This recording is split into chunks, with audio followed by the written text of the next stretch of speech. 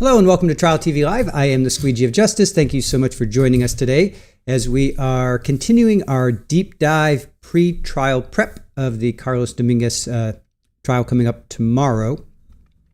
We are in day 2 of our look back at his previous trial, which was last year. Joining us today. And it is Monday, May 25th, 2026. It is Memorial Day here in the United States. So if you celebrate, happy Memorial Day, and settle in, get comfortable, and we have a full day of for you guys of Carlos Dominguez from his trial last year.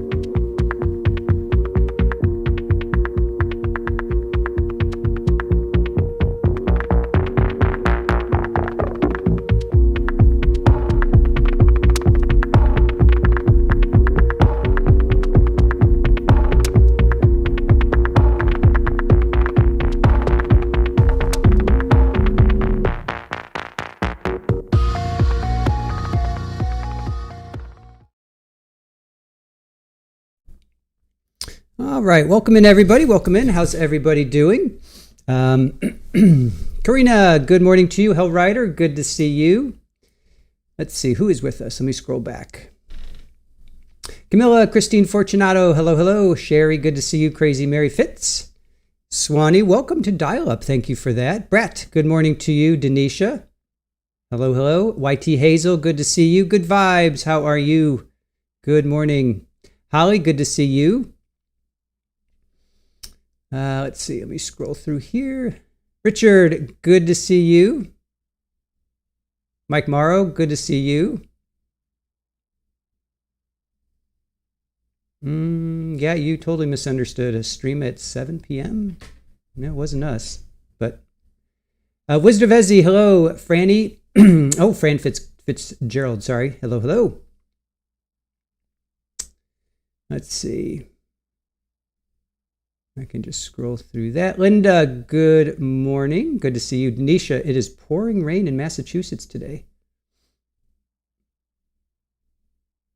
Well, I guess it's a good day to be inside with us then, right? Shannon, good morning. Yes, to all service members, thank you for your service. Flower Girl, good morning to you. Good to see you. Let's see. Gordon, good to see you. Allison, hello, hello. Welcome in. Kaylee, good to see you. Appreciate you coming in. Iowa Backyard Cam, hello, hello. Horse Welfare, good morning. Becky B, good to see you. Janice, good to see you. Good morning, good morning. Welcome in. Joy, good morning to all. This should be interesting. You missed yesterday, had a lot of errands to run. Glad you can make it today. Surfing Selena, good to see you. True Crime Canadian, is this a new trial? It will be. Tomorrow the trial starts. We're doing just some pre-trial prep and understanding, getting ready for tomorrow's trial. They are scheduled to start tomorrow. Kelly, yeah, how are you? Hey, Barry, good morning to you.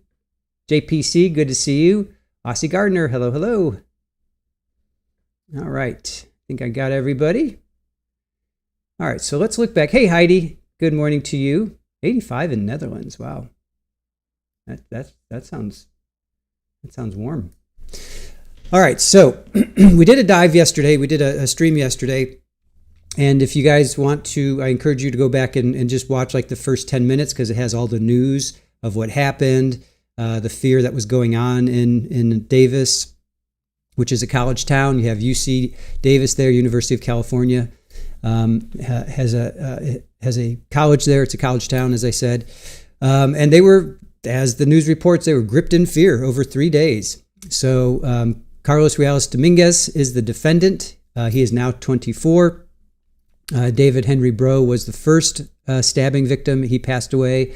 And then Karim Abou Najm was the second stabbing victim, and he also passed away. He went to UC Davis. He was like 6 months away from graduating, I believe, computer sciences. And then Kimberlee Gilroy, she survived. She was homeless. She was in her tent, and we heard from her yesterday. So we heard from David's sister, Maria. We heard from Karim's mother, Nadine, and then we heard from Kimberlee herself yesterday. So these all happened in 2023 over the course of 3 days, as you can see there. And then 2 days later, Carlos was arrested. He is claiming, and I believe it was proven, but I'll leave that up to you guys. There were, I think, 6 experts that testified in his behalf. I think 3 psychiatrists, 1 psychologist, social worker, mental health provider, expert. I mean, there was a lot of people that, and they were all, I think they were all state appointed except one. I think one was not was actually paid for, but they were all court appointed, I should say. Hey, Just Shamrock, good to see you. Hey, Pisano, Radioactive, good morning to you. So he was in a psychotic state, basically, and he thought that these people that he stabbed, or at least that David and Karim, were shadow figures that were mocking him. And Kimberlee, I'm not quite sure why that happened, because she was in a tent, but he, jabbed through. I guess. Well, we'll hear from him. We're going to play his testimony first. Today, we're going to get to his interview. So, again, just real quickly, here is the timeline of events. He came to El Salvador. He came from El Salvador when he was 7, which would have been April 2009, and he was picked up by a family member eventually in Texas. Everything was fine. He went to high school. He was played safety, which was on the defense. He became captain. I think he ran track. He swam. So he was very athletic, very outgoing. Really, had a YouTube channel. Then he goes to UC Davis, and this is where he meets Kaylee, and everything still is fine. And then a year goes by, and all of a sudden, Kaylee starts to notice, change in hygiene, change in his weight. He was living in a fraternity, and his brothers, his frat brothers, also noticed this change going on with him. His sister, she testified. Mia, she notices him just staring at the walls, and he would walk with his hands at his side. And then the timeline of the stabbing. So he gets kicked out of school. He breaks up with his girlfriend in December. Was that so December 2022, Kaylee and they stopped seeing each other. Then April 25th, 2023, he gets kicked out of school academically. He's not attending classes, so his grades just aren't there. So they dismiss him. And then April 27th, David Breaux, known as the Compassion Guy, he was stabbed to death. And then Karim, he was attacked while he was on his bicycle, and he's riding back after an event at UC Davis, and he's attacked, and he unfortunately is killed. And then you have Kimberlee. She was stabbed through her tent. So she was in her tent and she got stabbed. She did survive, although I think it was her liver and her kidneys she got stabbed in. And then we have his arrest was May 3rd. Then in June, during a hearing, and this if you look at that picture right there, that's him actually saying, "I want to apologize. I want to say I'm guilty and forgive me." So that was in June. And then July, mental health experts testified that he was suffering from schizophrenia and described it as a textbook example of it. And then he had his trial last year. It was about, I think, 5 or 6 weeks. And the jury, there were all first-degree charges, and the jury found him not guilty on first degree. And then second degree, that's where they were deadlocked. It was 10-2. We don't know if it was 10 guilty, 10 not guilty. I'm not sure, because I think the judge asked, "I don't want you to tell me which way it was, just tell me what the numbers were." And they said 10-2. I don't think they told us it was 10 guilty or 10 not guilty. I don't recall that. But anyway, so he was acquitted, and now the state is bringing new charges to him, and they are not seeking first degree anymore. They're seeking second degree. So he's being charged again, but just for the second degree charges, which he was. They were basically a hung jury on that. So. Toya Toys, is defendant considered an SK? What is SK? He's going for NGRI, not guilty reason of insanity. I don't know what SK is. So, hey, Bama, good to see you. Thank you for joining us. Alex the Dane Mom, good morning to you. Aussie Gardner, hello, hello. I think I said hello to you. Just want to make sure I did. Heidi, we really do have a heat wave. This is the 5th day. Why is there a second trial? I think I just explained it. If it's the state wants to try him on now second degree. State wants to try him on second degree. Oh, Serial. I gotcha. SK Serial. They're calling him Serial because it was, yeah, what's the definition? I know we've looked this up before. A mass murder versus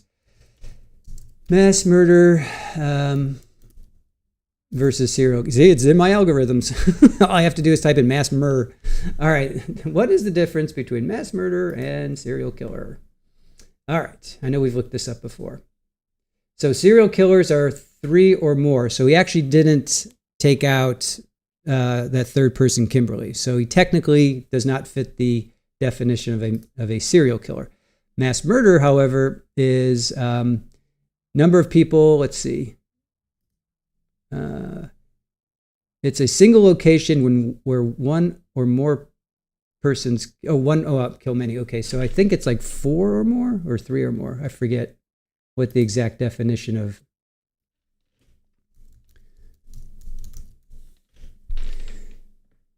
I don't know what. It's 4. Okay, the FBI uses a threshold of 4. So federal law says it's 3 or more people in a single incident. The FBI is saying 4 or more. There's no cooling off period. The location takes place in 1. Yeah. So serial is 3 or more. So technically, he doesn't rise to a serial killer. But that's what the news was calling him. So, hey, Kathy, how are you? All right, so let's get to. I'm going to start off with his. We'll come back here. I'm going to start off with his interrogation, and then we're going to get to his. We're going to get to his testimony. So we're going to hear part of his testimony. It took place over 2 days, so we're not going to play all of it today. We'll play most of it, and then I'm going to save the final bit for tomorrow because they start 12:30 Eastern our time, so it's 9:30 local time in California. So we're not going to play all of his taking the stand today. We'll play a majority of it though. All right, so let's get to his interrogation. There's no closed captioning on this, so hopefully you guys will be able to hear what's being said. Let's start with this first of all. So again, this is from May 27th. So let me just put this up here. This is trial number 1. Let's see. Trial from May 27th, 2025. This is from last year. Not trial. Hate when I do that. It's not a trail. It's trial. Trial from May 27th. There we go. Trial from. Hey, little Lulu. Hello, welcome in. All right, so this is trial from May 27th, 2025, and it is interrogation video. I want to say to the jury, just be patient. This particular piece of evidence, it requires a certain amount of attention. It's a little different because you're not interacting with a human being listening to the testimony or watching the video. You'll decide what to make of the video when it's done. That'll be your job. So please give it the same attention that you would to any piece of evidence, just like you were hearing testimony, okay? All right, Mr. Hutchinson. The court wants to look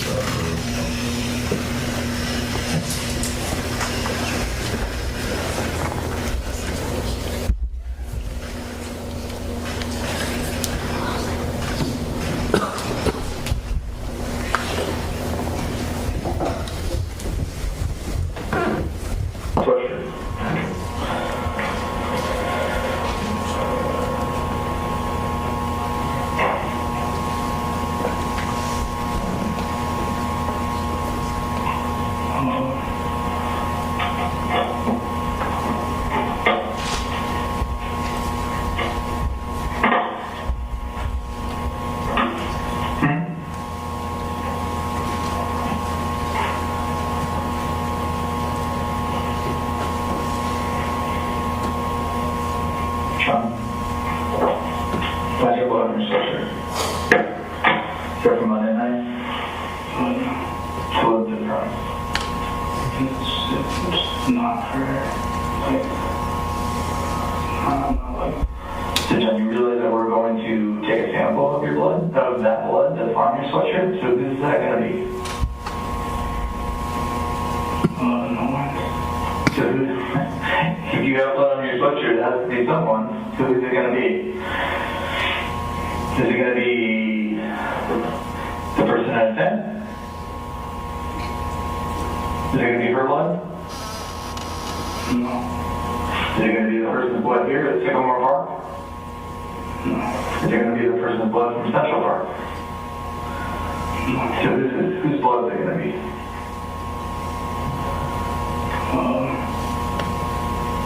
I'm not sure.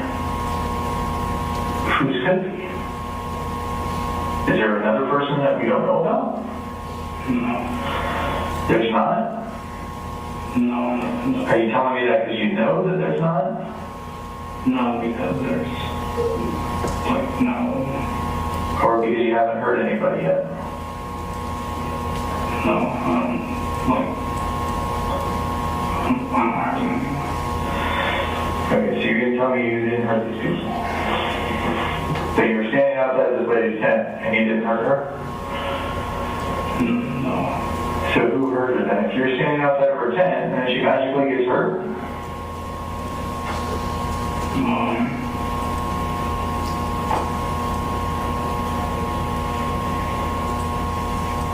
John, you're standing out of her tent and she magically gets hurt. Is that what you're telling me? Sir, at this point, have you ever heard Mr. Reales Dominguez say, quote, I was standing outside her tent, or are you the only person who keeps saying that? Just me. No. Are you upset because she did not die? No. Were you trying to kill her? No. Why would you kill these people in secluded parks and then go over here where there's multiple people?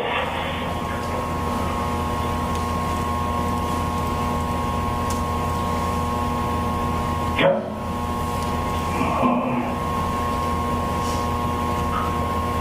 Yeah. Yeah. Can you answer that? Why you would go to these parks where it's that dark when there's nobody around? You don't think anybody's going to see it? You didn't expect to be confronted by a person here? You didn't plan on stealing her bike, right? No, I didn't You didn't take her bike? plan on doing that. What's that? What did you plan on doing? You planned on killing that person and just leaving? No. What did you plan on doing? John, it's okay. You can tell me.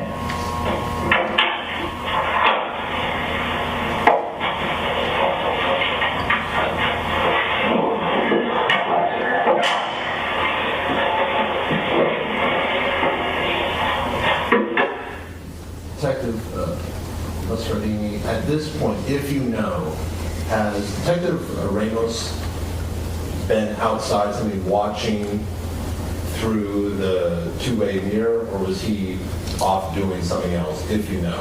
I have no idea. But there were people watching through the two-way mirror. I don't know. At certain points there were. I don't know if there was someone in there the entire time. And we see a mirror in the bottom caption. Is that the two-way mirror? Yes. So there's a room on the other side of that mirror? Yes. And people can stand there and watch and hear the interview as it's happening. Correct. Do you need anything? Yeah. I was going to go grab water.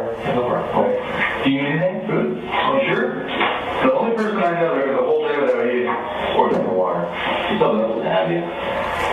Something else would have you. All right. All right. How are you doing? How you going?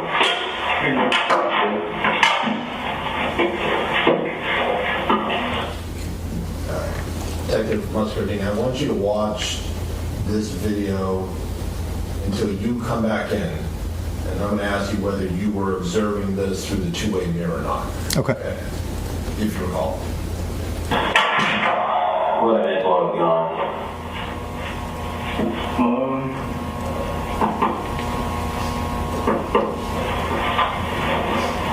See some maps out here. You guys went for some. Yeah, it was like Did you know all these places? You're familiar with them all? yeah. Yeah.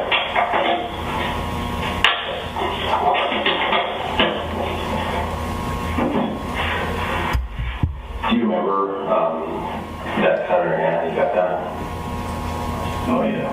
What about the ones that they're older? Like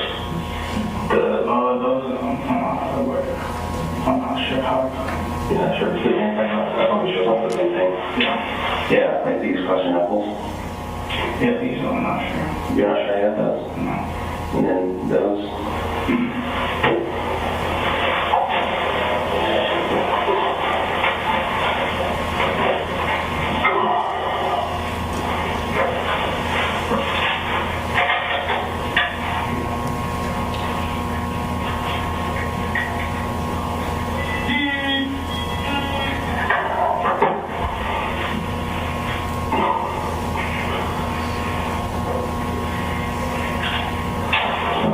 A couple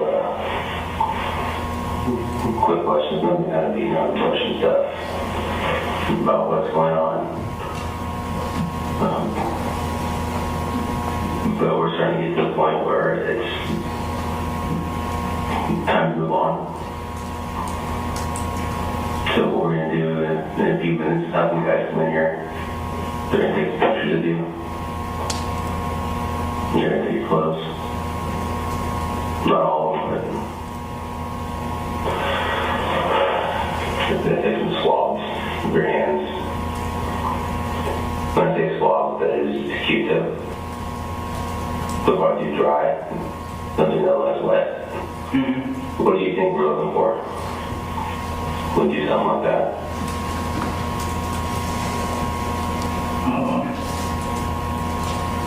Like the DNA. Yeah. Like I don't know. Yeah. So you're right. Goes with the DNA. Other than your DNA, what do you think we're going to find?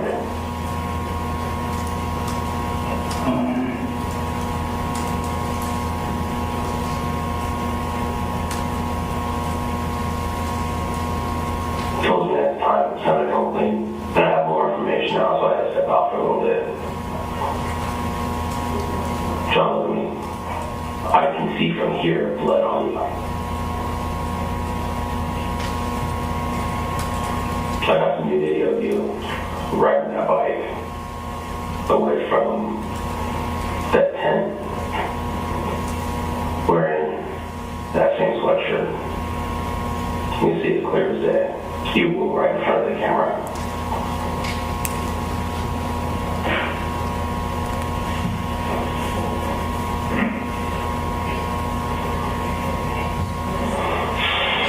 I'll give this to you in a minute. This is a search warrant. You don't have to these. What's that? You don't have to these. It's called a search warrant. So we did, we wrote this, we sent it to the judge. The judge reviewed it, signs it, and stamps it. which authorizes us to go into your house, to search your house, to seize evidence, to collect samples. It allows us to take your DNA so we can compare it to all the other evidence that we have.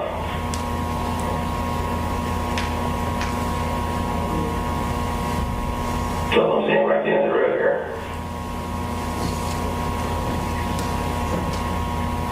I'll give you an opportunity to talk to me, talk to us. And let me hear from you. So you ready for that? Yeah. Okay. Well, I'll start with Central Park. The guy on the bench. The picture I showed you earlier, I know you probably don't recognize him because you probably never saw his face, okay? What was he wearing that night? I'm not sure. What did it look like? When you walked up to him on that bench, what were you thinking?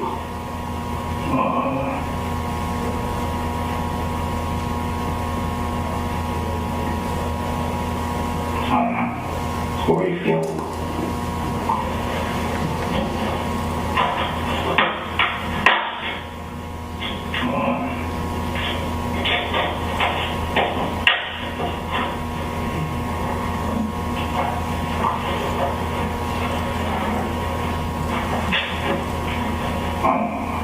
I'm not sure. It wasn't. You were what? It wasn't like feeling anything. Like I'm not sure. All right.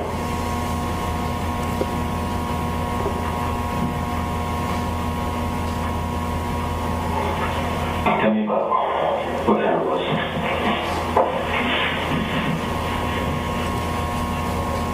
Well, the time. Yeah, what time of day? Or something happened?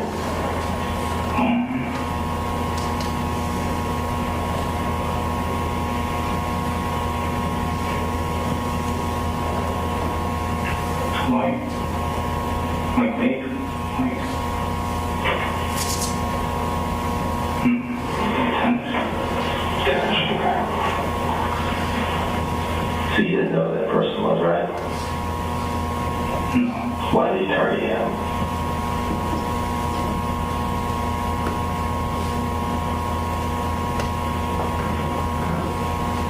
Well, I didn't target him. Why did you choose him?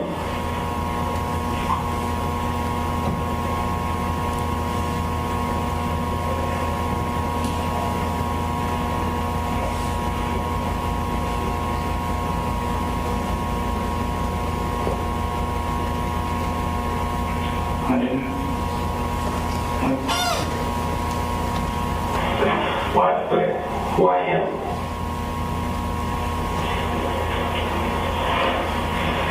Feel weight.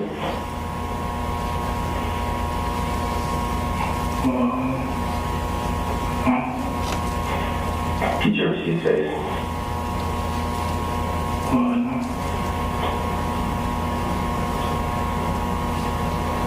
When was the first time you killed somebody? Well, no, I haven't killed anyone. You look at me. Remember, I told you we're beyond that. And I'll tell you this, we've already been in your house too. Not me, because I was here. The other detectives who were out there. Guy on the bench. The first guy. Was that the first person you ever stabbed? No. No. Who was the first person you ever stabbed?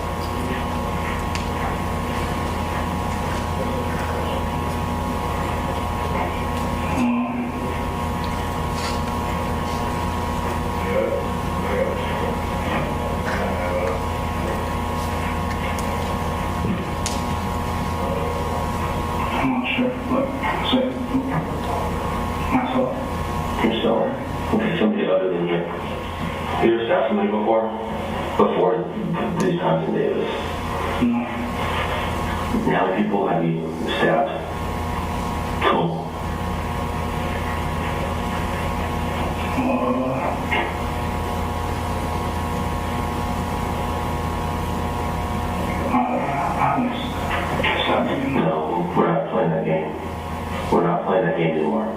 We're done. Told you that. We're done with all that. We're not playing around anymore, okay? We've been trying to give you the opportunity to come out, be honest with yourself. I can see blood on you right now. I told you a video of you.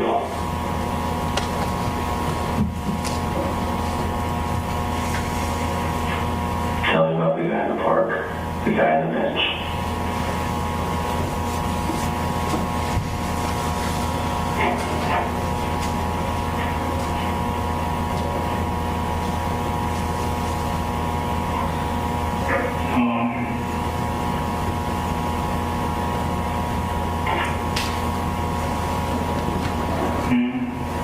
Okay, man. Don't.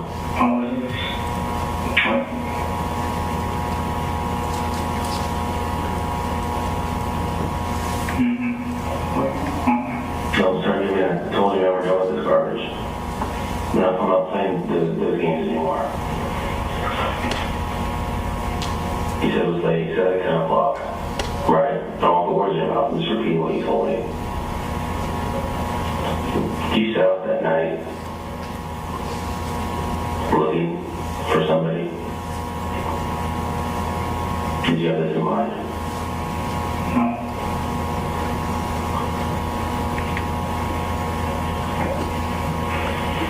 You chose the guy on the bench.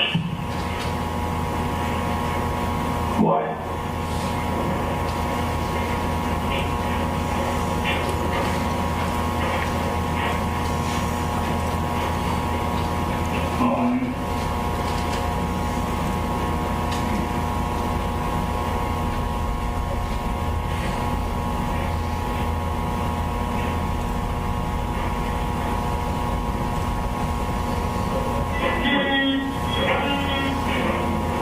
I'm not sure. I was just sitting there.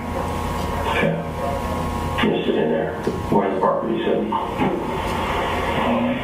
In the bench. Okay. Were you watching him? No. Did you know it was a man or a woman? No, I don't. So you walked over to him. I think you probably waited until you made sure nobody else was around, right? How long do you think you waited there? I'm not sure. Minutes or hours?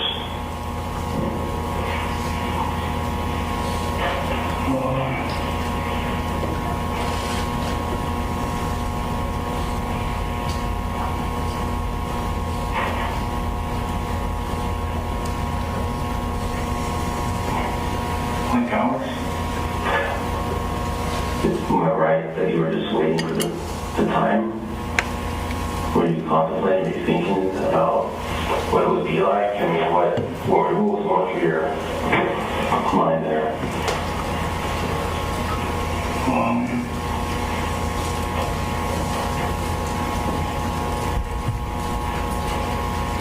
No, I wasn't thinking of anything. I was just, like,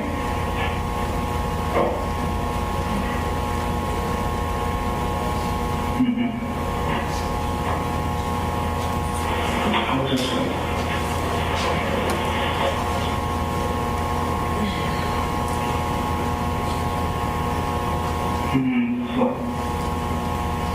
looking at the days. Looking at the what? Like, I was just sitting there looking at like the day, where like what was like in like the bench, like. Okay, at some point you decided to get up and walk towards them. Right? Yeah. Where was your knife?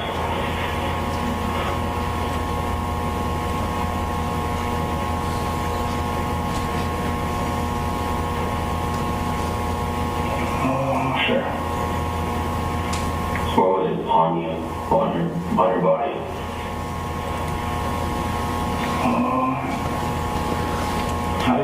have a knife with me. But where'd you get the knife from?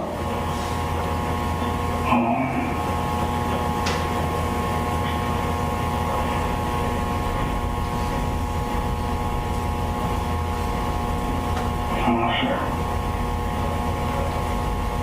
But it was your knife. You didn't just find it, right? You already had it? Yeah. Okay. Am I talking about missing parts, the sheath, or the scabbard, whatever you want to call it, from that knife? You know what I'm talking about? Yeah. Do you remember where you lost it? No, I don't. Okay, well, I have it. You lost it that first night.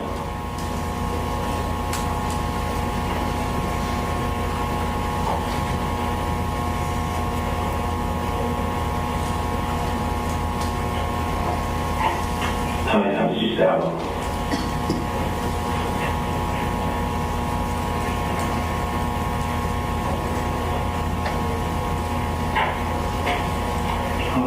I'm not sure. I didn't stop. Listen, I told you we're done with this stuff. There's no going back.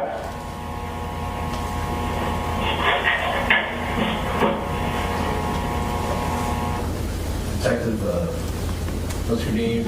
Do you recall if you were in the other side of the two-way mirror watching this as this was happening? I was not.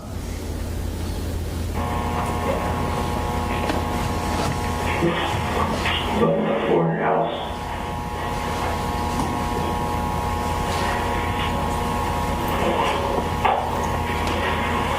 Door handles, things like that.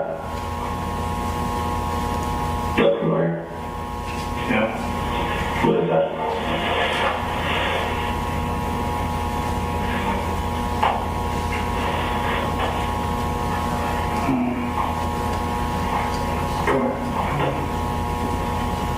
Door handle with blood on it. So, just to be clear, at 10:42 and 53 seconds on May 3rd, 2023, did the Davis Police Department already have photos of blood found at Mr. Reales Dominguez's residence? I don't know. Then did Detective Ramos ever show you what photos he was showing Mr. Reales Dominguez? He did not. Right. Yeah.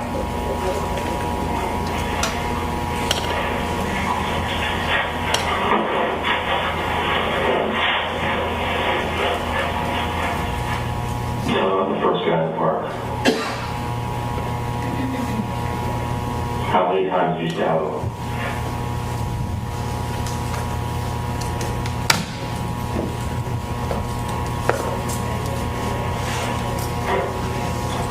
I'm not sure. Yes.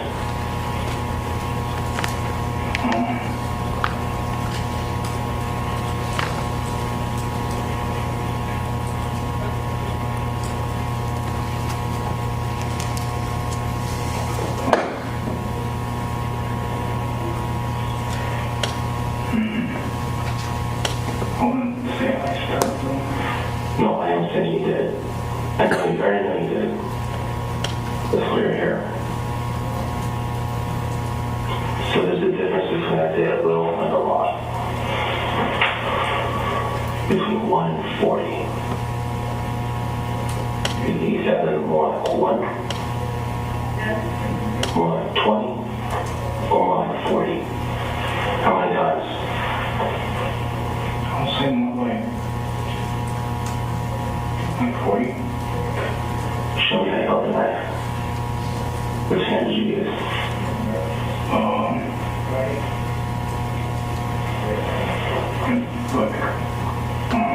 Slick. Here, use this. Say this is the back. Okay. Show me how you did it. Like, Okay. Were you behind the bench or in front of the bench?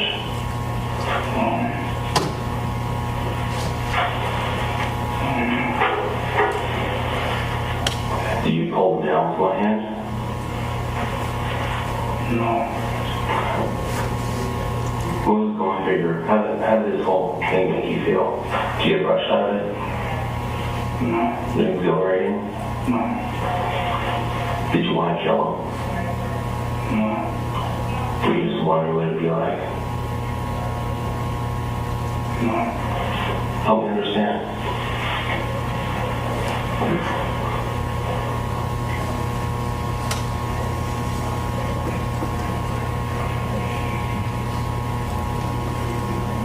Wednesday was the rough day. The day that you got to school. Seems like your entire world was collapsing that day. What's done is done. You can't change it. Right? No. When you stab somebody that many times, you're saying about 40 or right around there, what do you think is going to happen to them? I'm not sure. You're trying to be a nurse. Yeah. You're going to school with the goal to be a nurse, right? Yeah. So you have some basic knowledge of the human body and basic anatomy, right? Yeah. If you stab somebody with like that 5-inch knife 40 times, what do you think is going to happen?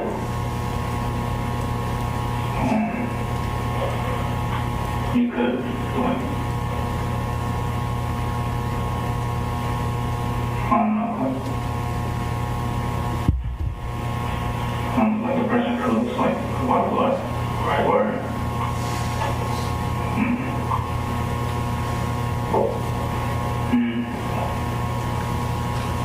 That happens when you hit vital organs, right? You already said you bleed. The person could lose a lot of blood.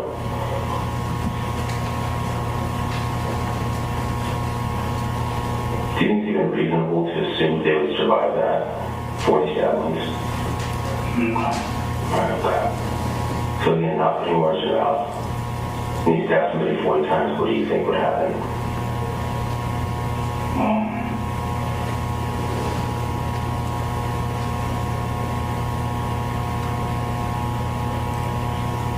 They'll die. No. When you left your house that night, did you leave with a plan to kill somebody? No. Or that thought in your head? No. At what point throughout that day or that night did you make the decision to stab this guy?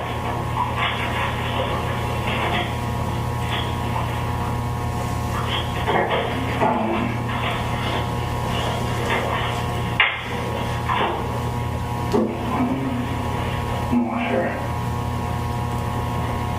Was it very soon before you started? Or are you thinking about it for a little bit, so I just sit in the park longer?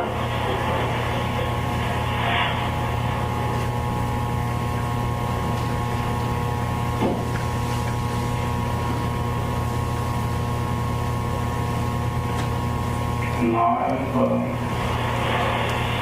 wasn't like thinking of that thought. Until one done, because you did think that you're smart. You're not an idiot, you're not stupid. There was a point when you made that decision. The decision could be either to walk away or to stab him.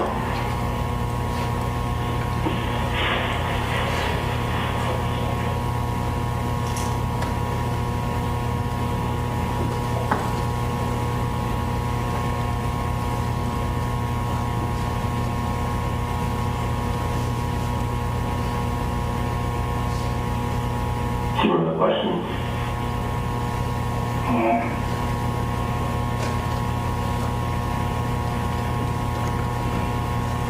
Yeah. Okay.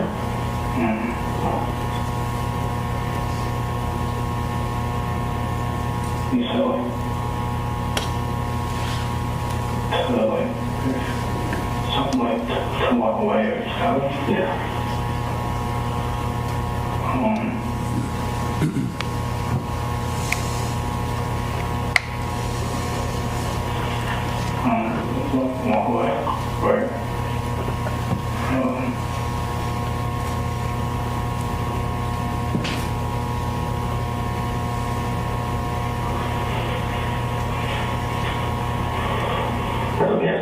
more simple question.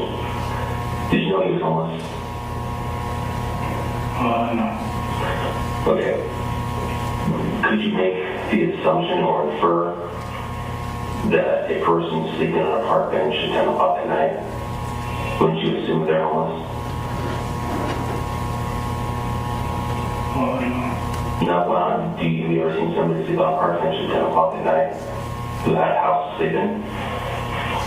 No. So I ask you again, could you assume that he was homeless, sleeping on a park bench in the middle of the night? Yeah. Okay. Did you choose him because he was homeless? No. Do you have something against homeless people? No. Did you know what race he was? No.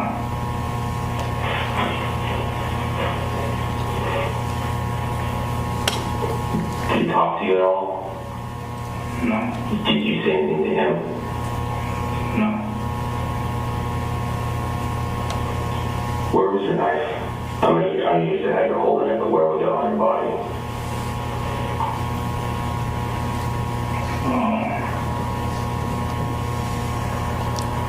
Like on my hand.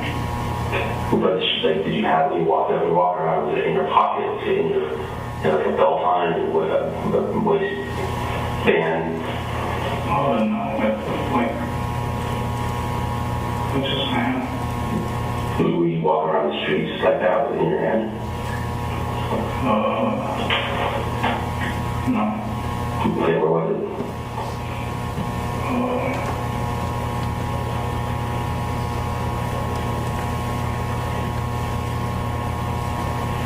It was like in my pocket.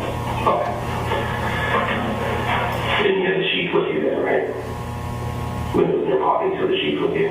Oh, yeah. What point did you realize the sheet was gone? Like a while. Like,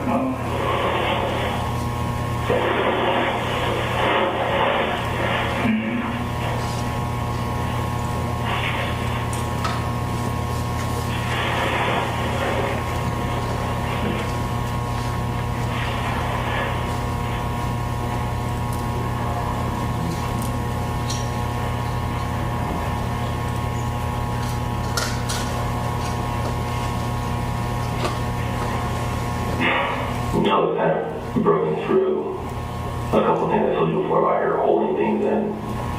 So you find this a little easier to talk about. Just kind of helping. yeah, yes.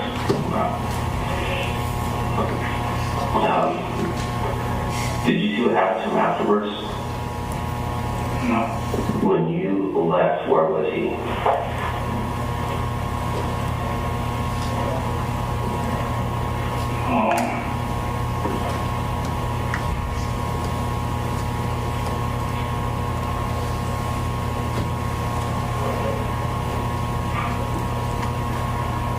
I'm not sure. Did he try and fight you? No. Did you struggle? No. Did he put his arms up like this or anything? He's trying to defend himself. No. Okay, what did you do afterwards?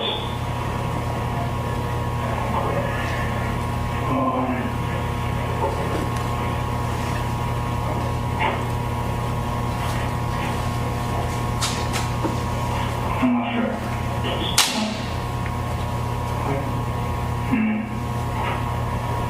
What did you do afterwards? Where'd you go?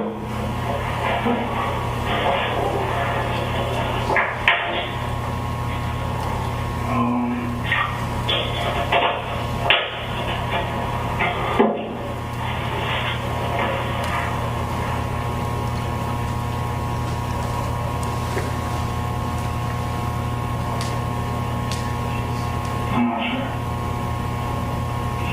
How did you feel the next day?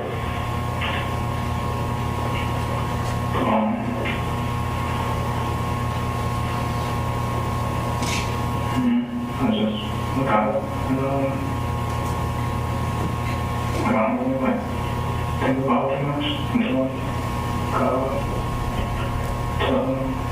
my work and just kept like working like with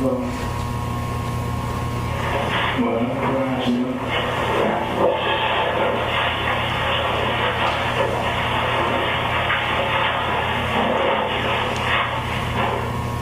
So, how many people total have you stabbed?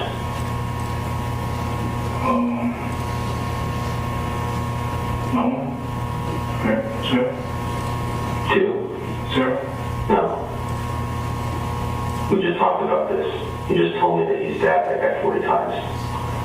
You just said this. We're not sending these pictures for nothing. Did you hear Mr. Reales Dominguez just tell Detective Ramos that he stabbed 0 people? Did you hear that? Yes.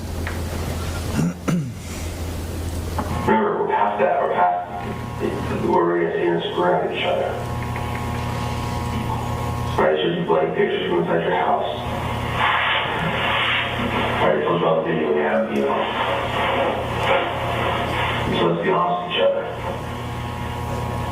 How many people have you stabbed?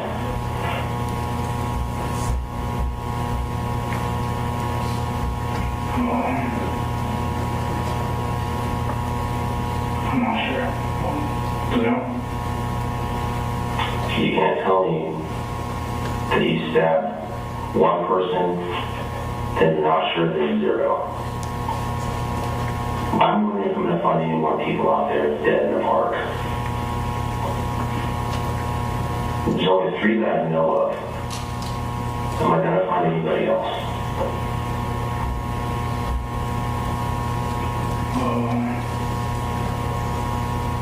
No. Are you sure?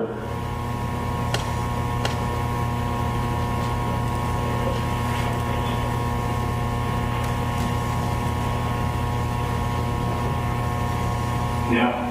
Have you ever seen anybody outside of Davis? No. Back home, Oakland? No. Alright.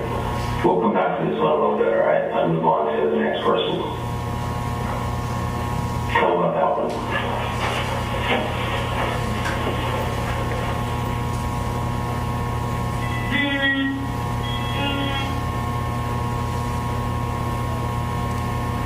What does he look like?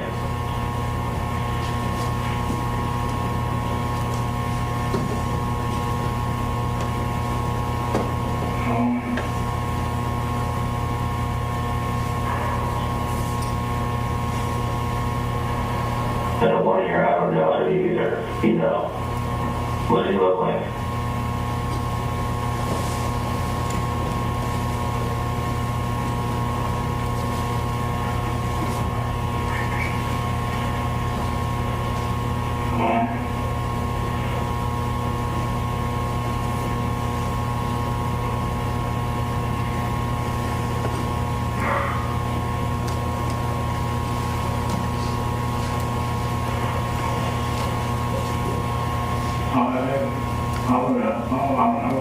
I'm not sure how he looked.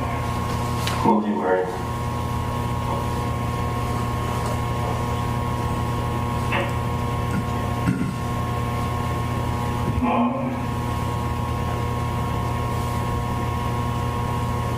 I'm not sure.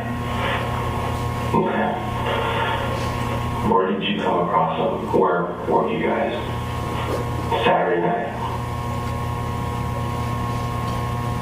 Where were you? Specifically, when you came across the second guy.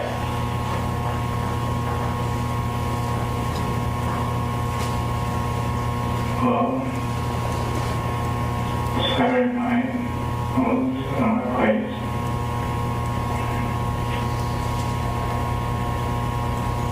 I didn't run into anyone or anything. Okay, that's not true. I told you we're done with this. What's done is done. We can't bring it back. We can't go back in time. Saturday night. You were out again. At a park. Again. Which park were you at?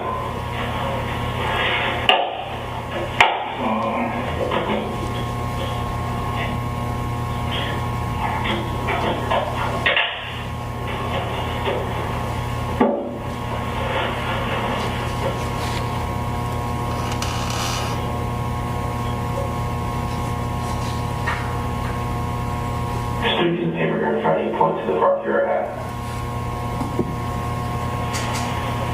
Oh, I'm not sure.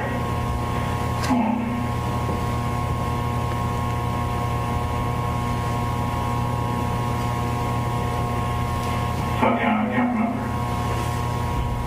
Tell me the guy you came across. How did you come across him? Were you hanging out in the park? Did you follow somebody? Were you walking?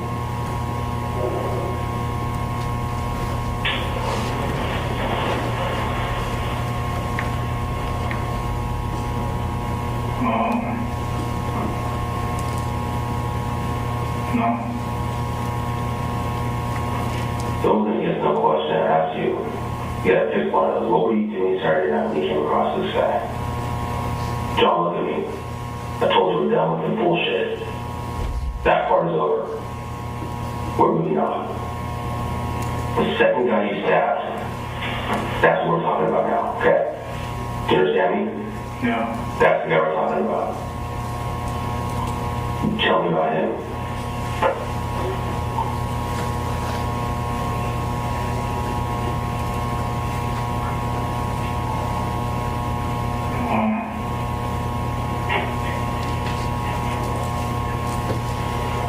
I'm not sure. I was just... Detective Mascardini, were you watching through the video when Sergeant Ramos told Mr. Reales Dominguez that he was done with the bullshit and they were moving on? I was not. Okay. You use that as your knife again. How are you holding the knife to the second guy?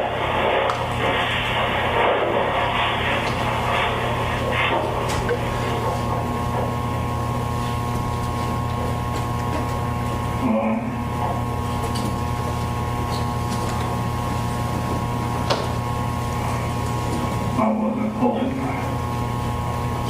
Yes, you were. In fact, it was the same knife. I already know that part.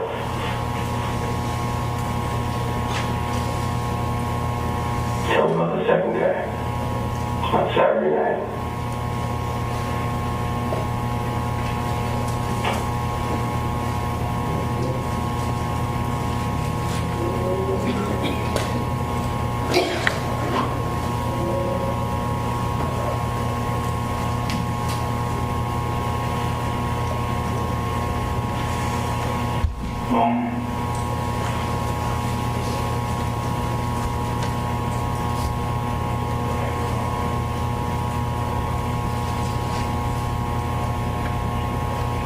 I'm not sure. Yeah.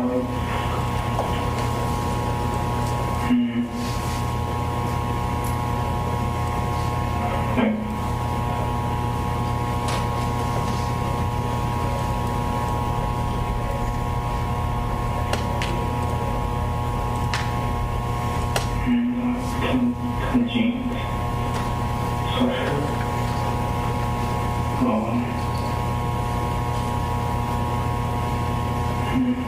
What were you wearing? What's up with that? Let's just stop that for a moment. Did you hear Mr. Reales? Well, Detective Ramos was trying to get him to say what the victim of the second stabbing was wearing. Did you hear that? Yes. And that was Karim Abou Najm. Yes. Okay. And did you hear Mr. Reales Dominguez say jeans and a sweatshirt? Yes. Based on your investigation and view of the crime scene photos, was Mr. Abou Najm wearing jeans when he was stabbed? I don't remember what he was wearing. You don't recall if he was wearing shorts? I don't recall. Was Mr. Abou Najm wearing a sweatshirt? I don't know.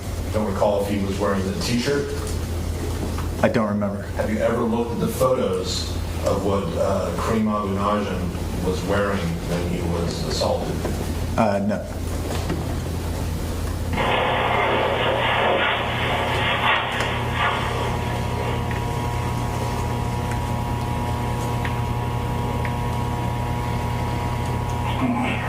Were you wearing the clothes you're in now? No. Were we going to find his blood on your clothes? No. we're gonna find his blood in your house. I already know his blood there, so whose it is. I know it's not yours. The second guy, I didn't want to find his blood at your house.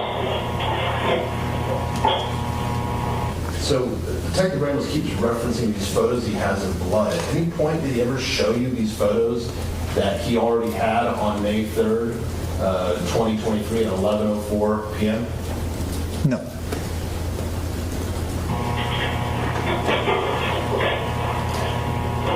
Tell me about him.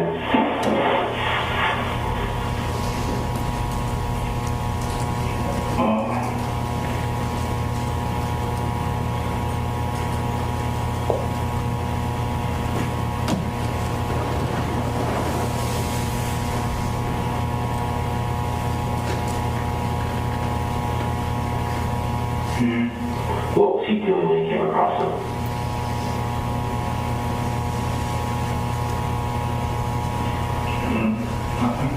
Nothing. Was he walking? Was he running? What was he doing?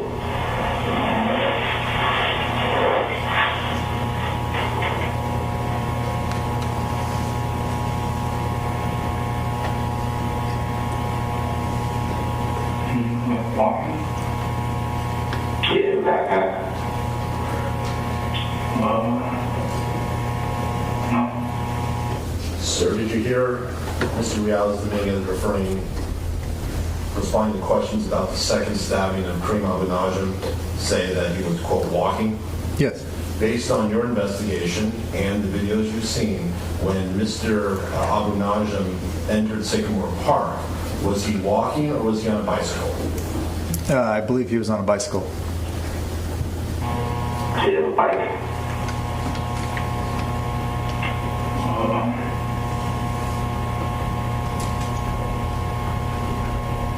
No.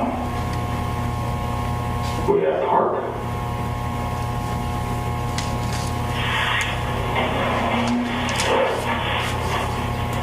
No. Look at me. Where were you? Saturday night.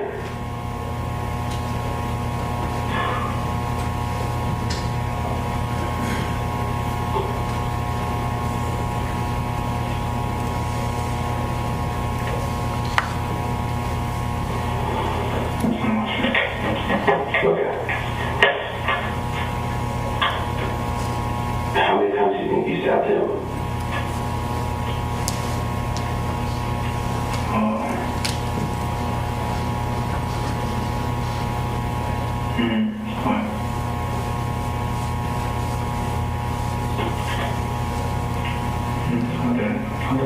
Yes, you did.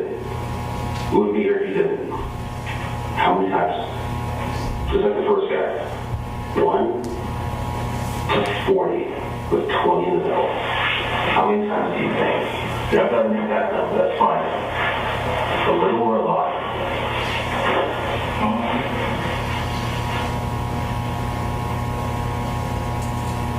I'll say a lot. A lot. Okay, I agree with you. How many times do you think?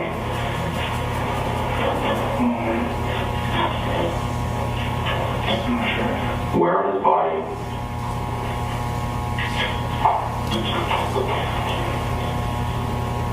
I'm not sure. I don't believe that for a second. Where on his body? There's a big difference between stabbing somebody in their foot or their head. You know, like 5.5 feet of difference. Where did you stab him? I did. No, you didn't. You told me you stabbed him a lot. You already established that. You already said that you stabbed him a lot. How many times do you think? I'm not sure. So it's not one. Sir, did you hear Mr. Reales Dominguez tell Detective Ramos, quote, that he stabbed him a lot? Or did Mr. Reales Dominguez say he didn't stab him and Detective Ramos told him that he knows he already did? Do you understand my question? No, not really. Did Mr. Reales Dominguez ever say he stabbed him a lot? Or was that what Detective Ramos asked him to guess? I think well, I You can thought go back and play it again if you missed it. well, I thought I caught it, but maybe I missed it. Go ahead. I thought he said that he stabbed him a lot. So you heard Carlos Reales Dominguez say, I stabbed him a lot. That wasn't in response to Detective Ramos asking him to guess? That was in response to Detective Ramos. But you heard Mr. Reales Dominguez say he didn't stab him, and then Detective Ramos told him, yes, you did. I already know it. Something to that effect. You heard that? Something to that effect, yes. You did a lot, but that implies more than one, correct? Correct. How many times do you think?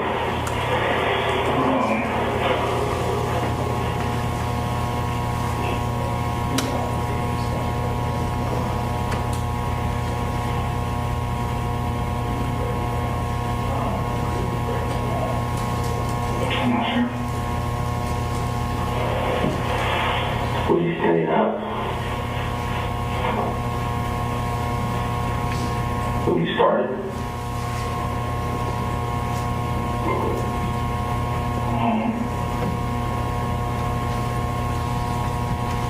No.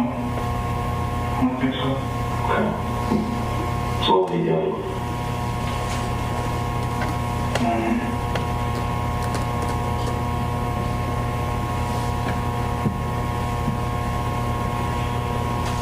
I'm not sure.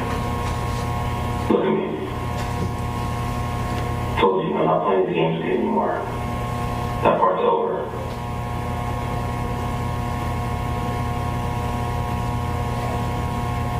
How'd you get him on the ground? What did you do?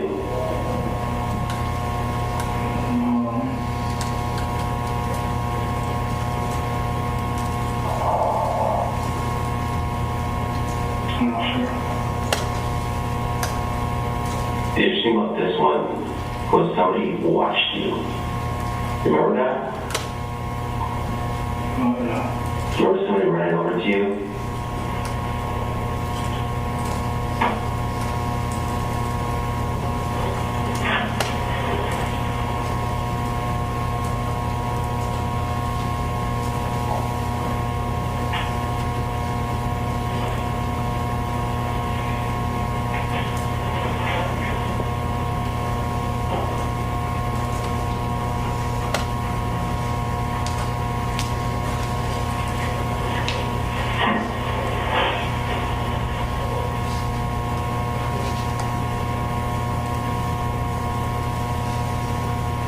Want to take a little break?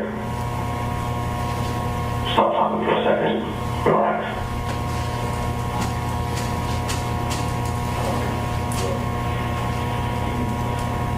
Okay. All right.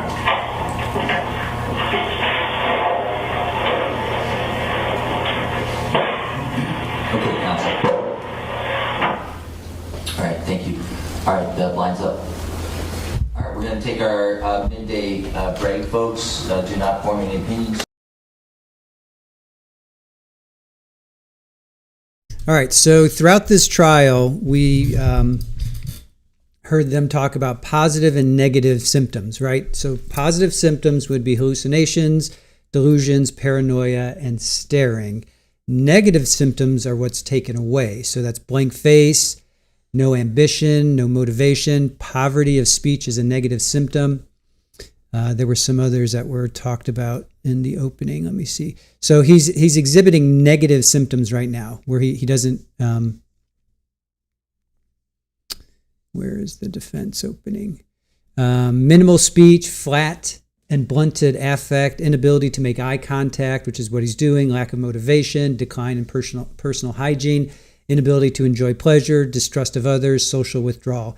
So right now he's exhibiting all the, I guess, classic examples of negative symptoms, meaning he's barely speaking, he's flat, he's blunted, he's not making eye contact. His personal hygiene, by all accounts, went out the window. socially withdraw. So he's definitely exhibiting that. So that was just a little bit. They interviewed him, I think, for like 7 hours or something like that. We're not going to watch anymore. I'm good. I just got, excuse me, I just wanted to show you guys that because now we're going to play him on the stand.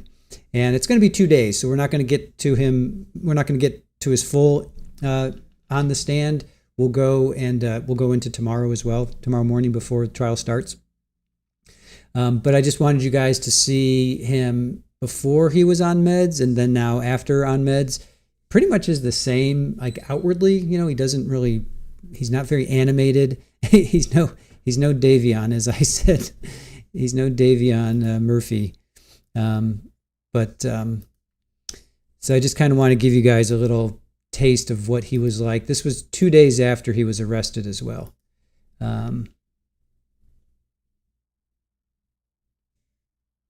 Looks like, hold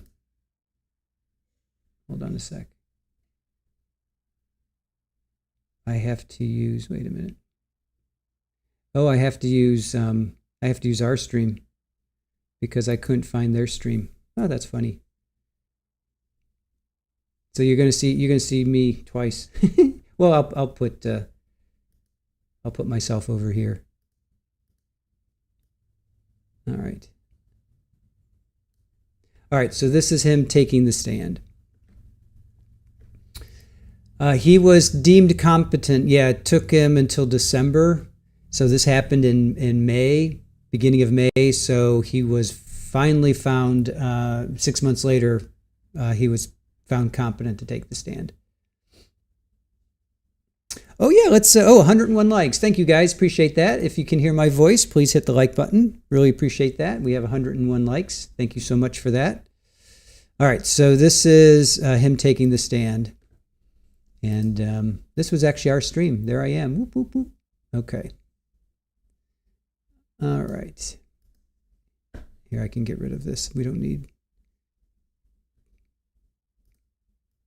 Put me over there.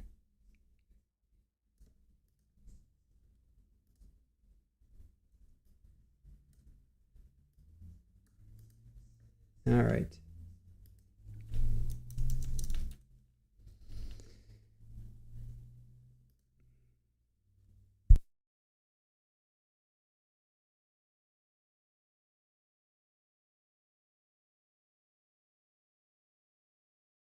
Offer the witness to Attorney Hutchinson.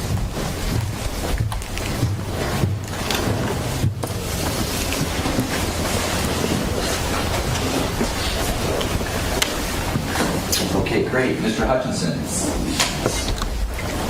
Mr. Dominguez, when we left off. Can I have you pull the mic closer to you? Thank you. Mr. Carlos Dominguez, when we left off, you were at the Davis Police Department. I'd like to back up and cover some additional matters we did not address yesterday. At Sycamore Park. All right, hold on a sec, guys. This is the second day. Sorry about that. My bad.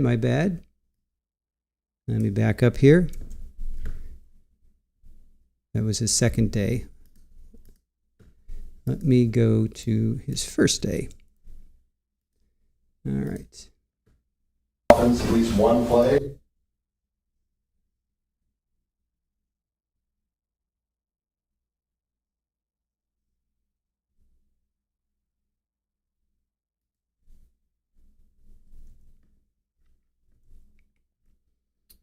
All right. Hold on, guys. Just give me a second. All right.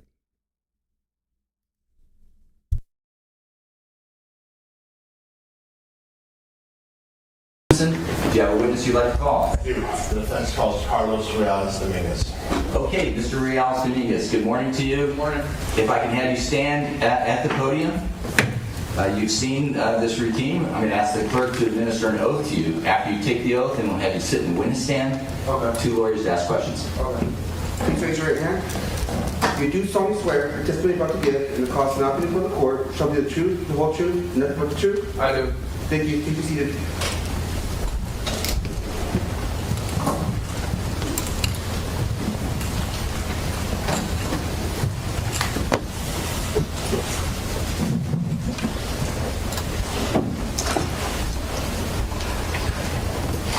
State your first and last name for the record. And spell the vote. Carlos Reales Dominguez, Carlos Reales Dominguez. Okay, thank you. Mr. Hutchinson, direct exam. Good morning. Good morning. Mr. Reales Dominguez, how old are you? I'm 22 years old. What is your birthday? October 5th, 2002, Where were you born? in El Salvador. What is your father's name? Juan Carlos Reales Campos, And what is your mother's name? Carlos Dominguez, Can you please spell your mother's first name? Karla. Do you have any siblings? Yes.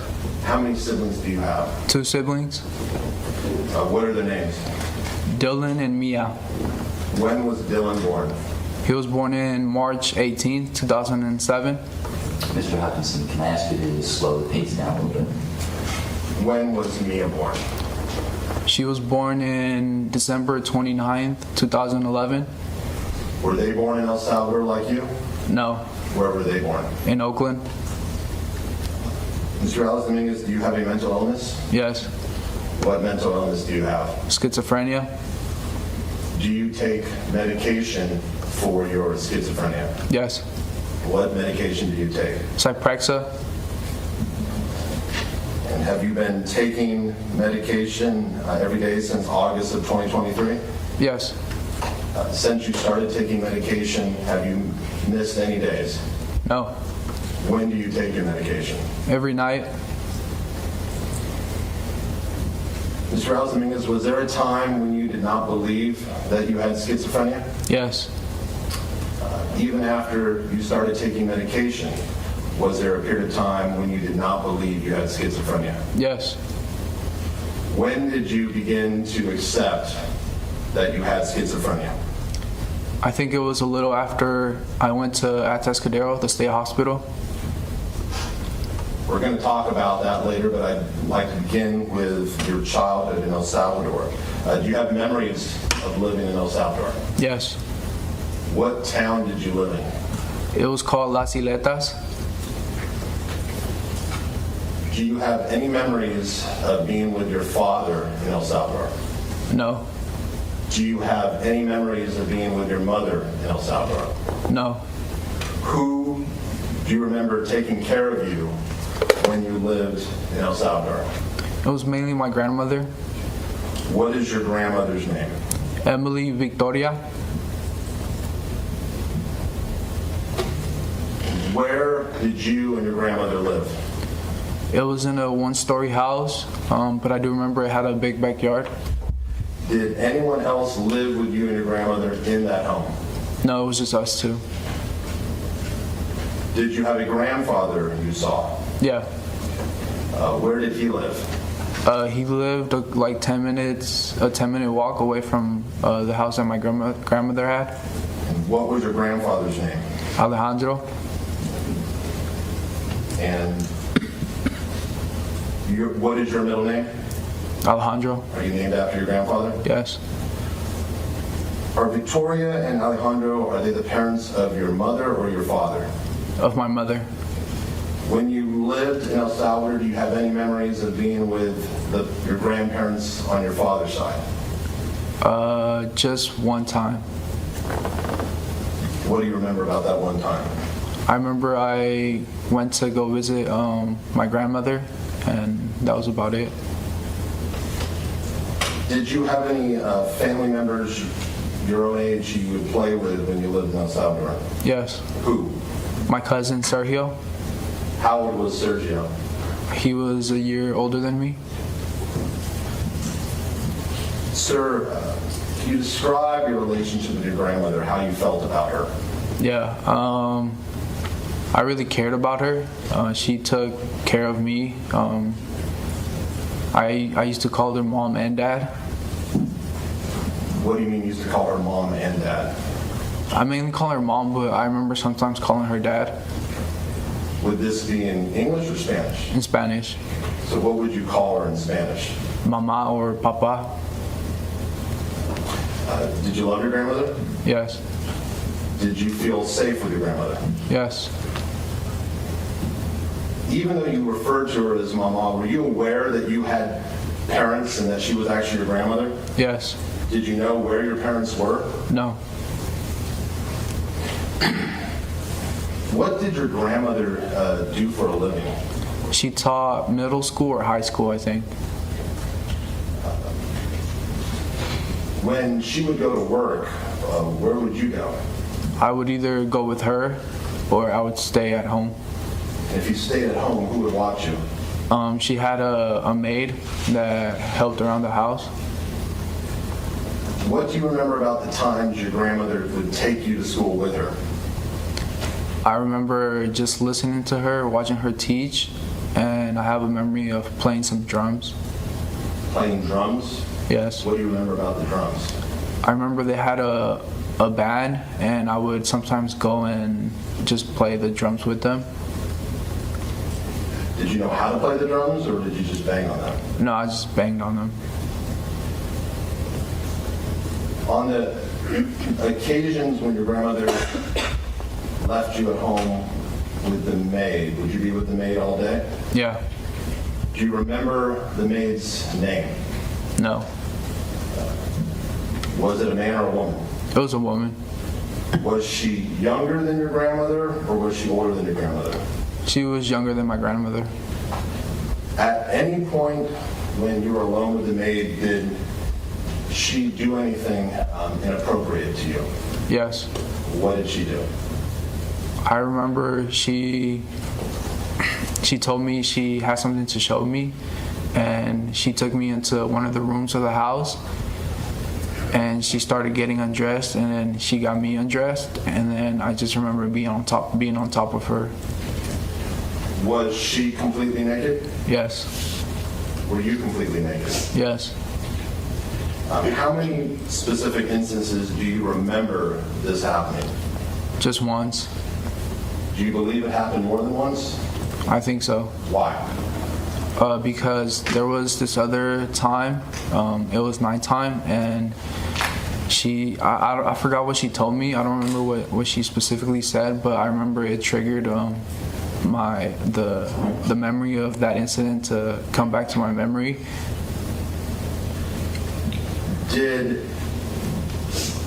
After the maid started doing this, did you like being left alone with her? No. Do you recall if you ever told your grandmother what the maid was doing? No, I don't recall. Do you know if your grandmother ever discovered what the maid was doing? No. At some point, did the maid stop working? Yes. What do you remember about that? I just remember she wasn't around anymore.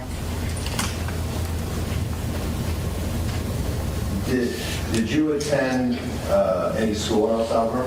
Yes. What grade did you attend in El Salvador? I attended kindergarten. Do you have any memories of attending kindergarten in El Salvador? Yes. What do you remember?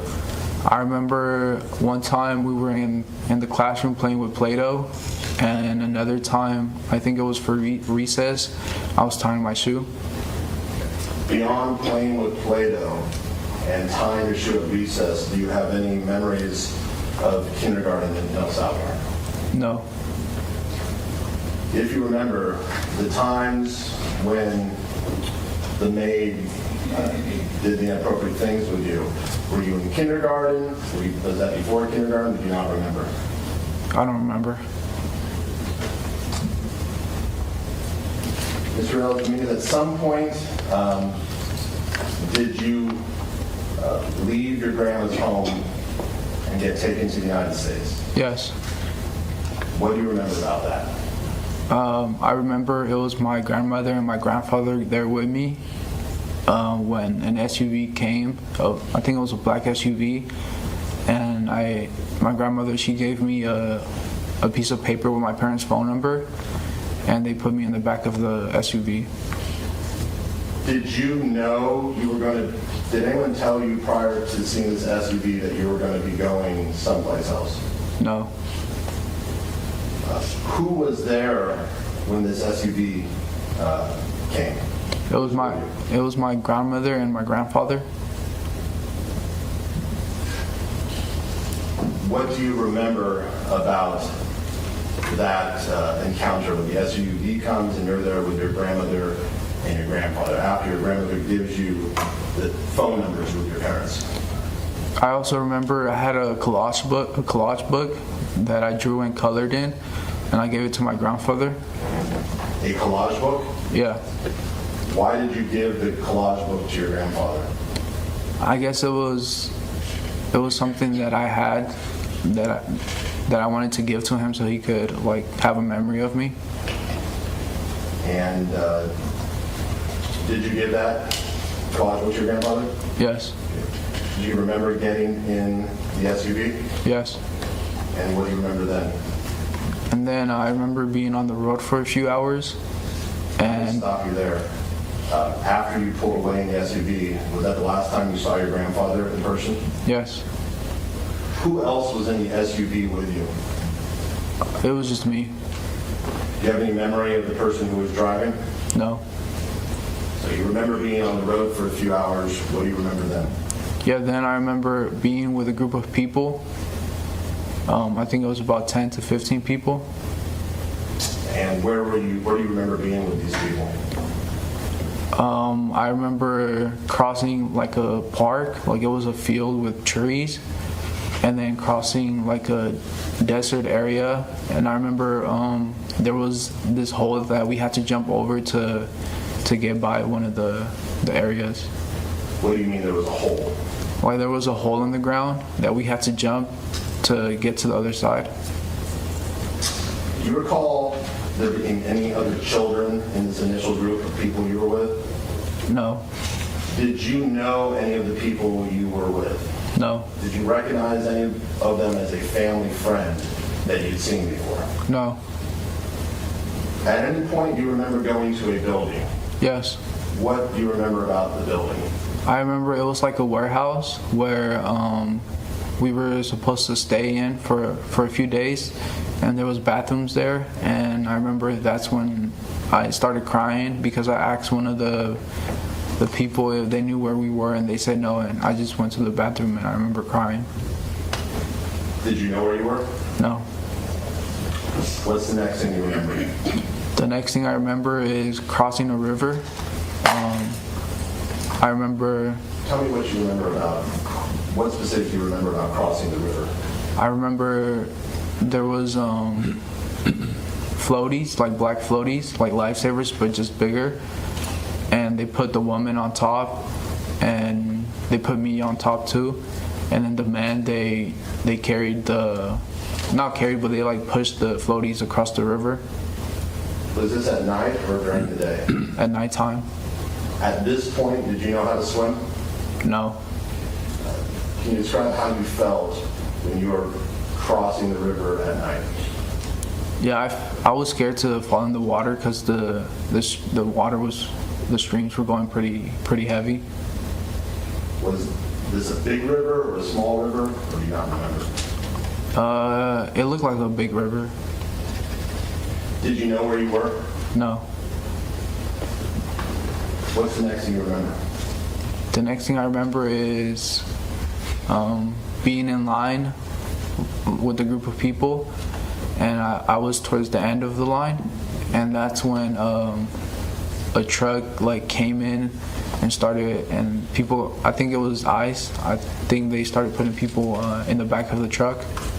At this age, did you know what ICE was? No. So what did you see? Describe the truck that you saw. I just saw lights flashing and people going in the back of the truck. What did you do? Since I was in the back, I was with a girl, and she told me in Spanish, "Wait here, I'm gonna go help them." And I remember I started crying, and midway, she came back to me and told me that we needed to hide. So we hid. What do you remember about this woman who told you to wait? All I remember is she was pregnant, and yeah. You remember that she was pregnant? Yeah. How old was she? I think she was in her late 20s. So when the woman left, you said you started to cry? Yes. Why were you crying? Because I didn't know what to do. I just seen everybody like started running like around the place, and I just didn't know what to do. What happened then? Then she came back and she told me that we needed to hide. And did you hide? Yes. Where did you hide? It was like behind a bush. What happened then?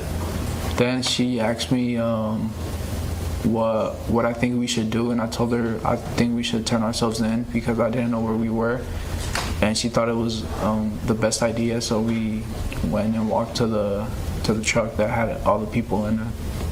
So did you actually walk up to the truck? Yeah. What happened then? Then they put us in the back of the truck. And what do you remember next? Next, I remember being in a cell with iron bars with other people around me drinking a juice. When you were in the cell with iron bars, do you remember any other children with you? No. Was the woman who was pregnant who had helped you, was she with you in the room with iron bars? Yes. You said you remember drinking the juice. Is there anything specific about that juice that you remember? I remember it was shaped like a barrel, and it was like a pretty small juice. What else do you remember about being in that room with the iron bars? I remember being there for a few days, maybe like 10 days. How did you feel while you were in the room with the iron bars? I was confused because they didn't really tell us like what was going to happen, so I was just there, just confused. At some point, did they move you to a different location? Yes. Where did you go? It looked like it was inside of the building. It was another cell but bigger with lights and seats. How was it different than the previous place with the iron bars? It had a door, and they had seats where you could sit down. And they also, I remember they fed us eggs. So you have a memory of eating eggs? Yeah. What else do you remember happening when you were in this new building with lights? That's when I remember contacting my parents, or they helped me contact my parents. I gave them the piece of paper, and they called the phone number that was there. Did you speak with your mother? Yes. Do you have any memory of ever speaking to your mother on the telephone prior to this telephone conversation? No. Did you recognize the voice of the person you spoke with? Not at first. How did you know she was your mother? I just knew because it was the phone number that my grandmother gave me. Do you have any memory of talking to your father? No. So what do you remember after, well, back up. When you were in this new building, did the pregnant woman who had been watching over you, did she come or was she not there? She wasn't there anymore. Did you know anybody else in this new building? No. Were there any children that you recall in the new building? No. So after you had that telephone conversation with your mother, what do you remember? I remember I was on the phone for a while. I would cry and I would sleep there, because I would be sitting down talking to them in like a office, and I would just sleep there or cry myself to sleep. At some point, did you leave this new building and go someplace else? Yes. Do you have an estimate of how many days you're in this new building, or do you not know? Probably around like a month, maybe. After you left this, where did you go after the second building? Yeah, after, I think it was a foster home for immigrant kids. I don't recall where it was at, but I do remember there was more. There were kids and. Was this an actual house? Yeah. Was it locked down, or was it just a regular house? No, it was a regular house. And were there other kids in this house? Yes. Were they Spanish-speaking kids like you? Yes. What do you remember about this house? All I remember is going to the beach, and one of the girls, she got stung by a jellyfish, and she went to the hospital, but she was able to come back that same night. Do Do you recall if you had your own bed in the house? I think I did.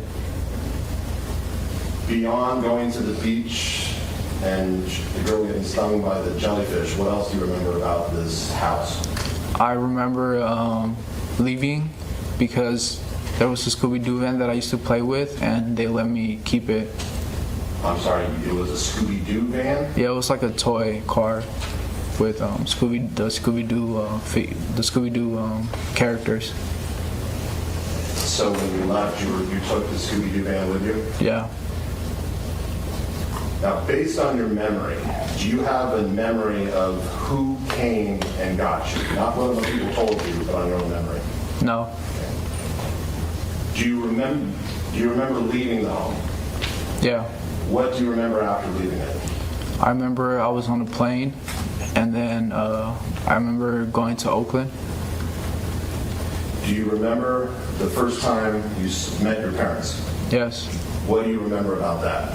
I remember they were having a barbecue, and my uncle, he took me up to my dad, my mom, and one of my other uncles. And you said your uncle. What uncle are you referring to? My uncle Rodil. How is your uncle Rodil related to you? I think from my mom's side of the family. Is he your uncle or your mom's uncle or? I think my mom's uncle. No. You said you don't have a memory of who picked you up from the detention, but do you have a memory of who took you to the barbecue? Yeah. And who was that? It was my uncle Rodil. And as you grew up, did you come to know your Uncle Rodil? Yeah. Okay. Does he live in the United States? Yeah. Is he a U.S. citizen? Yes. So how did you feel when your uncle introduces you to your mom and your dad? How did you feel at that moment? I felt confused, but also happy because I didn't really know who they were, but I knew they were my parents. Did you recognize them? Not at first. Do you recall ever seeing photos of your parents when you were in El Salvador? My mom, yeah. Had you ever seen a photo of your dad? No. Did you trust them when you first met them? Not at first. Why not? Because I didn't know like who they really were. Did you find out that was Dylan born already when you arrived in Oakland? Yes. Until that point, did you know that you had a little brother? No. What do you remember after meeting your parents, finding out you had a little brother? What do you remember next? Next, I remember being in my parents' room with my brother, me, my mom, and dad watching cartoons on the TV. And what do you remember after that?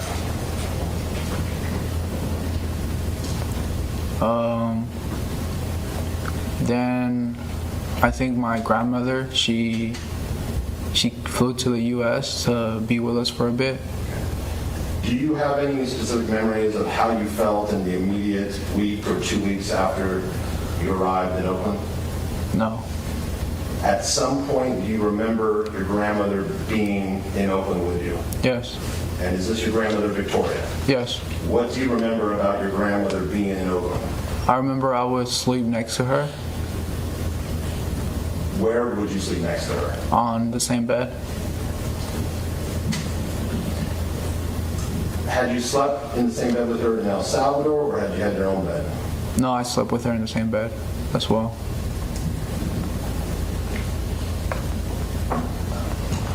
Was it just, when your grandmother was in Oakland, was it just one night you slept with her in the same bed, or was it multiple nights? No, it was multiple nights. At some point, do you recall your grandmother leaving? Yes. What do you remember about that? I remember we took her to the airport so she could get on a plane and come back to El Salvador. Do you recall how you felt when your grandmother left? I was sad because she was leaving. Yeah. Was that the last time? After you saw her at the airport, have you ever seen your grandmother in person again? No.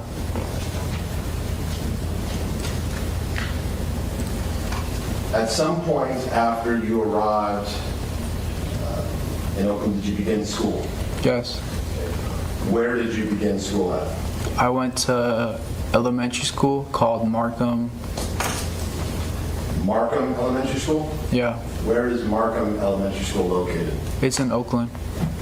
What grade did you first begin school in the United States? 2nd grade.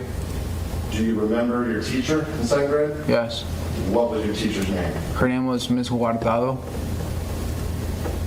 When you began 2nd grade, did you speak any English? No. Had you studied any English when you were in El Salvador? No. Your 2nd grade class, do you remember? Not that I remember. Do you remember your 3rd grade year? Yes. Where was your 3rd grade year at? In Markham Elementary School. Do you remember who your teacher was? Yes. What was your teacher's name? Miss Foyle. Do you remember if your 3rd grade class was taught in English or Spanish? It was taught in English. Was it taught entirely in English? Yes. By the start of your 3rd grade year, do you recall to what extent you had developed your English skills? It wasn't fluent, but I was able to understand it. Did you stay at Markham Elementary School for your 4th grade year? No, I switched schools. Where did you go to?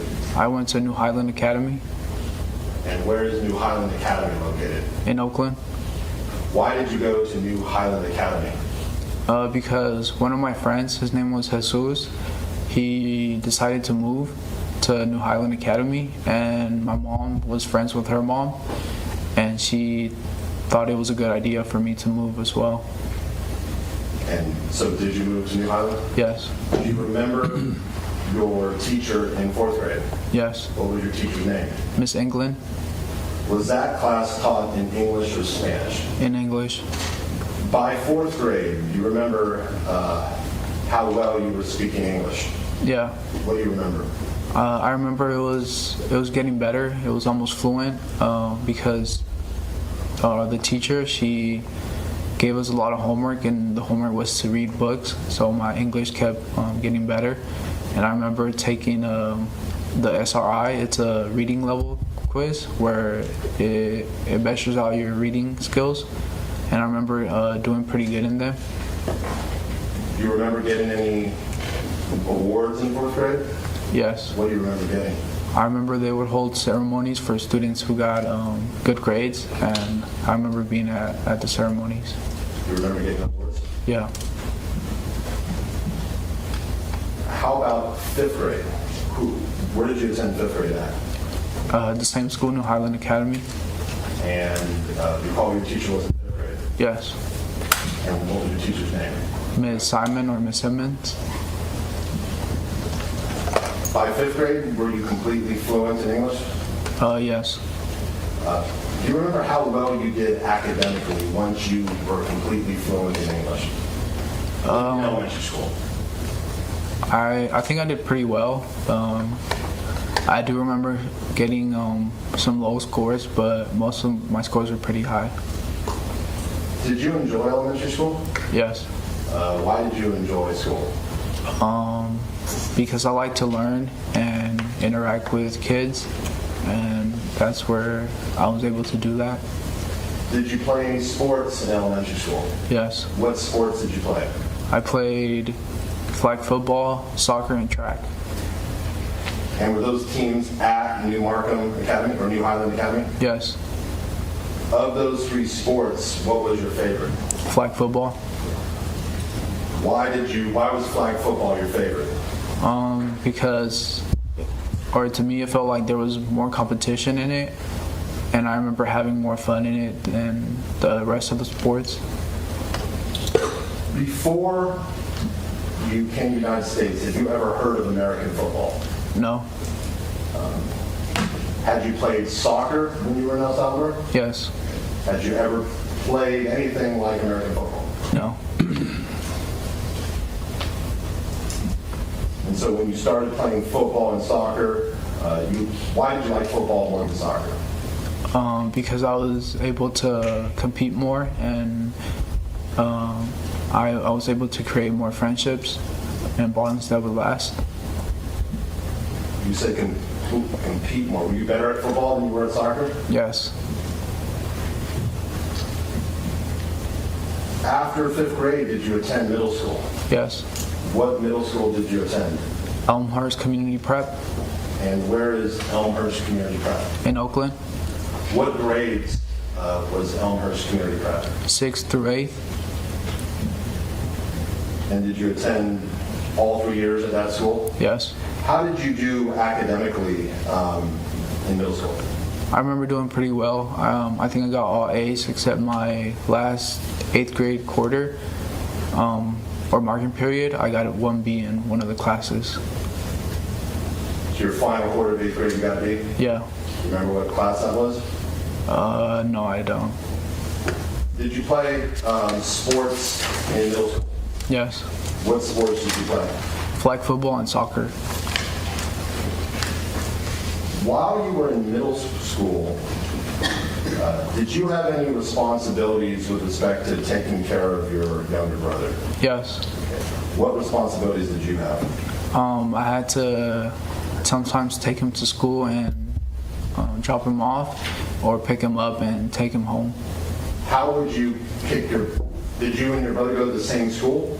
No, he went to the same elementary school, New Highland Academy, and I was in middle school. So when you would get out of middle school, what would you do in terms of picking up your brother? I would either have a bike with me, or I would take the bus, and I would go to my brother's school, and I would pick him up and take him home. How would you take him home if you had a bike? He would hop on the pegs on the back, or we would walk. And what years in middle school do you remember having to pick your brother up and take him home? I think it was 7th and 8th grade. Now, at this point, was Mia in school, or did she have a babysitter? I think she had a babysitter. After, when you get to high school, but I want to ask you about your relationship with your family. How would you describe your relationship with your siblings? I'll say I was very close to them. Why were you very close to your siblings? Because we would spend most of the time together. What type of work did your parents do when you were in elementary school and middle school? My dad, he was a plumber, and my mom, she was a fast food restaurant worker. And do you remember what type of hours they worked? I remember my mom, she worked from the morning to like 3 or 4 in the afternoon. And my dad, I remember he left in the morning like at 6:30 and didn't come home until nighttime. Can you describe your relationship with your parents, again, focusing on elementary school and middle school? I'll say it was good, but it wasn't that good. Like I trusted them, but I didn't really talk to them or see them as often. Did they ever help you with school? No. Now, growing up, Carlos, did either of your parents ever give you a spanking? Yes. Who would give you a spanking? My dad. Did your mom even ever give you a spanking? No, I don't think so. But beyond the spanking, setting aside spanking, did either of your parents ever do anything to you that you would consider physical abuse? No. Did you witness physical violence between your parents? Yes. What do you remember seeing? I remember one time I heard my mom calling my name out, telling me to go help her. And when I went into the hallway, I seen her on the ground and my dad restraining her from getting up. How old were you about this time? I think I was around 10 years old. And what do you remember, where were you when you heard your mom? I was in my room with my brother. And what do you remember hearing? I remember hearing my mom calling out my name, telling me to go help her. And you said your dad was restraining her on the ground. What did you see? Yeah, I seen my dad on top of my mom, like holding her arms down or her shoulders down. And did your mom say anything when you got into the room? No, she was just like, help me. What did you do? I tried to push my dad off my mom, but he kind of just held me there with his arm. And what happened then? Then I just went to my room and started crying. Did your parents ever drink alcohol to the point that they would get drunk? Yes, Was that your mom, your dad, or both of them? both of them. What days were there certain days of the week where you would see your parents get drunk? Yeah, it would be mostly Friday and Saturday. And when they would drink, did you ever hear loud verbal arguments between them? Yes. What do you remember hearing? I remember just hearing yelling. I think usually my mom started it, and my dad kind of like started arguing with her too. Was this usually when they were drinking? Yeah. The incident where your father was restraining your mother and you tried to pull him, do you remember if they were drinking that night or no? I think they were. Did they act differently when they were drinking? Yeah. How so? Sometimes it would depend. They would either be nicer or meaner. It just depended on the situation. Now, did you ever, other than the one incident where you tried to pull your dad off your mom, did you observe any other incidents of domestic violence, physical domestic violence between your parents? Yes. What do you remember seeing? I remember seeing my dad push my mom into the wall, and they made like a hole on the wall. What do you mean they made a hole in the wall? Like the wall kind of had like a crater that was from my dad pushing my mom into the wall. How old were you when you saw this incident where your dad pushed your mom into the wall? I think I was 11. What else do you remember seeing?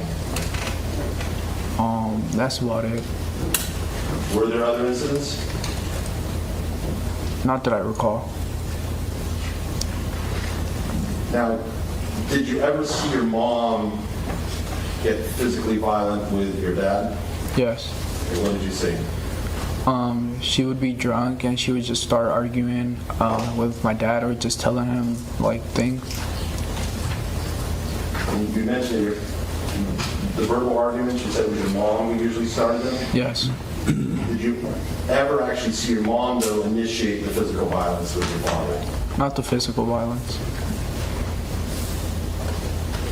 Did you ever see your mom do anything other than verbal argument with your dad? No. How did it make you feel when you saw your parents, when you heard your parents arguing? Let me back up. How frequently were the verbal arguments, the bad ones? They were pretty frequently. Not every time they got drunk, but most of the time they got drunk. And would they usually get drunk every week? Yeah. How did you feel when you would be in the house and you hear your parents having these drunk arguments? I remember feeling scared when me and my brother, we would just go into our rooms and or into our room, and we would either like play together, like with the toys that we had, or we would just sit there and listen. Other than the one time you tried to pull your dad off your mother, did you ever intervene, or would you just sit in your room and listen? No, I would just sit in my room and listen. At some point, Mr. Reales Dominguez, did you start high school? Yes. Do you recall what year you started high school? Yes. What was it? 2016. Would it be the fall of 2016? Yes. And what high school did you attend? Castlemont High School. Where is Castlemont High School? In Oakland. Mr. Reales Dominguez, can you spell Castlemont for us? Yeah, Castlemont. And does Castlemont have a mascot? Yes. What is the mascot? They're the Knights. Okay, the Knights, as in K-N-I, GHTS, like Knights in Shiny Armor. Yeah. Did you play any sports when you were at Castlemont High School? Yes. Let's start with your freshman year. What teams did you participate in your freshman year at Castlemont High School? I played tackle football and track. And for football, did you play varsity or junior varsity? Varsity. Did Castlemont have a junior varsity football team? Yes. So you made varsity as a freshman. Yes. And you said you also did track? Yeah. Did you try any other sports your freshman year? I tried wrestling, but since I had a fractured thumb, it was already healed, but I couldn't really grapple as well, so I decided to not play or do wrestling. Where did you get the fractured thumb from? It was for our Kings Academy's game. I remember rushing in to get the quarterback or blitzing, and I fell to the ground and I put my hand out, and I kind of just fractured my thumb when I landed on my hand. We heard your sister talk about how your football team did. Yeah. Do you recall what your record was your freshman year? Freshman year, I think we went 6-6. Now, did you make it to the championship game? Yes. How'd you do in the champ? Is this the Oakland section champion? Yeah. How'd you guys do? I think we did bad. I think we got blown out by McClymonds. Even though you went 6-6, did you have some close games that year? Yes. Do you recall any of them? I remember Yuba City and Kings Academy. They were like a touchdown or like a couple points away. So did you enjoy playing varsity football? Yeah. What did you like about varsity football? I like to play defense. I played strong safety and cornerback, and I remember having a good relationship with the players there. Did you play any sports your sophomore year? Yes. What sports did you play? I played football, track, and I tried basketball, but I didn't play basketball.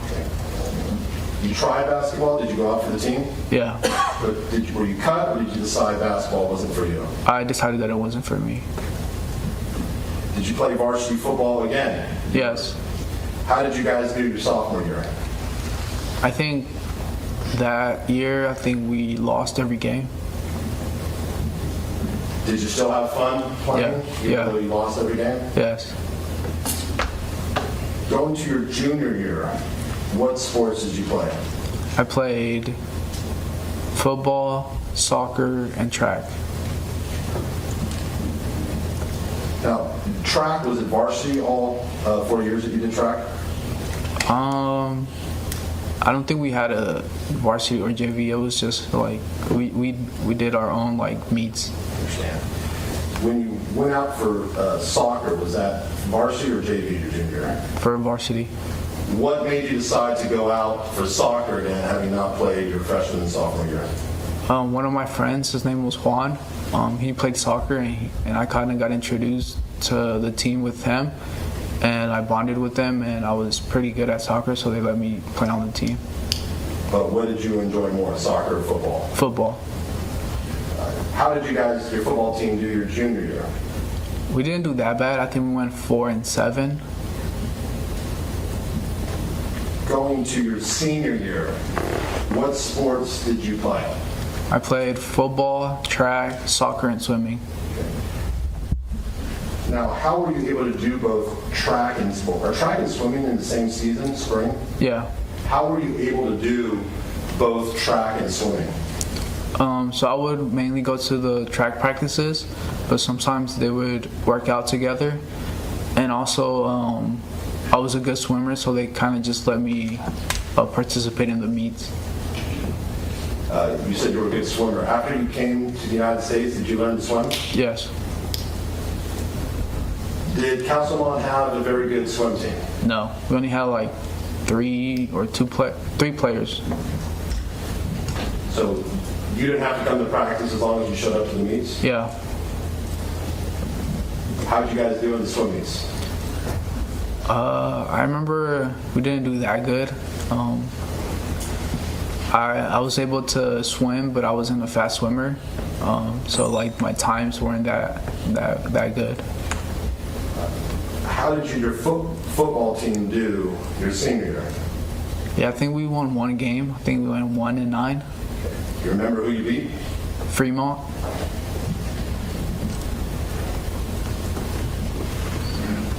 Did you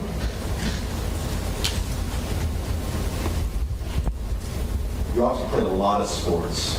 Yeah. Why did you play so many sports? I just like to be active and interact and compete with other kids. Did you, all 4 years of high school, did your parents ever come to any of your games? Just some of my football games. When were the football games held? What times and days would they be? They would be every Friday at 7 p.m. And how frequently would your parents come to your football games? I think they started coming to my games my junior and senior year. Do you recall them coming to any games your freshman or sophomore year? No.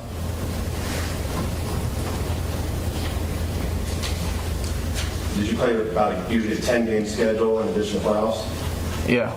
How many games your junior and senior did your parents come to?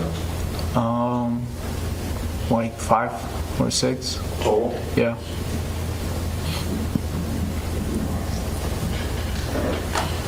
Would your parents be working at 7 at night on Fridays?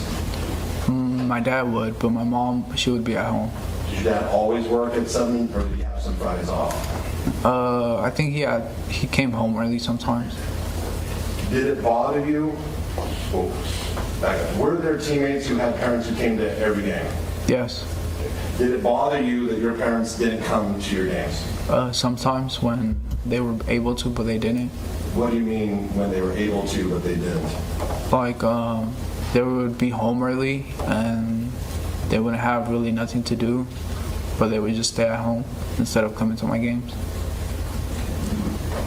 Did your parents ever come to any of your track, swimming, or soccer games? No. How would you get home on Friday nights after the football games when your parents weren't there? I would either ride the bus back, my friends' parents would take me, or one of the coaches would take me. So do you have memories of actually sitting on a bus, going home after a Friday night football game? Yes. Now, during your time in high school, did you have any responsibilities with respect to watching your sister? Yes. Okay, what responsibilities did you have? I would walk her to school and I would walk her back home from after school. Now, how were you able to walk her home after school when you had practice year-round? Yeah, so I had like an hour in between before practice started.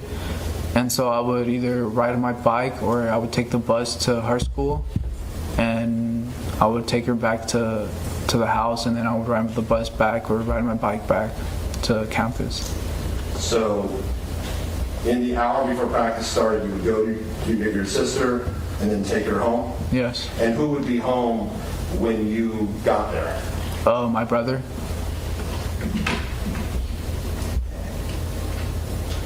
And then you would leave to go back to practice? Yes. Which years of high school did this routine occur? In other words, did you have to do this freshman year, sophomore, junior, senior, or only some of these years? I think all my years from freshman to senior year. Was it important to you to make sure that you were there to walk your sister home? Yes. Why? Because she didn't have no one else to pick her up.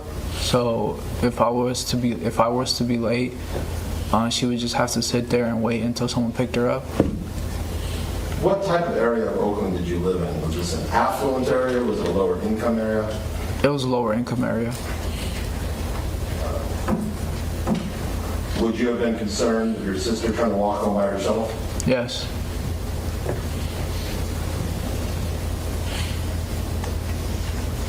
Now, in addition to playing sports and taking care of your sister, how did you do academically? I think I did pretty well. I think I got some 4.0s and some 3.8s. Yeah. Did you like high school? Yeah. Did you like your academic classes? Yeah. What did you like about them? I remember some of them were pretty fun.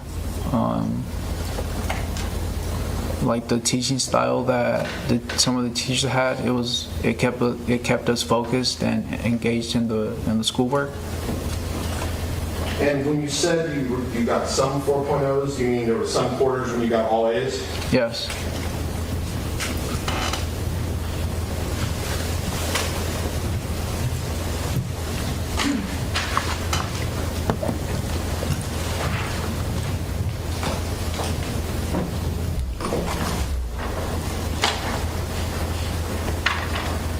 I'd like to show you what's been marked as Defendant's Exhibit TT. Take a look at it and read through it and then let me know when you're done. Okay.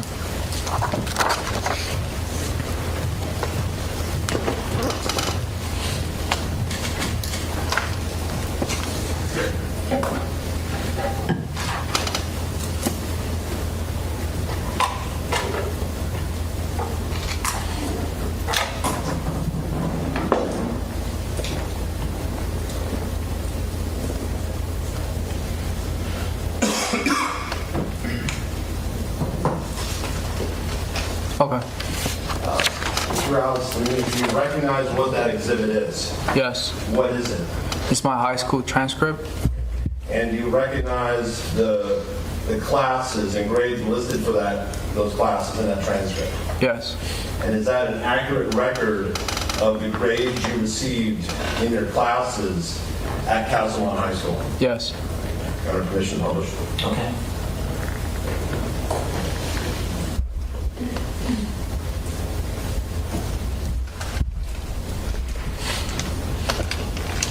Mr. Reales Dominguez, I'm showing you, please zoom in a little bit more here. Showing you what's been marked Defendant's Exhibit TT. Let's begin with your fall semester, the 2016-2017. Are those your grades? Yes. So it looks like you got all A's except for a B in art and a B plus in, what is that class? I think it was urban ecology. And then you got a B in advisory. What is advisory? I think it was like a class where we just focused on doing extra work for our other classes that we had work. It wasn't like an actual class that we needed to do that we had homework in. So in middle school, you said you got all A's other than that one B? Yeah. Did you like it when you got all A's? Yes. Why did you like getting all A's? Because it was something that I knew if I did get all A's, that meant that I was doing good in school. I'd like to go into the spring of your 9th grade year. Do you see those grades up there? Yes. And in that quarter, what grades did you get in that quarter? I got all A's.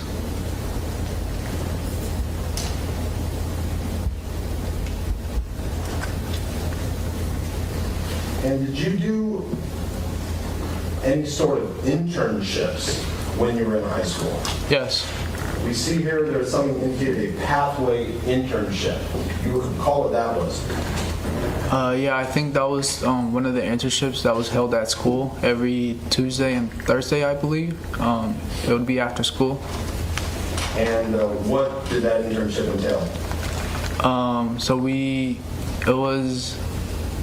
It was like we built different types of like I don't know how, like it would be like different types of cars or like little like buildings that we would test out to see if they would work through certain things. Did you recall participating in any other internships throughout your high school career? Yes. What do you recall? I remember doing 2 other internships. One was called MIMS, and the other one was at a dental clinic. Now, during your freshman year, did you run for class office of any kind? Yes. What did you run for? I run for treasurer. Did you have to do some sort of campaign? Yeah. Was there an election? Yeah. What was the outcome of the election? I was held as treasurer for the 9th grade year. What responsibilities did you have as the 9th grade treasurer? So I remember one of the responsibilities was hosting the end of the year party, where we would bring like food trucks, with jumpers, or with obstacle courses, and I was the one like trying to pick out which like certain food trucks and which certain obstacle course they would be at school. I'd like to direct your attention now to your sophomore year. You see down here it's fall 2017, 2018. Yeah. Looks like you have 3 A's and then a C in English 2P. Yeah. Do you remember what happened that caused you to get a C in English 2 during the first quarter of your sophomore year? Yeah, so I would sometimes, that would be my morning class, my first period class, and I would sometimes come late and miss some of the work because I had to drop my brother or my sister off at school. So, did that impact your grade that you were late? Yeah. Going to your spring semester, what did you do then? How did your grades turn out? I got all A's. Do you remember what changes you made so you weren't missing your first period class? I think I was still missing it, but I wouldn't be that late. I would be like 10 or 15 minutes late. Did you ever discuss with your parents the fact that you were late for school because you had to drop your siblings off instead of them? No.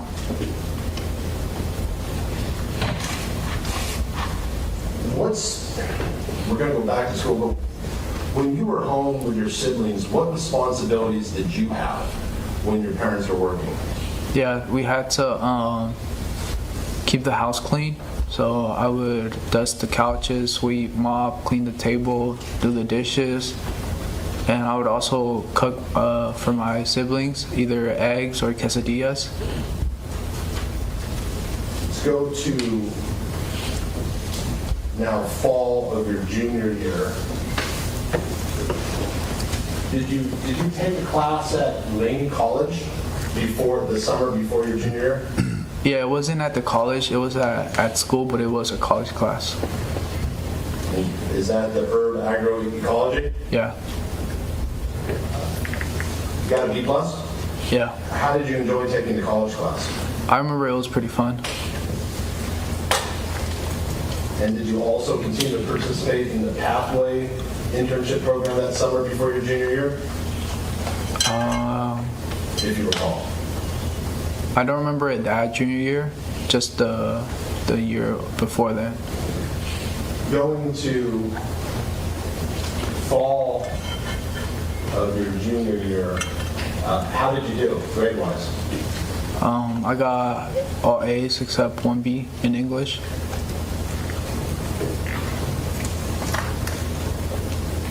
And then going to your spring of your junior year, how did you do? I got, I think, 2 B's, 1 C, and the rest A's. What happened in U.S. history that you got to see? I remember, so our teacher, he got sick and he couldn't teach no more. So we had substitute teachers and I wouldn't really do the work. Why wouldn't you do the work? I kind of just, like after he left, like it would just be book work and I wouldn't really find that interesting, so I didn't really do it. Was your history teacher, was this expected that he was going to leave, or did he get ill and left unexpectedly? Yeah, he left unexpectedly. I'm going to your senior year. This would be the fall of your senior year. How did you do? I got 2 B's and all A's. And you were taking an AP statistics class? Yeah. What is an AP class? It's an honors class. It's usually harder than your regular classes. And if you pass an AP test, are you allowed to get college credit? Yeah. Now, turning to spring of your senior year, which is 2019 to 2020, it just says credit on all your classes. Yeah. What happened? That's when COVID hit and everything went online. Okay. Tell us how COVID impacted the spring of your senior year. Yeah, so everything got cut off. I remember trying to do school online, but the teachers didn't really have everything worked out, so it wouldn't be that much work. And I do remember our prom and our graduation got canceled. For our graduation, they just played the pictures of the students graduating in a YouTube clip, and yeah. Now, in addition to doing your sports, watching your siblings, doing internships, and your studies, did you start a YouTube channel in high school? Yes. When did you start your YouTube channel? I think my junior year. Okay. And why did you want to start a YouTube channel? Yeah, so I would watch a lot of YouTube, and I think I just got the idea from other YouTubers to start a YouTube channel. And we saw a clip of you on a YouTube video. Do you remember that video? Yeah. Okay. Is that video an accurate depiction of your personality in high school? Yes. Were you outgoing? Yes. Did you laugh a lot? Yes. Did you have a lot of friends? Yes. We heard your sister describe a couple YouTube videos. Do you recall the one where she picked out disgusting food? Yes. What do you remember about that? Yeah, I remember I had my brother and my sister choose whatever they wanted to mix so that I would eat. And yeah, I remember my sister, I think she did onions with orange peels and milk. And I recorded myself eating it, but I didn't eat everything, I just ate a little bit, and yeah. How did onions, orange peels, and milk taste? Not good. What, did you film your reaction? Yeah. And what was your reaction? I think I gagged, I almost threw up, but yeah. Did your sister think that was funny? Yeah, she started laughing.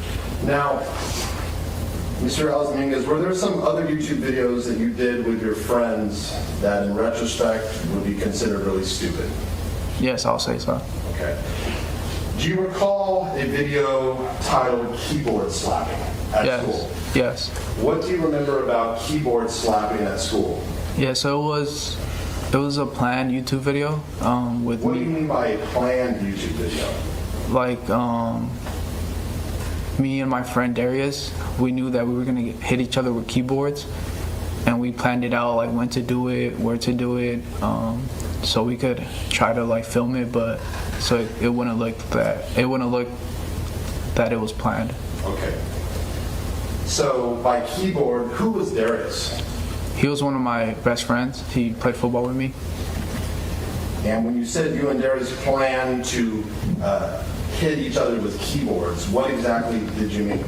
Yeah, so I ordered plastic keyboards from Google, I think, and we decided that we were gonna break the keyboards on our heads. Like we would like try like hit each other with them, but it would be like at random times. We each had a certain amount of keyboards, and we would hit each other at random times. Now, did part of this video include you and Darius just sitting in front of the camera, taking turns hitting each other with keyboards? Yes. At some point, did you and Darius plan an incident to film at school of you hitting each other with keyboards? Yes. Explain what you did. Yeah, so I think we decided to do it right before lunchtime. So when we got out of class, I started walking and looking for Darius, and I had a keyboard, and I think I had one of my other friends record.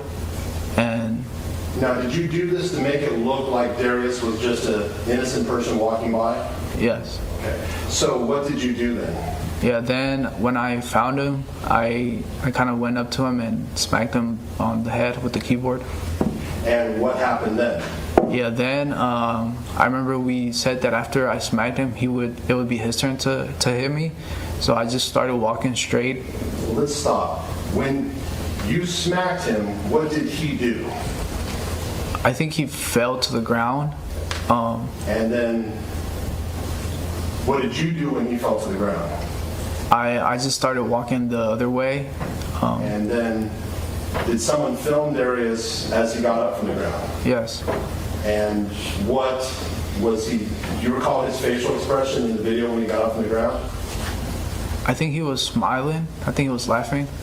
And did Darius happen to have anything with him when he got up from the ground? Yes. What did he have with him? He had a keyboard. So what did Darius then do with that keyboard? Then he went outside to follow me, and he hit me on the head with the keyboard.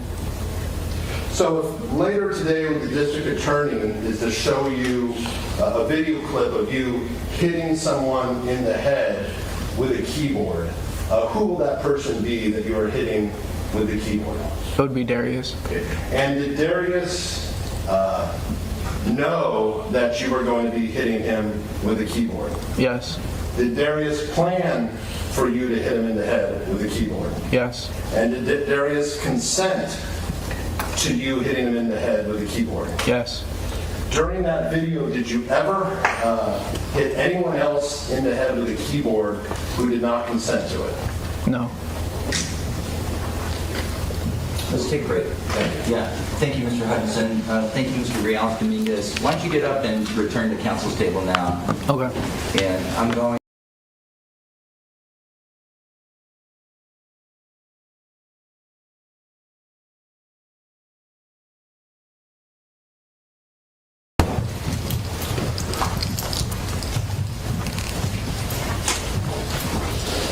All right, we're on direct examination. And Mr. Hutchinson, your witness. Mr. Dominguez, I want to go back to your football team very briefly. What positions did you play?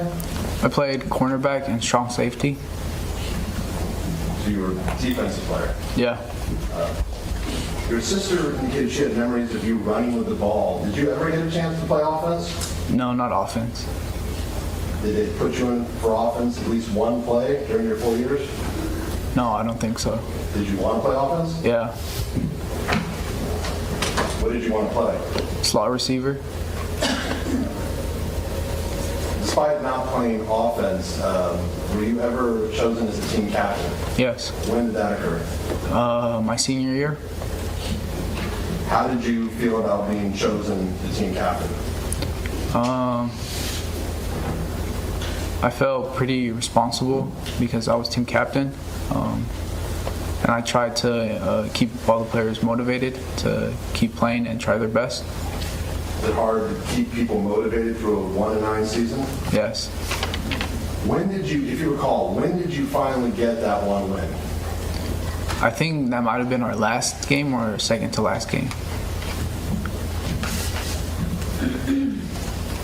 Reales Dominguez, at what age did you become aware that you were undocumented? In other words, that you did not have any legal status in the United States? I think I was 13 or a little younger. Yeah. How did you become aware that you were undocumented? Yeah, so my parents tried to give me legal status. We had to go to court for that, and I remember it being unsuccessful. They denied it.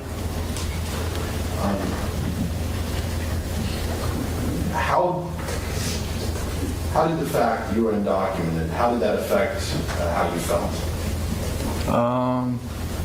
So that was something that I tried to keep to myself.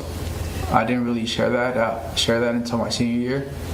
Why did you keep your undocumented status to yourself? I didn't know how my friends were going to react to that. Mr. Hutchinson, can I have you just turn that mic for my benefit? Thank you. Thank you. Did you worry about the fact that you were undocumented? Yes. What did you worry about? I remember there was at a certain point where ICE was going around and knocking on doors around the neighborhood and like taking people to deport them. And I remember learning about that in school, and they gave us like a piece of paper to give to ICE if they ever came and knocked at our door. Were you worried about you getting deported? Yes.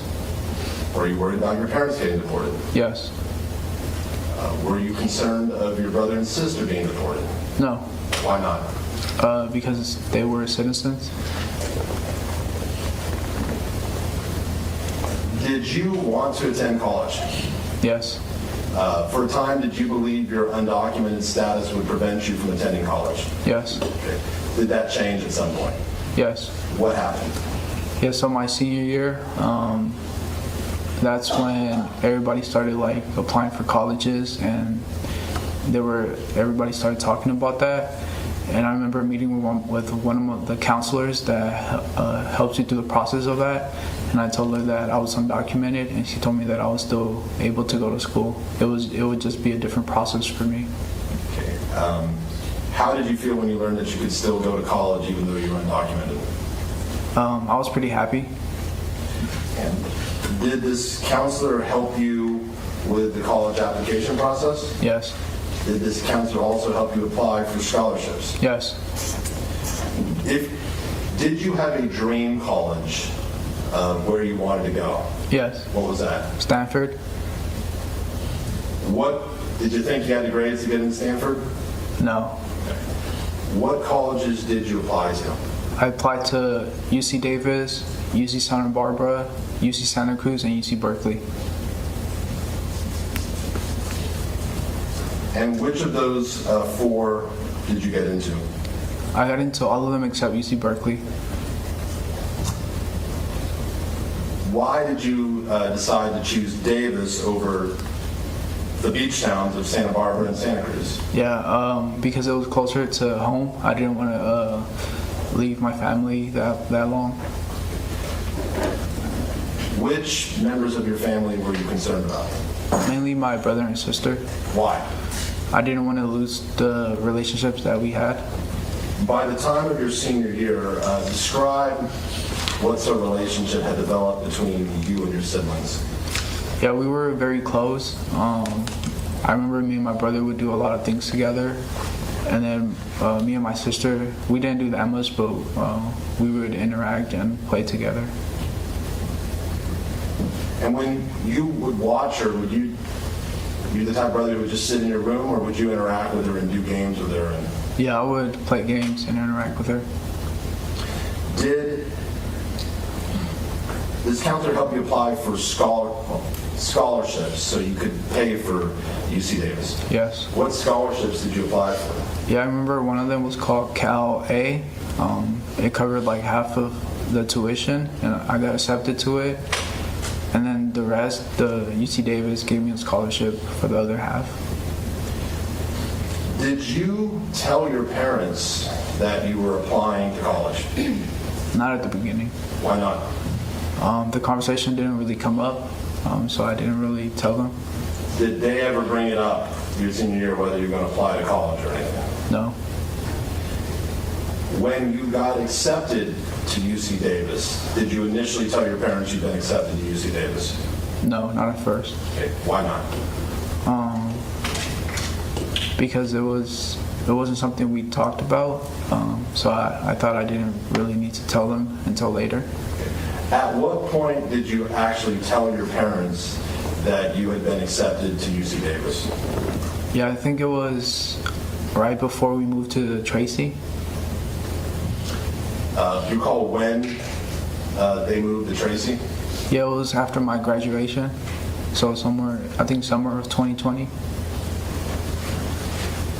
Did you ultimately tell them that you'd been accepted to UC Davis? Yes. How did they react when they found out you had been accepted to UC Davis and you were going to UC Davis? They were pretty happy.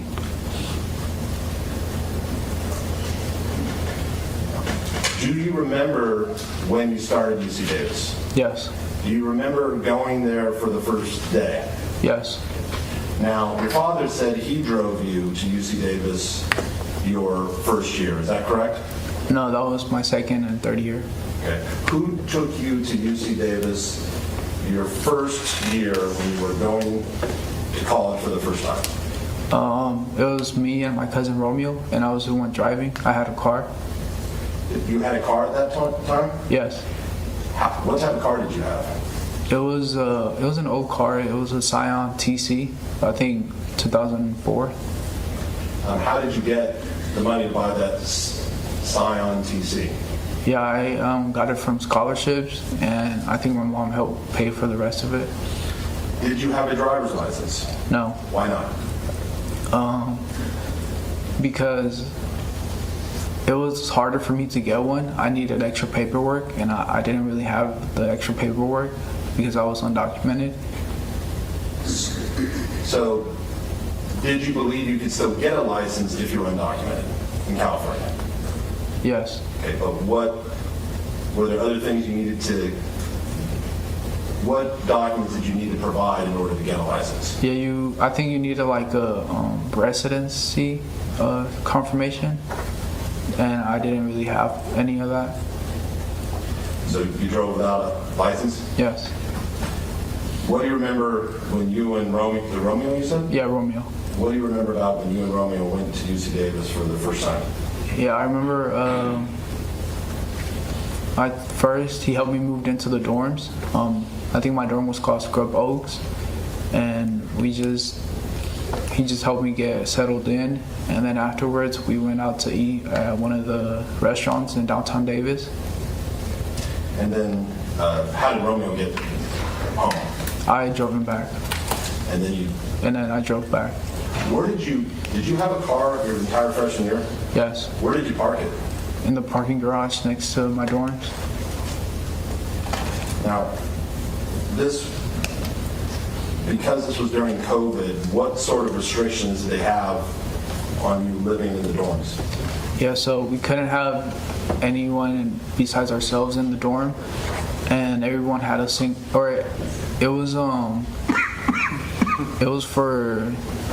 was a single dorm, but it had other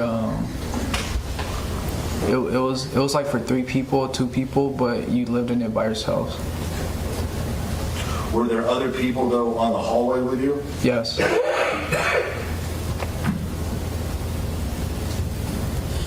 Now, Mr. Reales Dominguez, you said you had an outgoing personality in high school. When you started UC Davis, were you a little more shy? Yes. Why? Because of COVID, I didn't really have social interactions with other students, and my skills kind of like went down. So yeah. Who was the first person you remember meeting who became somewhat of a friend at UC Davis? I remember it was my neighbor. He played video games in his computer, and we played video games together. Did you play video games in the same room, or did you have to be in? No, I played in my room, and he played in his room. But we would play like together. At that time, were you even allowed to go in another student's dorm room? No. Was that a difficult way to start college? Yes. Did it make it harder to meet people? Yes. And how did you attend classes your freshman quarter? Yeah, so everything was online. It was through Canvas. So what do you mean it was online through Canvas? Explain how that works. Yeah, so it was an online platform where you had all your assignments and the syllabus. Everything was put together in one website, and you would just watch the lectures online, and you would have to do the homework online as well. Where would you watch the lectures from? From Canvas. That would be uploaded to Canvas. Where would you physically be when watching the lectures? The library, your dorm room, where would you be? Mostly at my dorm room. By yourself? Yeah. At some point, did you meet someone over an online class who would become your friend? Yes. Who was that? Nathan Reales. How did you meet Nathan? Through a Zoom class, online Zoom class. I remember we were having an icebreaker, and I think the question came up of what sports we played or what we did in high school. And I remember him saying that he played football, and he reached out to me on Instagram asking if I wanted to play football, like throw the ball around. And I remember at first it was kind of hard to like get him to come out because he didn't answer. But then I texted him again if he wanted to throw the football the following day, and he agreed. And that's when we went to the field and do the football around. And did you and Nathan become friends? Yes. What was it about Nathan that caused you to bond and become friends? I think we had similar interests. I remember we wanted to play for the Aggies team, for the Aggies football team. We went to where they practiced, but to ask if we could try out, but we couldn't find them. And I remember just working out with him at the pavilion, the parking structure. What type of working out would you do? We would like run up the hill, do push-ups and core workouts, and jog. What sort of physical shape were you in at the start of your freshman year? I think I was in good shape. If you remember, what was the heaviest weight you'd ever played football at? Your heaviest point your senior year? I think 170 maybe.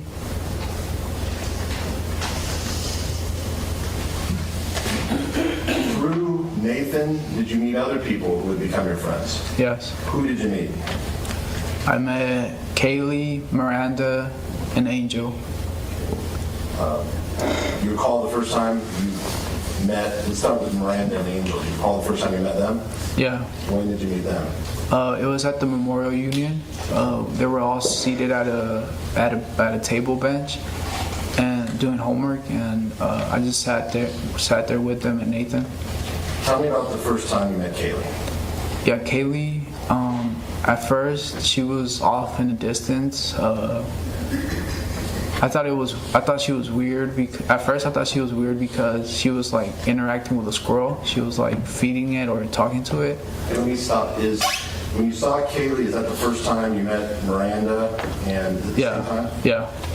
So they're at a table. Is Kaylee initially at the table? No. Where do you see her? She's like off in the distance, like a couple feet away from the table. And you said she's interacting with a squirrel? Yeah. What was she doing with the squirrel? I don't know if she was just talking to it or like feeding it. It was one of the two. And you thought that was weird at the time? Yeah, at the time, yeah. Okay.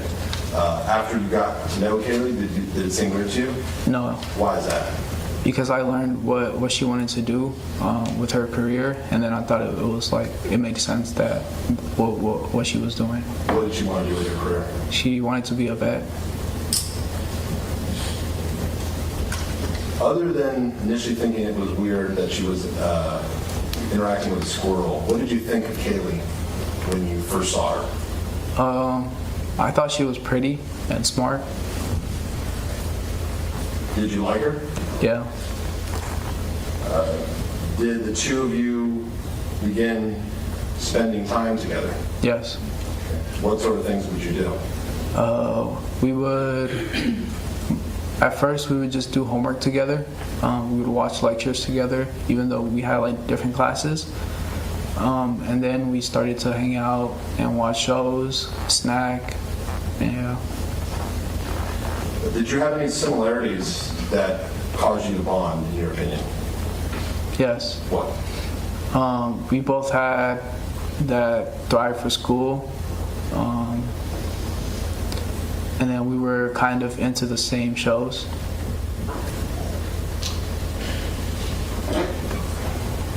Was Kaylee's family important to her? Yes. Were your siblings important to you? Yes. Did you communicate that to Kaylee? Yes. During your freshman year, how often would you check in with your siblings, either by phone or text? It would be pretty often. I would either text them or they would text them and I would answer them. Mr. Reales Dominguez, I want to show you what's been previously marked.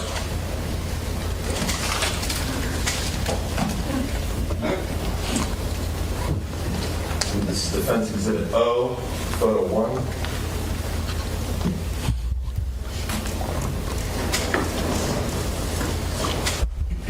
I'm showing you Photo 1. Do you remember this photograph? Yes. And what does it depict? It's a photo of me and Nathan at a foot place. A photo place? Yeah, in downtown Davis. Okay. And you remember this night? Yeah. Going to Photo 2, Defense Exhibit O. Do you remember this? Yes. What does this depict? It's me and Kaylee in the back of a car. Now, you were testifying this was in November of 2020. At this point, are you and Kaylee boyfriend and girlfriend? No. Okay. Do you like her at this point? Yes. She testified that you were giving her a lot of attention. Were you giving her a lot of attention? Yes. Going to Photo 3, do you recall when this was taken? Yes. What does this depict? It's me, Nathan, Miranda, and Kaylee all dressed up for an event, I think for Nathan's birthday. Going to Photo 4, is this from the same? Yeah. Now, I'm going to zoom in on how you were dressed. Do you have an earring dangling Yeah. from your left ear? Yeah. What is that earring? It's a Christ earring, a Jesus Christ earring. And it appears you were going for a shirt unbuttoned down look. Yeah. Was that intentional? Yeah. Okay. Were you trying to impress Kaylee in how you dressed? Yes. How was your hygiene when you started at UC Davis? It was pretty good. I showered at least twice or once a day. Had that been, given that you played so many sports, was that how you showered throughout high school? Yes. Show me what's been Defense Exhibit O, Photo 5. What does this depict? That's a photo of me and Kaylee at Lake Tahoe. Okay. Now this, we've heard testimony, this was on December 6th of 2020. Are you boyfriend and girlfriend then yet? I don't think so. Are you trying to be boyfriend and girlfriend at this point? Yes. Okay. And you have, what do we see in this photo? Do you have your arm around her? Yeah. At this point, did Kaylee know that you liked her? Yes. Okay. I'm showing you what's been marked as Defense Exhibit O, Photo 6. What do we see here? Yeah, so that's a picture of me and Nathan. I think he was trying to convince me to jump off the bridge with him into the water. Okay. Did you want to jump into the water? Not at first. Okay. Did you ultimately jump? Yes. Now, I'd like to look at your bill. Did you gain some weight during your freshman year? Yes. Okay. What caused you to gain weight? The food that they had at Davis was pretty good, and it was all you could eat. So I would eat a lot, and also from snacking with Kaylee, we would eat a lot of snacks. Tell me about the meal plan you had freshman year. When could you get meals? How much could you eat? Yeah, so it was all you can eat. I would get breakfast, lunch, and dinner. For breakfast, they would serve eggs, pancakes, waffles, French toast, And then for lunch and dinner, they would have different options. But I remember the main dish that I ate, I think it's called, I forgot what it was called, but it was something with noodles. In high school, what would you eat for breakfast? I would just eat cereal, or I wouldn't eat sometimes. And what would you eat for lunch? I wouldn't eat lunch. And then what would you eat for dinner? Whatever my mom made. Why wouldn't you eat lunch? I didn't really like the school lunch, but yeah. Did your mom ever make you a lunch in high school? No, Did your dad ever make you lunch? no, At any point when you were in school, did your parents ever make you a lunch? I mean, like a bag lunch to bring? no. Showing you what's been marked, defense exhibit O, photo 7, what does this show? Yeah, that's a picture of me, Nate, Kaylee, Calvin, and Cynthia. Is this at the end of your freshman year? Yes. I'd like to talk to you about some other friends you made. Did you meet some individuals who belong to a fraternity? Yes. What individuals did you meet? I met Mark, Sid, Christian, and Phil. Okay. What is Mark's full name? Mark Capito. What is Christian's full name? Christian Ortega. What is Sydney's last name? Sydney Selesky. And what is Phil's last name? Phil Hahn. Who did you meet first? I think I met Mark first, then Sid, then Christian, and then later on I met Phil. Okay. How did you meet Mark? It was through a mutual friend, Calvin. They invited him to a party, and he told Nate, and Nate asked me if I wanted to go, and I said yeah. And I remember they picked us up and took us to the party to the house where the party was taking place. And I remember meeting Mark, and he had a plastic butterfly knife, which I thought was cool, and he showed me how to do like tricks with it. Okay, you said Mark had a plastic butterfly knife? Yeah. What is that? It's like it looks like a scissor without the handle, and then you could like flip it between your fingers and your hand, and you could, yeah. Was this a real butterfly knife or a plastic toy knife? No, it was a plastic toy knife. And what sort of tricks would Mark do with it? I would just see him like flip it in his hand. What did you think of Mark, Christian, and Sydney when you met them? I thought they were a pretty cool group to hang out with. Why? Because they were nice to us. And we had a lot of like similar interests. Now, were they older than you? Yes. But even though they were older than you, did they treat you well? Yeah. Ultimately, were you invited to rush their fraternity? Yes. Did anyone else rush with you? Yes. Who was that? Phil Hahn. Now, I'd like to talk to you about the rush process. Do you remember some of the requirements that you had to do to rush the fraternity? Yes. And what quarter did you rush the fraternity? I think it was fall and winter. Did you have to learn about a different culture? Yes. What culture did you have to learn about? The Filipino culture. So what were you expected to do? We were expected to know not all, but like some of the facts about Filipino culture. Did you know anything about Filipino culture prior to going to Davis? No. So what did you study to learn about Filipino culture? Yes, I remember one of the assignments was called the I Hotel, and it was a hotel in San Francisco where a lot of Filipino people moved into. And I also remember it's called the Four Ways. It's about I think the World War and when the Filipino community started to join the army and how they transitioned to the United States.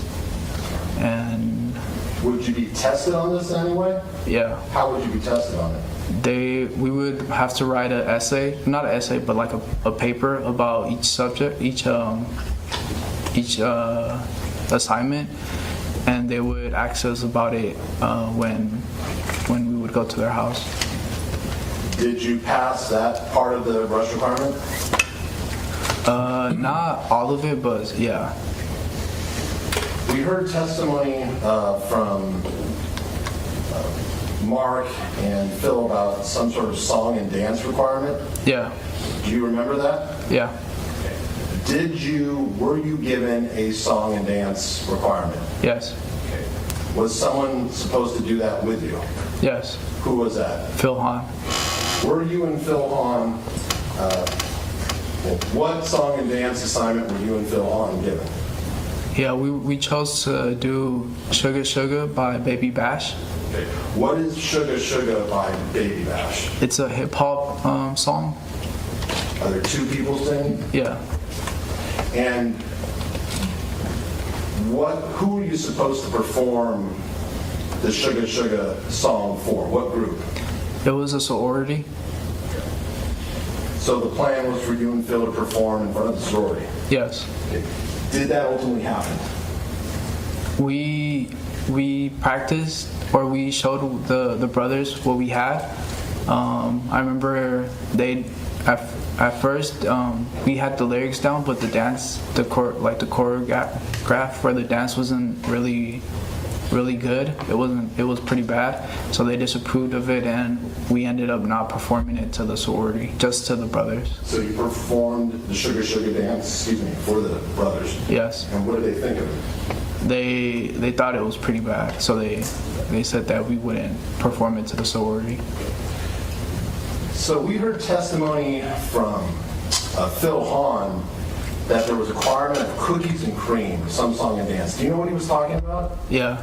What was he talking about? Yeah, it's a Starburst ad, the candy, berries and cream, and it was an ad where two people were eating or talking about the Starburst candy, and another kid, he was dressed up as a leprechaun, and he went up to the other kids, and he asked if that was berries and creams, and he started doing a dance and reciting like berries and creams often.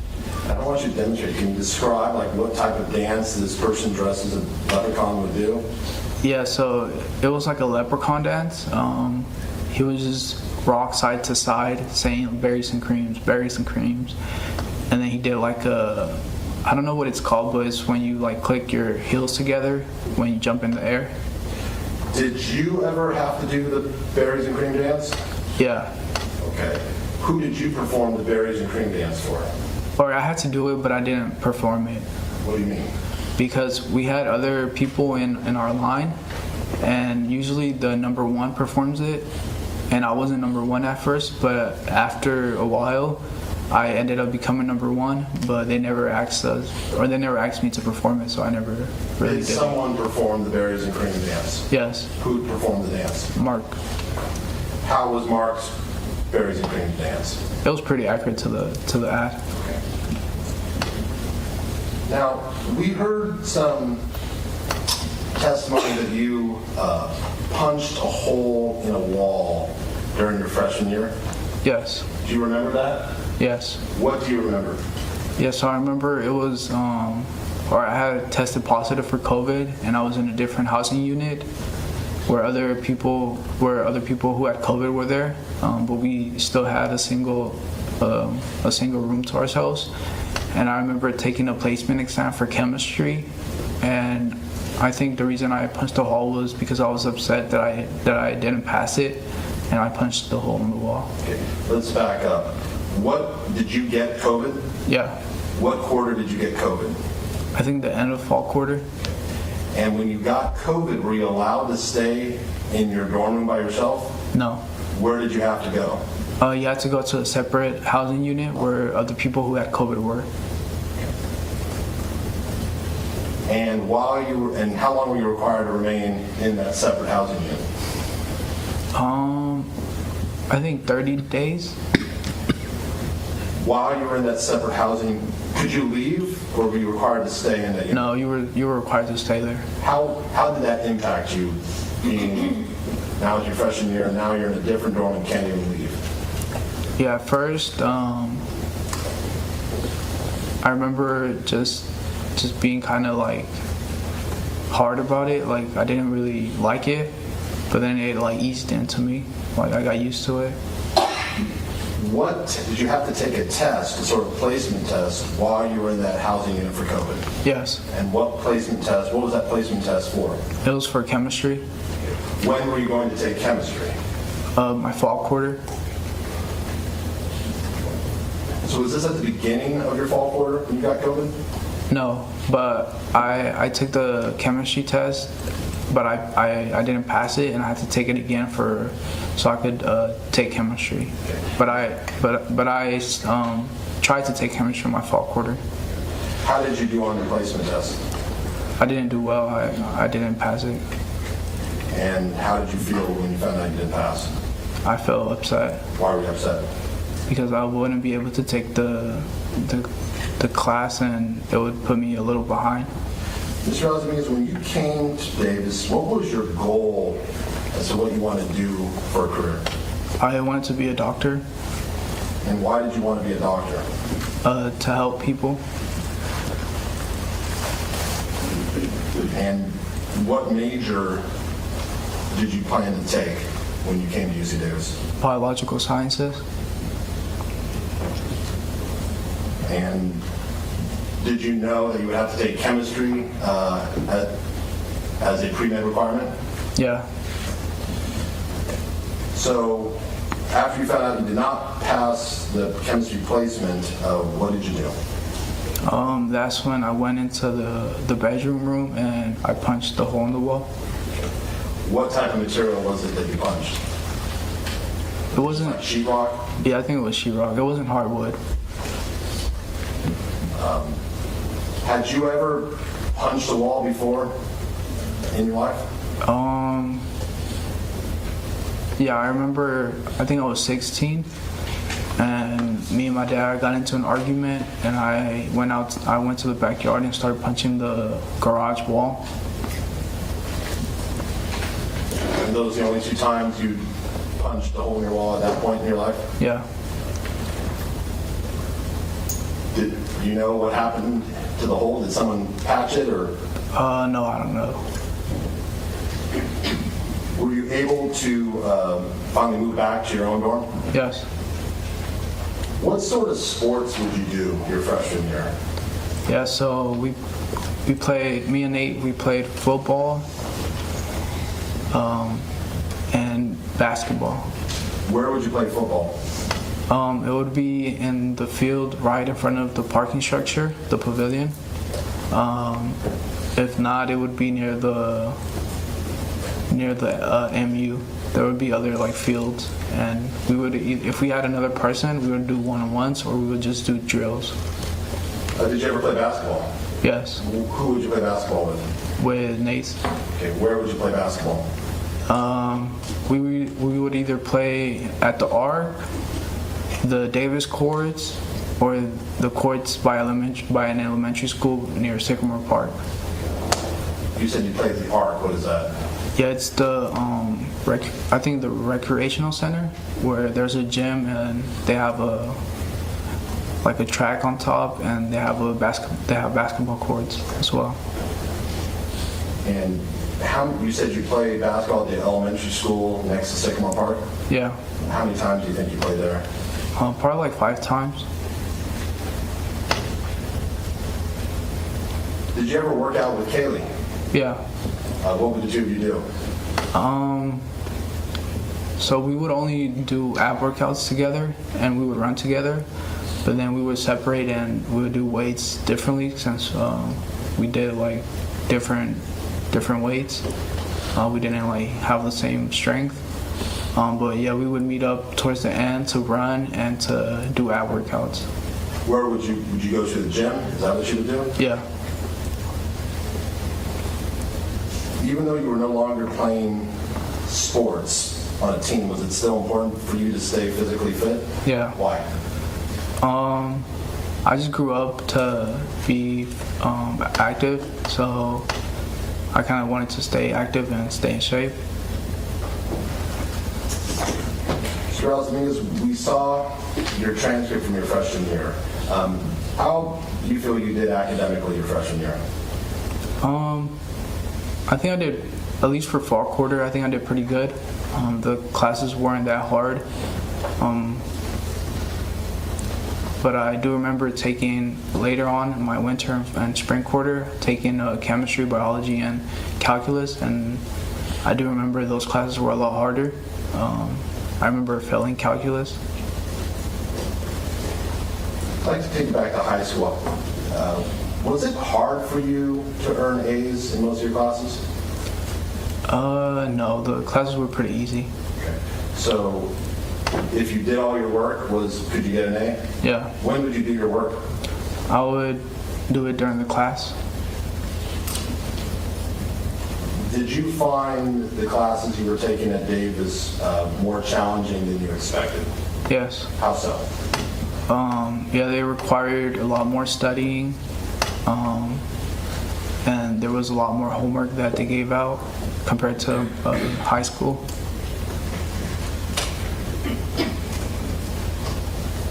Did you have fun your freshman year? Yes. Why did you find your freshman year to be fun? Because of the friendships that I made, and yeah. Do you think you spent a little too much time having fun when you should have been studying? Yeah, I think so. Okay. From your experience, do you think you were the only freshman who did that, or do you think other people did that as well? No, I think other people did that as well. Now, Mr. Reales Dominguez, you've heard the testimony about the symptoms of schizophrenia? Yes. And as you sit here today, are you now familiar with symptoms of schizophrenia? Yes. When you left for UC Davis, did you even know what schizophrenia was? No. Had you ever heard about it? No. I'd like to begin with the first part of your freshman year. Let me back up. Prior to leaving for UC Davis, had you had any sort of health issues at all growing up? No. Other than that broken thumb, did you have to go to a hospital for any other reason? Yeah, I had, in elementary school, I had surgery done to remove my appendix. Other than the broken thumb and the appendix being removed, did you ever have to go to a hospital for anything else? No. Directing your attention to the first part of your freshman year, okay, prior to coming back from winter quarter. Thinking back, do you think you experienced any symptoms of schizophrenia during that time period? No. Now I'd like to direct your attention to the second part of your freshman year. Looking back, did you have any experiences which you now believe were or may have been positive symptoms of schizophrenia? Yes. What do you remember? I remember once I was in Kaylee's dorm, and I had a dream where I don't remember if I woke up or if I just woke up in the dream, and I seen like a devil, like a shadow figure at the corner of the room, sitting down on the table with paper. You said a shadow figure. Describe what you saw. So it was just like a dark, still figure with no features. Yeah. Okay. What was this dark, still figure doing? He was just sitting down, and there was a table in front of him with a piece of paper. What was this figure doing anything with the paper? No. You said you believed this figure was the devil? Yeah. Why did you believe this figure was the devil? Or that's how I interpreted the dream as. I didn't really know too much about like what it was, so I just thought it was a devil. You said at the time you thought it was a dream. Were you awake or were you dreaming, or do you not know? I don't know. I'm not sure. When you saw this figure, where was Kaylee? She was next to me asleep. Did you try to do anything with respect to Kaylee? No. Did you try to wake her up? No. Do you recall, and how do you know this was during your freshman year? Because we were in the dorms. Other than it was after winter break, is there any way you can narrow it down to what month it was when you saw this person? No. Were you and Kaylee still together as a couple? Yeah. Or you were officially a couple by this time? Yeah. Did you experiencing anything else your freshman year that you now believe was a symptom of schizophrenia? Yes. What did you see? It was another dream. I was in my dorm, and I think it's called sleep paralysis.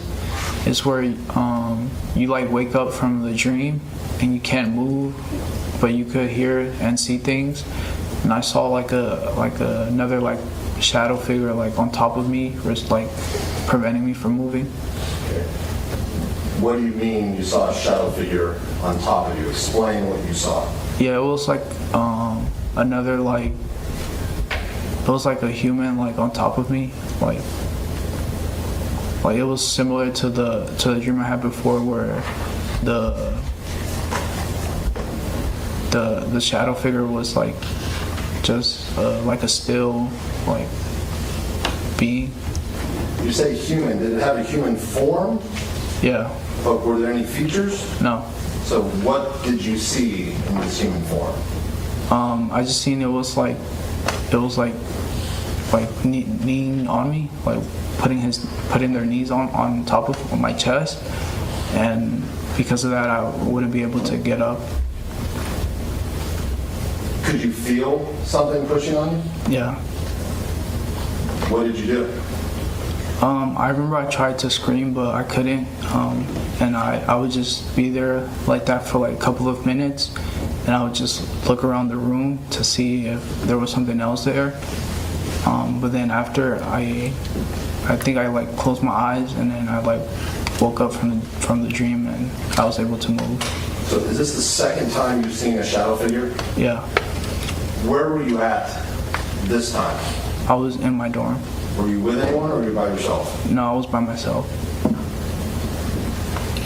Now, you described it as a sleep paralysis dream. Looking back at that, were you asleep? Were you awake? Or do you not know? I don't know. Did you ever, your freshman year, discuss what you were experiencing with anyone in terms of what you were seeing? Yeah, so I remember that was a time when me and Phil were getting close to each other because of the fraternity. So I remember telling him, or I asked him if he ever heard voices, and because like Let me stop you there for a minute.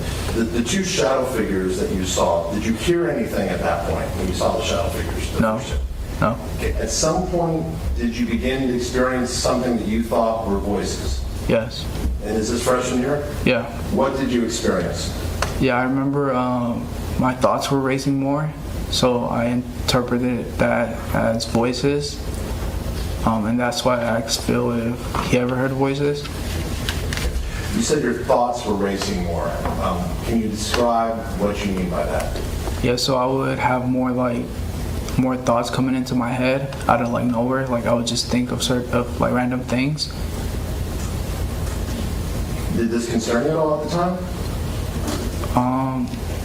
Not that much. Was it anything you'd ever experienced before in your life? These racing thoughts coming into your head? No.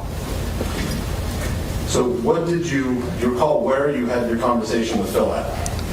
I remember it was in his car. I don't remember where we were specifically, but I do remember it was in his car. And did you tell him did you say racing thoughts or did you use the word voices? I used the word voices. You recall what Phil told you? No, I don't.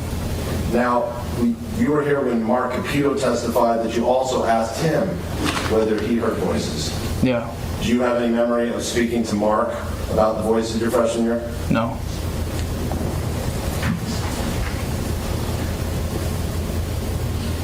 After your freshman year ended, did you take a trip anywhere? Yeah. Where did you go? Me and my family, we went to Las Vegas, and Kaylee joined too. How was it that Kaylee came along with you to Las Vegas? She flew from Orange County to Las Vegas, and we just picked her up. How did you get there? My dad and mom drove. Do you remember that trip to Las Vegas? Yeah. What did you and Kaylee do during that trip? We were either at the pool, or we would take my brother and my sister. We would all go together to the strip just to walk around. Now, we saw a photo of you on Las Vegas. At that point, had you lost some of the weight you gained in your freshman year? Yeah. What did you do to lose the weight? I remember because my parents, they had or my dad, he had a bench. So for the summer, I was working out in his bench, and then at school, where I was working out with Nathan as well. So by the end of the summer, what type of shape were you? By the beginning of the summer, when you went to Las Vegas, what type of shape were you in? I was in pretty good shape. What type of hairstyle did you have by the end of your freshman year? I had it's called a taper, it's short hair. Now, we saw from the YouTube video and the photos from the fall, you've had longer haircuts throughout your life. Yeah. Prior to your sophomore year, had you ever let your hair grow long? No. Now, after the trip to Vegas, did you go home for the summer? Yeah. And where was home at that point? In Tracy. I'm not asking for a specific address, but where did your parents live? Was it a house, an apartment? Yeah, they rented a house. How many bedrooms? 3 bedrooms. Did you have to share a bedroom with anyone? Yeah. Who did you share it with? My brother. Do you remember anything happening that summer that you now believe was a symptom of schizophrenia? Yeah, my brother called it out to me. He said that I was staring at the ceiling fan for a long period of time. Where was the ceiling fan? It was on the ceiling in our room. My brother's in my room. Now, you said your brother pointed it out to you. Did you catch yourself staring at when he pointed it out to you, what did you think? I just smiled at him because he was like confused, and I didn't really have an answer for him. So I just said, I don't know. Do you have memories of actually sitting at home that summer staring at the ceiling fan? Yeah. And that staring at the ceiling fan, was that something you had ever done prior to, this would be the summer after your freshman year? No. Growing up, had you ever had an experience where you would stare at walls for long periods of time? No. Did you ever have an experience where you would stare out into space for long periods of time? No.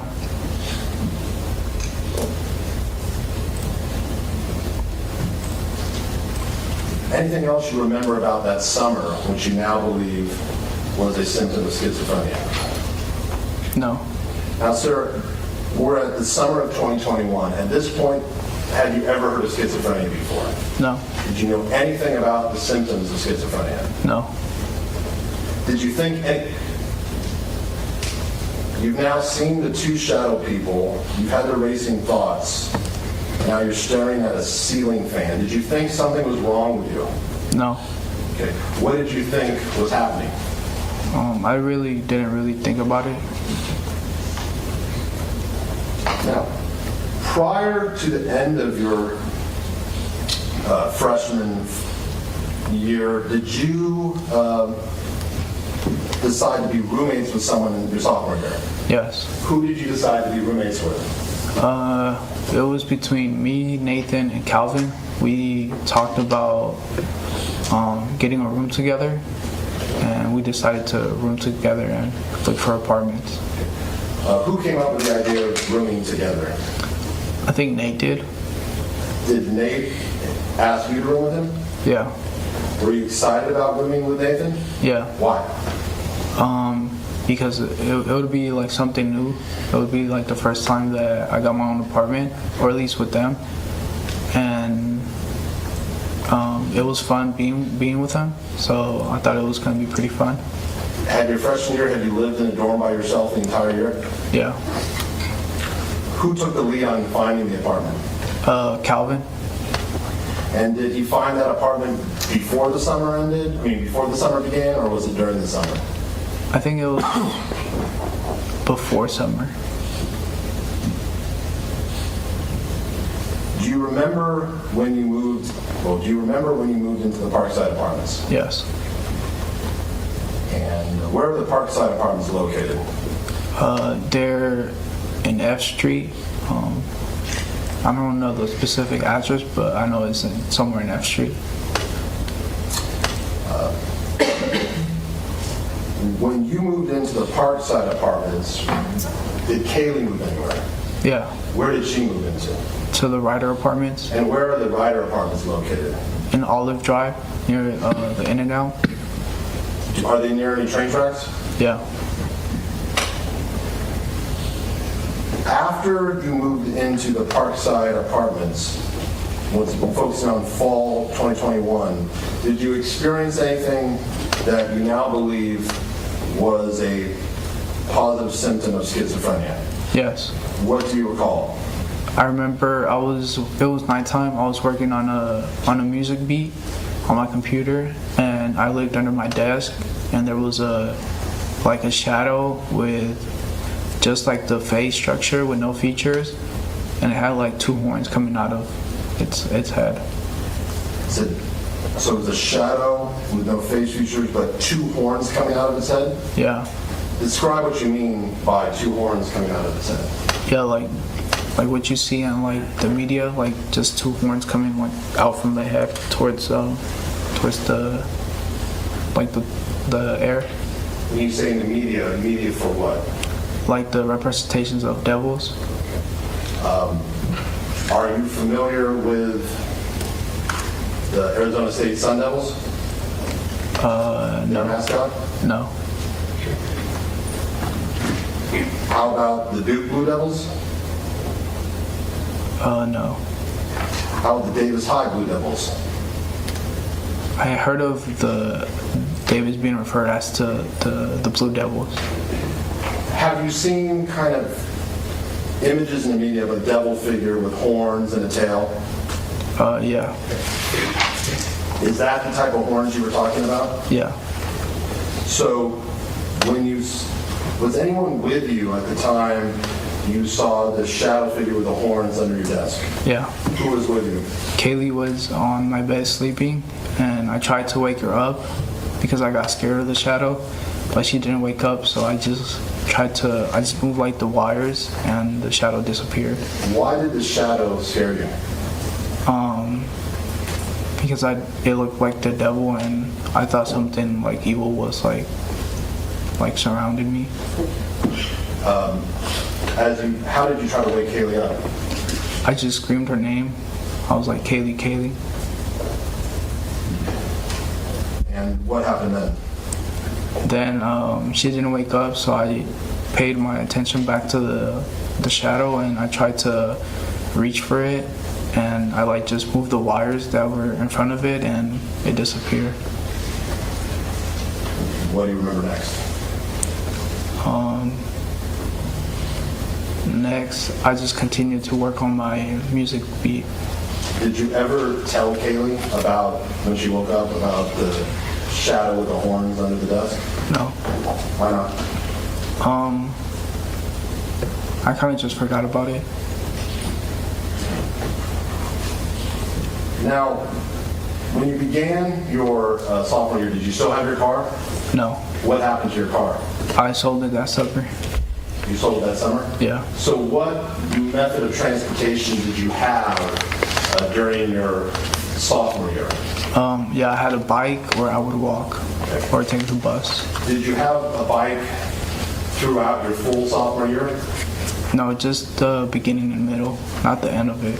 What happened to your bike? It was stolen. Do you remember which quarter your bike was stolen? I think near the winter quarter. After your bike was stolen, did you get another bike your sophomore year? No.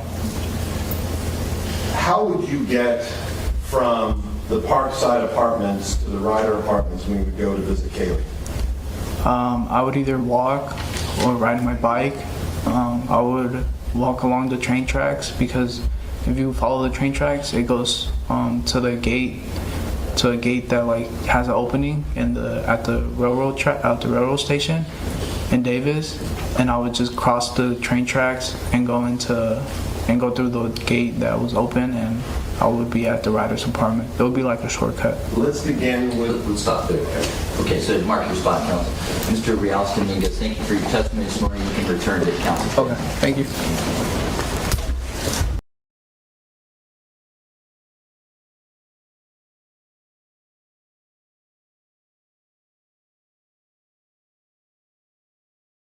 Defendant Carlos Reales Dominguez is on the witness stand, subject to direct examination. Mr. Hutchinson, your witness. Mr. Reales Dominguez, I'm going to sit down. I'm going to show you some exhibits. Okay. But before we get to them, I wanted to ask a clarifying question.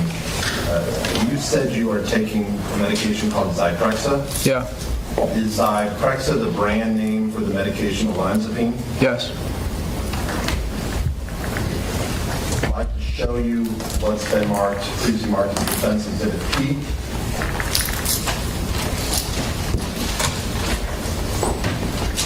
Mr. Reales Dominguez, do you recognize what this exhibit depicts?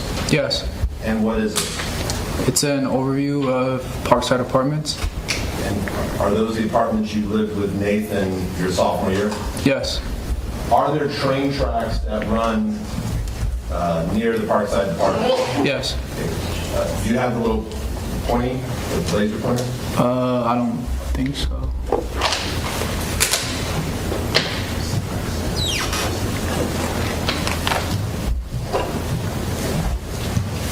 Thank you.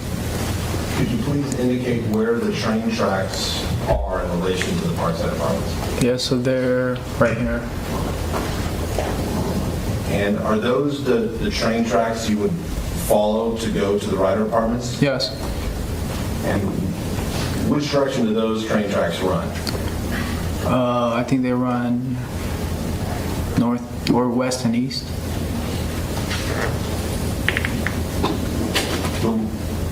The ones by the Ryder apartments, excuse me, by the Parkside apartments, do they run west and east, or are those other train tracks? No, the ones at Ryder Apartment run west and east. I'm asking about the ones by the Parkside. I think north and south. So I'm going to show you, how would you,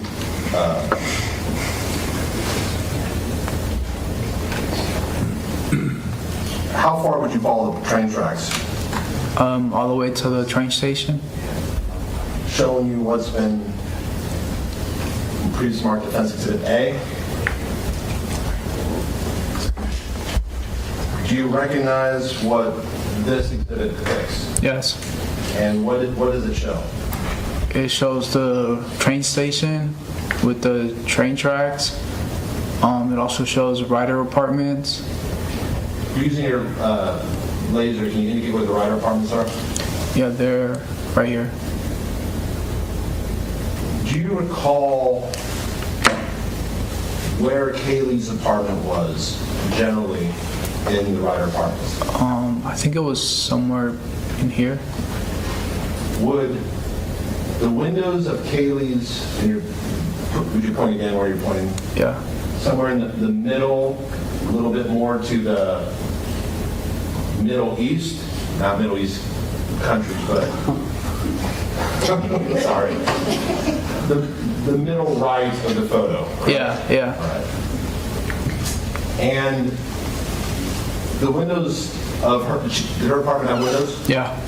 Did it look out toward Olive Drive, or did it look out toward the train tracks? I think it was the train tracks. So, starting up at 3rd Street, can you show the route you would take when you would walk to the Ryder Apartments? Yeah, so I would be coming from here, from the train tracks, and I would just follow the train tracks here, and then I would cross over to a gate that opened up somewhere around here. Okay.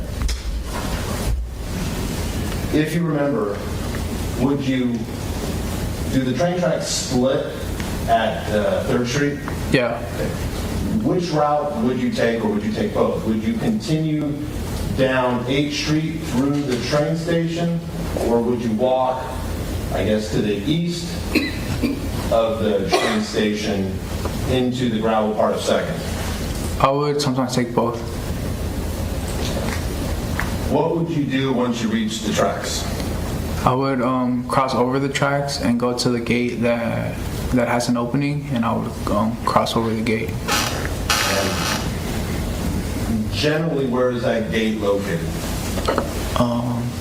Somewhere around here.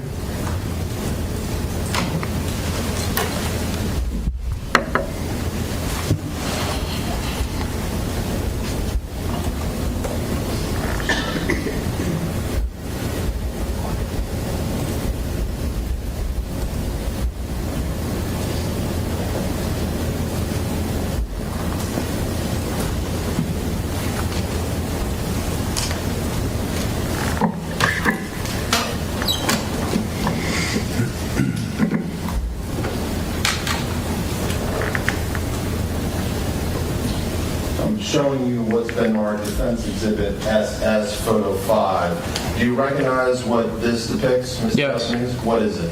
It's the gate that I would use to cross over. Okay. And in this photo, there's a chain. Yeah. Is this generally how it looked during the period you visited Kaylee at the Ryder Apartments? Yes. Was there always enough space for you to pass through? Yes. And I'm showing you what's been marked Defense Exhibit SS Photo 3. Do you recognize what this is? Yes. What is it? It's the front of Ryder Apartments.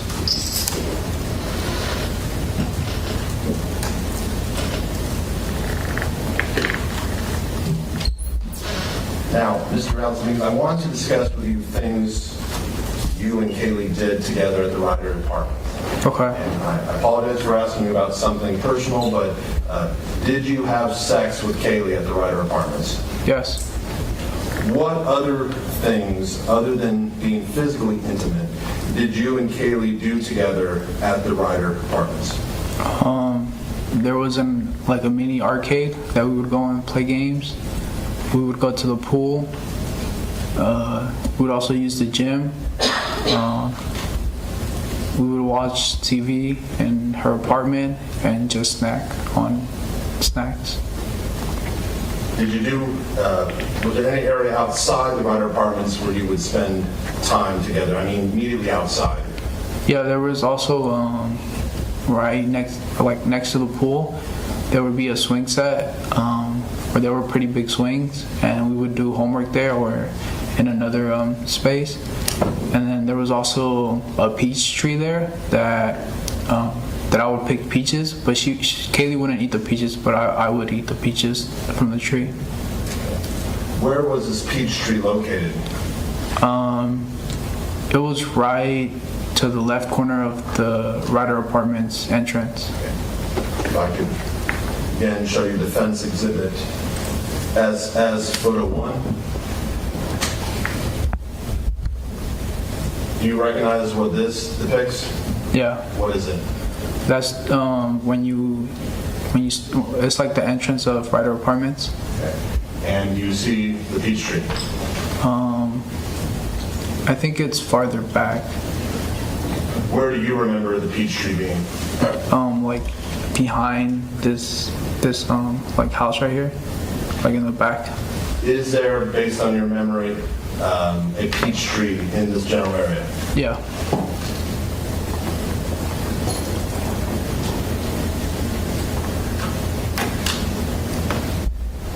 Did Kaylee, well, you said Kaylee wanted to be a veterinarian? Yeah. Was she fostering any animals? Yes. During your sophomore year? Yes. What was she fostering? She fostered kittens. Do you know where she got those kittens? It was somewhere in Sacramento. At some point, did you take one of those kittens? Yes. How did that come about? Yeah, so I would help her with the kittens, just like taking care of them or feeding them. And I started to bond with one of the kittens, and I decided to take him as my own. Had you ever owned a cat at any point in your life? No, And this kitten, was it a male or a female? it was a male. I'm going to show you the Defense Exhibit O, photo 10. Okay. Do you recognize what is depicted in this exhibit? Yes, And what is it? it's me and Ember as a kitten. And that name, Ember, is that a name you selected, or did someone else, or did it already have that name? No, that's the name I selected. Why did you name the cat Ember?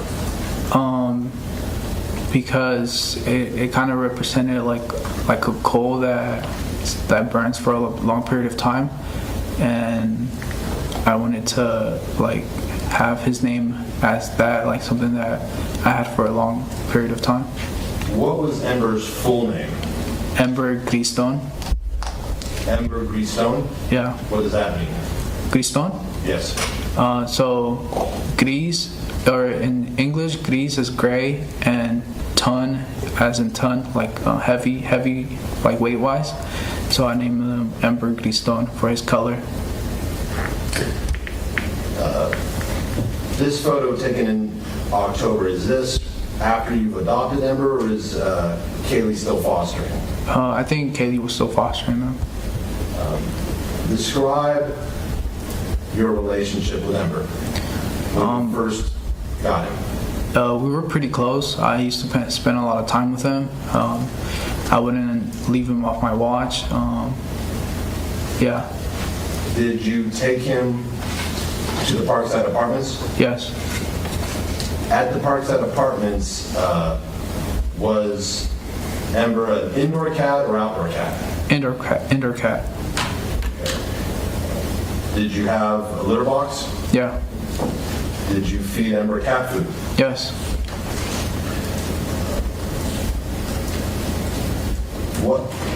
What sort of things would you do with Ember when you first adopted him? Yeah. So I got him a laser pointer, or I would play with him with a laser pointer. He would just like follow the dot around. I got him another toy. It was like a fishing net with like a rat at the end, and he would just scratch it. I also got him a cat tree, where he would scratch the bottom of the cat tree. Did you ever intentionally let Ember outside while you were living at the Parkside Apartments? No, but he would sometimes go outside. How did that happen? Whenever like a roommate was entering the house, he would just wait by the door and kind of like wait for the door to open and run outside. Were there times you had to catch Ember after he got out? Yes. Where did he go? He would usually go to a tree. He would just climb the tree and just kind of stay there. And then I would have to climb the tree and get him down. Did you go home for Christmas break after your fall quarter? Yes. Where did Ember go? He came with me. Now, you heard your sister, did you remember when your sister Mia testified? Yes. She indicated on the winter Christmas break following your sophomore fall that she was in your room with you and you were staring at a wall. You recall that? Yeah. You recall her testifying to that? Yeah. Do you remember that? No. She testified that you told her you were seeing things on the wall. Do you remember hearing her testify to that? Yes. Do you have any memory of seeing things on the wall your winter break following your sophomore fall? No. Do you have any specific memories, once again, from that winter break of having symptoms of schizophrenia at your parents' house? No.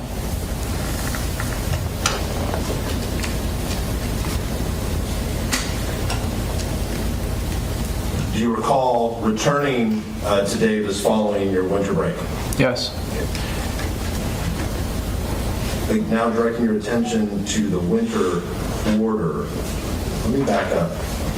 Did you start losing weight over the fall quarter of your sophomore year? A little bit. Do you know why you were losing weight? I think I was eating less. Did you still have the same student meal plan, or was that gone? No, it was gone. So, because you lived in an apartment off campus, what did you have to do for food? I had to go grocery shopping.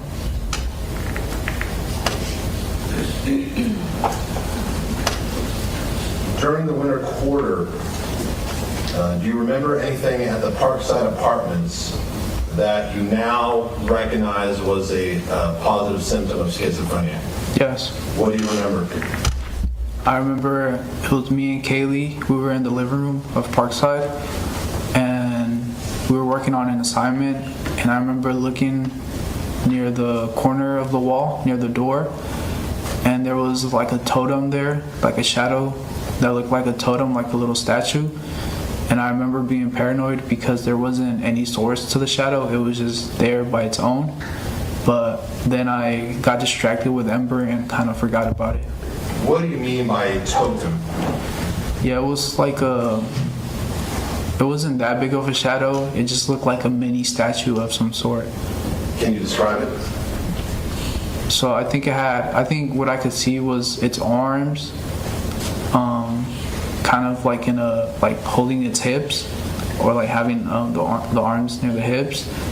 And I didn't see a face, but I seen like the legs having like some sort of stand next to it.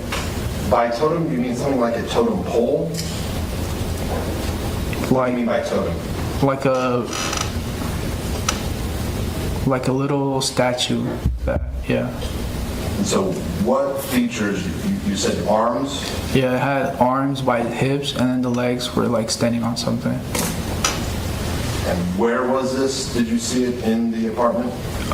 We were in the living room at the corner by the door. You said you started to get paranoid. How did you feel? Yeah, I started to feel scared because it didn't have like a source like of sunlight to actually create the shadow. It looked like it was just there by its own. Did you point it out to Kaylee? No. Did your relationship with Nathan change over the course of your sophomore year? Yes. How so? So at first, he would reach out to me to play video games or to play chess or to do something.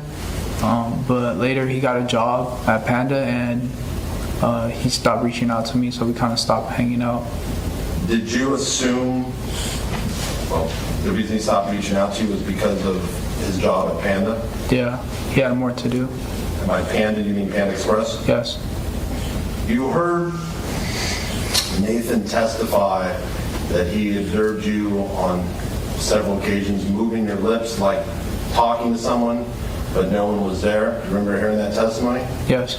Do you remember any instances where you may have been moving your lips and talking to someone in front of Nathan? No. Did Nathan ever tell you that he'd observed that behavior? No. Did he ever tell you that it freaked him out? No.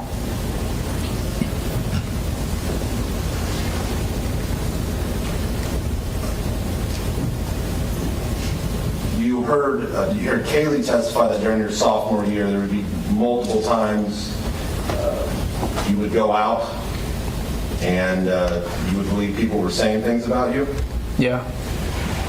Do you remember any Do you have any memory of instances when you're with Kaylee and you believe people were talking about you? Yes. What do you remember? I remember we were going to the Arboretum at Davis to look for a spot in the grass to do homework or to study. And I remember as we were going towards the spot, there was another group of people next to us, and I thought I heard something that they said, and I like whispered something under my breath, and Kaylee said, "What was that?" And I was like, "Nothing." Did you believe they had said something? Yeah. Do you recall any other incidents where you believed people were saying things about you when you were out with Kaylee? Yes. And the incidents that you remember, what quarter is this? Spring quarter. What's another incident you remember? Yeah, we were out at a coffee shop. I don't remember if it was Starbucks or Phil's Coffee, but I heard someone next to me say something, and I asked Kaylee if she heard that, and she said she didn't hear anything. Do you recall ever having conversations with Kaylee where she was telling you that people were not saying anything about you? Yeah. What do you remember about those conversations? Yeah, it would just start off with like me thinking they had said something and asking her, and then she would just be like, "No, like they didn't say anything." Now, you heard Kaylee testify this happened multiple times that she couldn't give a number to? Yeah. Okay. Other than the two you just testified, is there any other ones that you personally remember? Yes. What is that? We were entering Ryder Apartments, and when we were like midway to the elevator, I heard someone say something like I'm funny in a negative way, and that's when I turned around, and I seen a guy and a girl walking into the Ryder Apartments, and I thought that the guy had said that about me. So what did you do? I confronted him. I said, "Oh, did you say something about me? What did you say?" And how did he react? I think he said he hadn't said anything. What happened next? Then I was getting closer to him, but then Kaylee kind of got in the way, and she had her phone in the hand, and that's when I took her phone and kind of threw it to the ground. Do you know why you threw Kaylee's phone to the ground? No. What happened then? Then I think we went to the elevator. I think she had to get something from her apartment, and then she drove me to my apartment. What, if anything, do you remember about the drive to your apartment? I remember hopping out the car while it was moving. I don't know why I did that, but yeah. And what do you remember after that? After I don't remember anything. Do you have any memory of Kaylee trying to call you or text you that night and you not responding? No. Do you have any memory of talking with Kaylee about this incident the next morning? No. Did you try to tackle the man? I don't remember that.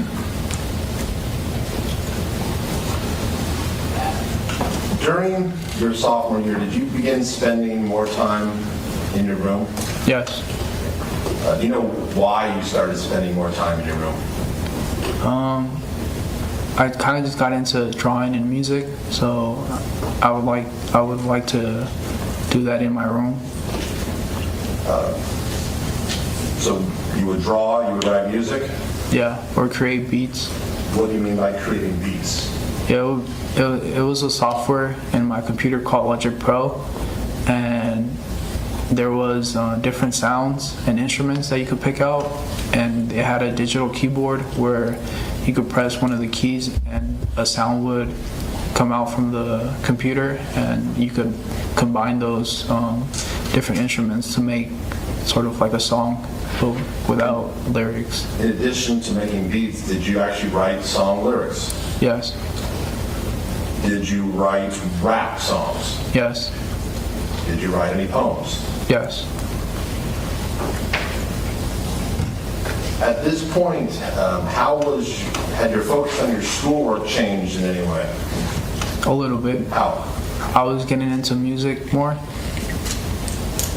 how did that impact your schoolwork?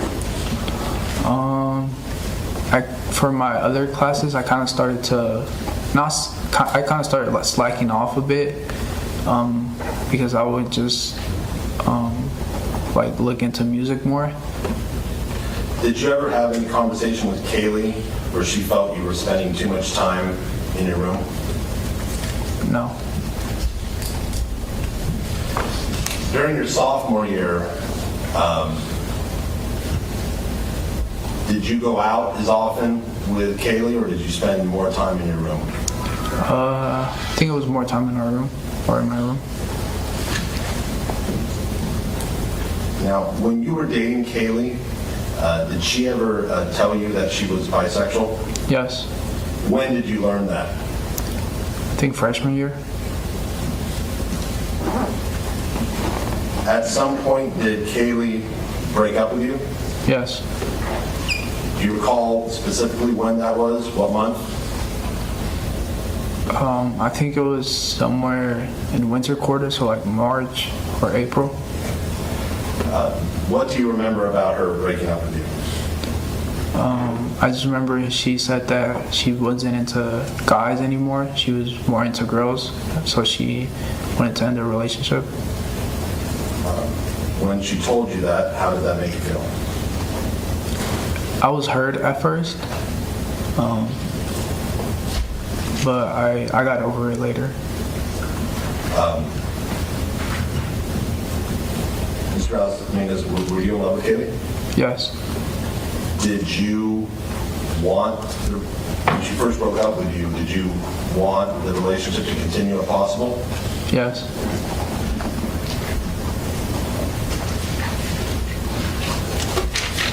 Was there a time where you, after she broke up with you, where you maybe tried to reinitiate physical intimacy with her?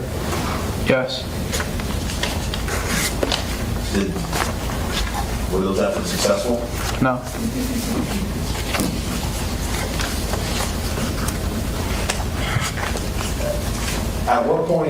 At some point did you accept that you and Kaylee were never going to be a couple again? Yes. When did you accept that? I think later down the summer. That would be the summer after your sophomore year? Yes. Did you want to remain friends with Kaylee? Yes. Why? Because she was a good person that I wanted to keep in contact with, even though we had separated, even if it was just as friends. Now, after she broke up with you, did you ever have sex with Kaylee again? No.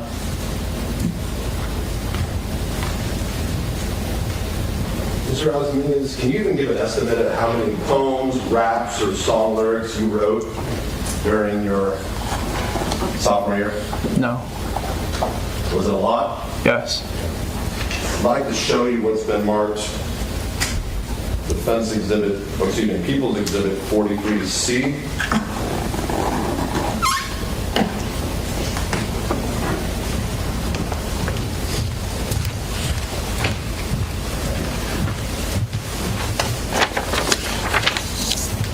Mr. Reales Dominguez, do you recognize that poem as one of the poems you wrote? Do you have memory of writing that? Well, that poem or song? Do you have memories of writing it? No. Do you have memories of what that poem or song is about? No. I'd like you to assume that was found on your Apple Notes. Do you have memories of writing songs or poetry on your Apple Notes? Yes. Having read that, even though you don't remember it, do you have an idea about what that poem or song is about? Yeah. What do you think it's about? I think it's about sex.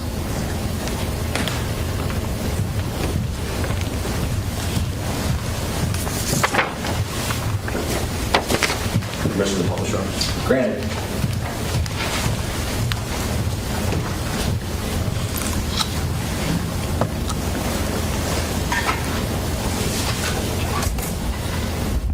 Now, the first line is saying knife in my hand.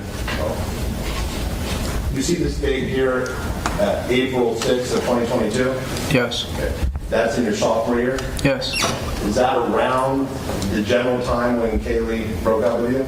Yes. Can you specifically recall whether Kaylee broke up with you before April 6th or after? No. Reading this, well, do you think this is a poem or a song? I think it's trying. It looks like a poem, but it's not fully a poem. You said you think this is about sex? Yeah. Do you remember writing songs or poems or raps about that dealt with sex? Yeah. Why do you think this is about sex? The first line, it says slitting her shell. I think that's about like cutting through the ice, like not like warming up to each other, just getting straight through to the point. And by straight to the point, what do you mean? Like just to have sex. So, do you think the knife is a metaphor? Yes. What else about this poem makes you think it's about sex? The fourth line, it says when I push and stroke in. Okay. It's maybe somewhat obvious, but why do you think that is about sex? Because of the last part and stroke in. I have like a memory of like using that as to reference sex as a metaphor. Reference sexual intercourse? Yeah. And is there anything else that you believe that this is about sex? Yeah, I think the seventh line or the sixth line, it says riding misfortune, and that's like when a girl's on top of you and she's like riding you, and misfortune is like I'm referencing to her or to a her. Is misfortune, is that a reference to you or her, or are you not sure? I think it's to her.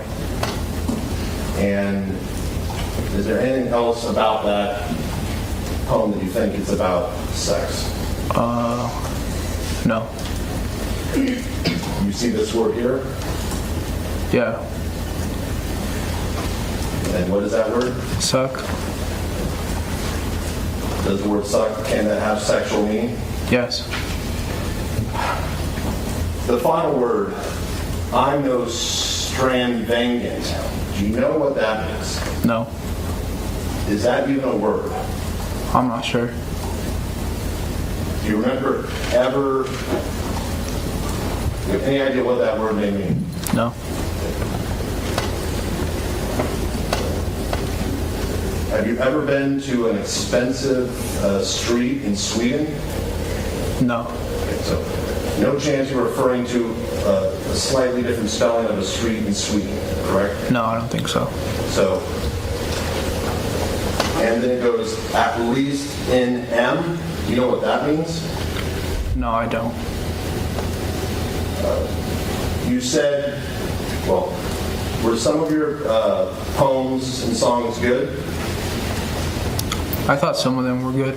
Were some of them bad? Yes. What do you think of this one? I think it's okay. It's not. I think it's still like I could add more to it, but yeah, I think it's okay.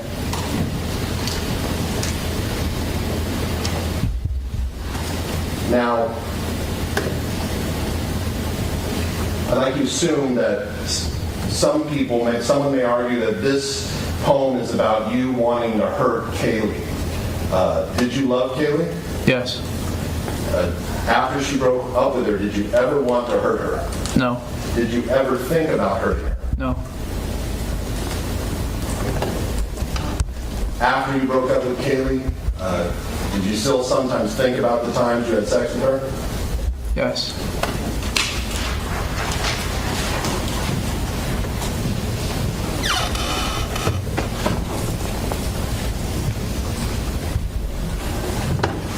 Now, if this was written in April of 2022, beyond kitchen knives, did you own any knife at this time, beyond basic kitchen knives? No.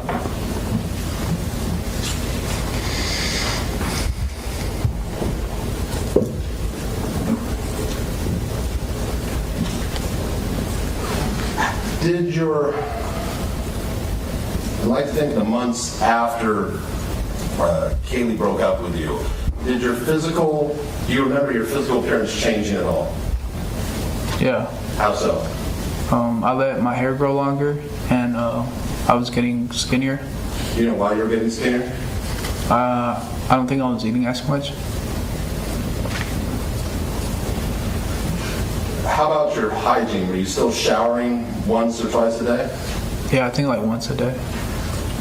So your memory, you think in the summer of 2022, your hygiene was still good? Yeah.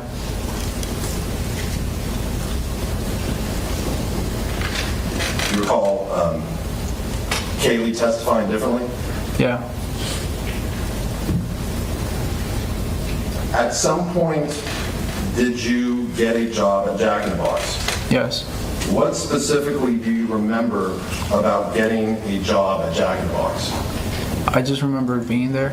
I don't really remember how I got it. Do you have any memory of you applying for a job? No. Any memory of you interviewing for a job? No. Do you have a memory of being at Jack in the Box as an employee? Yes. What do you remember? I remember there was this lady. She brought cupcakes and she asked if I wanted one, but I told her I didn't, but she kind of forced to give me one, so I just took it. Was this a lady who worked at Jack in the Box? Yeah. What else do you remember about working at Jack in the Box? Yeah, I remember there was a bush outside the drive-through window, and I would look at it because it would look like a face, so I would kind of just stare at it.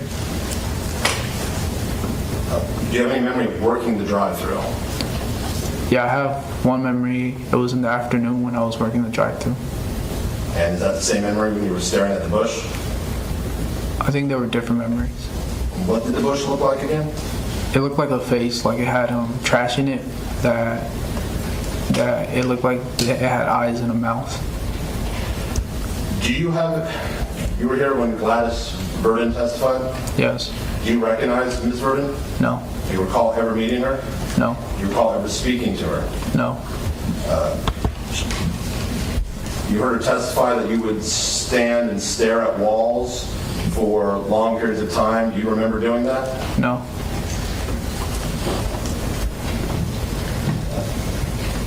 You recall when she testified about a time when you were working the drive-through, the buzzer was going out throughout the store and you were staring at a wall and she came out and pulled the headset off your head? Do you recall hearing her testify to that? Yeah. Do you have any memory of that? No.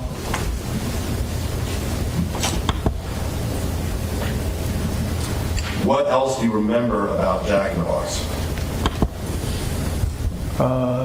I think that's about it. Do you remember how you stopped working at Jack in the Box? What happened?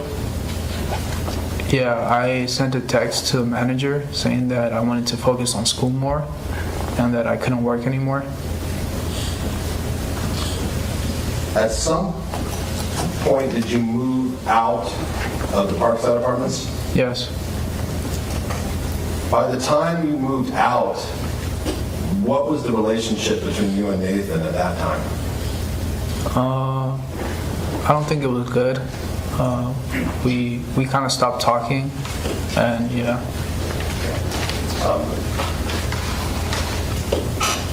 Why did you think you stopped talking? We didn't talk to each other for like the end part of Parkside, or I didn't see him as much at the apartments. After you moved out of Parkside, other than seeing him in court, did you ever see Nathan again? No. Have you ever spoken to Nathan since you moved out of the Parkside Apartments? No. How was it that at some point did you move into a residence located at 762 Hawthorne? Yes. How did you move into that house? Yeah, so one of the roommates there, he was leaving, and they needed another person to move in instead of him. And they asked me if I wanted to move in, and they said that I could move in, and they said yeah. Which roommate was moving out? His name was Sid Selesky. And who were the other roommates who were there? Mark, Christian, and Phil. So do you recall moving in to the Hawthorne house? Yeah. When you first moved in, was Sidney out of his bedroom yet? No. Okay, so where did you stay? I stayed in the living room couch for like 1 or 2 weeks. Would you sleep on the couch? Yeah.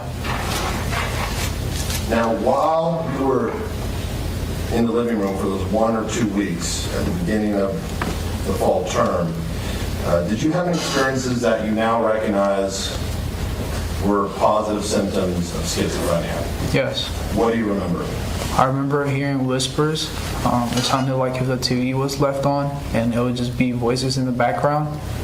And I also remember hearing noises, like loud bangs on the wall, and knocks on the door. Can you describe what you mean by whispers in more detail?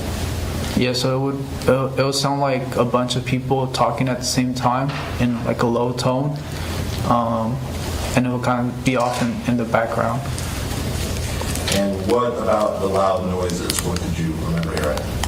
Yeah, I remember hearing like loud bangs around the house, and also like knocks in the front door. Did you ever check to see if anyone was there? Yeah.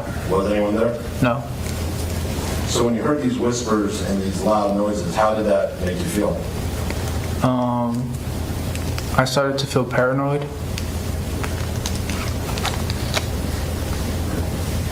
Why? Why were you feeling paranoid? What concerned you? Because they wouldn't like leave me alone. Like it would kind of just like happen, and it would kind of take my focus away, and I would be like my focus would be on the loud bangs and the noises instead of something else. Who or what did you think was the source of these whispers and the loud knocks or bangs?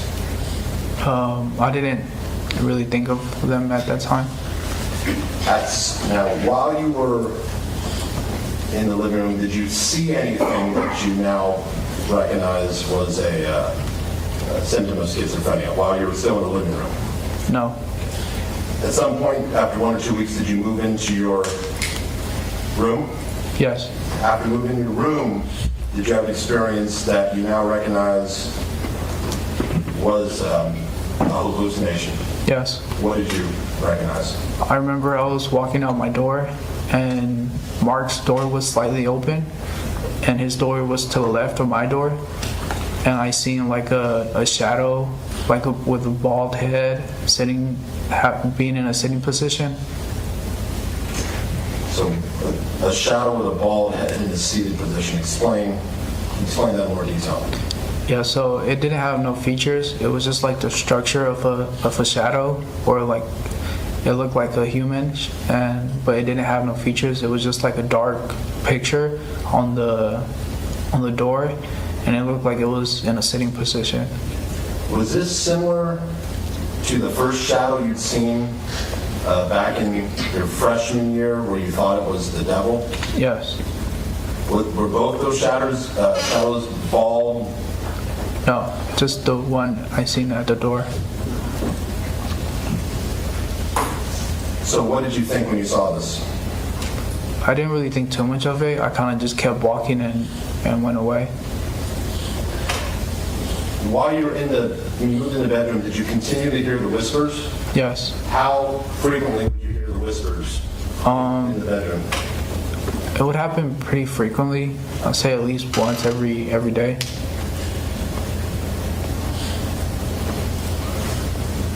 How did these whispers affect you? Yeah, they would like take my focus away, and I couldn't really work on anything.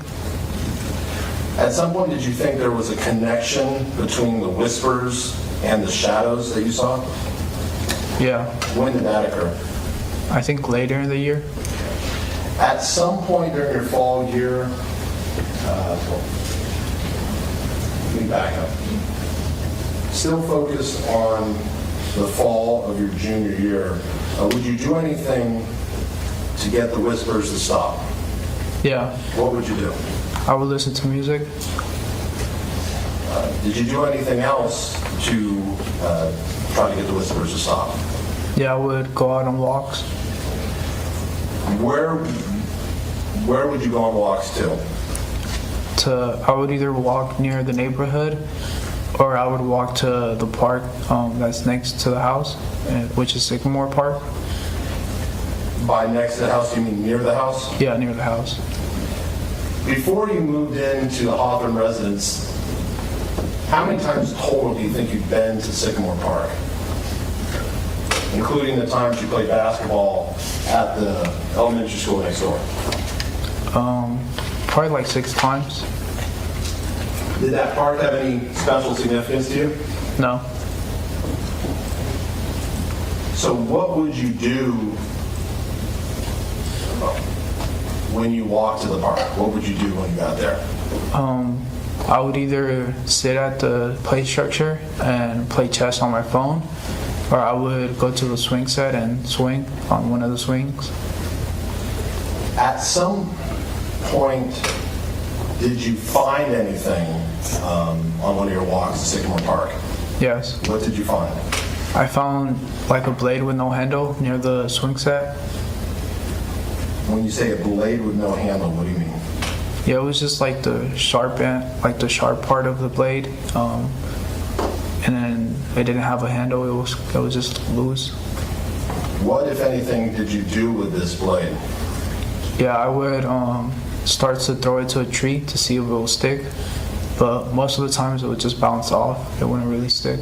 Okay, when you say throwing it at a tree, what would you, was it one specific tree? Yeah, Where was the tree located? it was like in between the play structures. And where would you stand?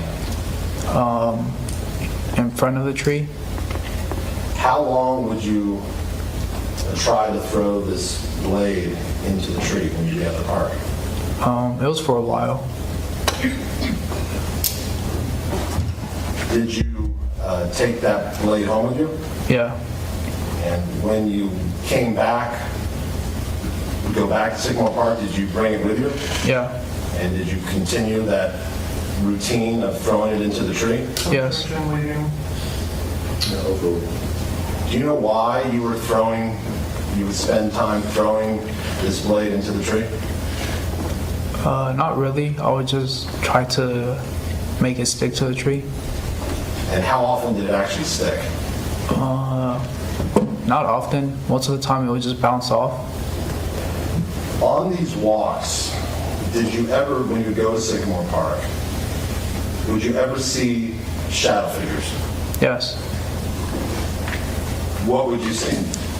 Yeah, so I would see like shadows off in the distance, or I would like catch the shadows at the corner of my eye, and they would just like pass by really quickly, or like they would appear and then disappear really quickly. When you describe seeing shadows off in the distance, can you give us a little more detail? Yeah, so it would be like short shadows, not very big. It would just be like small like objects, like as if they were being thrown or just passing by. Would you, and I'm focusing on fall of your junior year, would you hear whispers on your walks, or would those go away when you left? They would go away once I left. But you still saw the shadows? Yeah.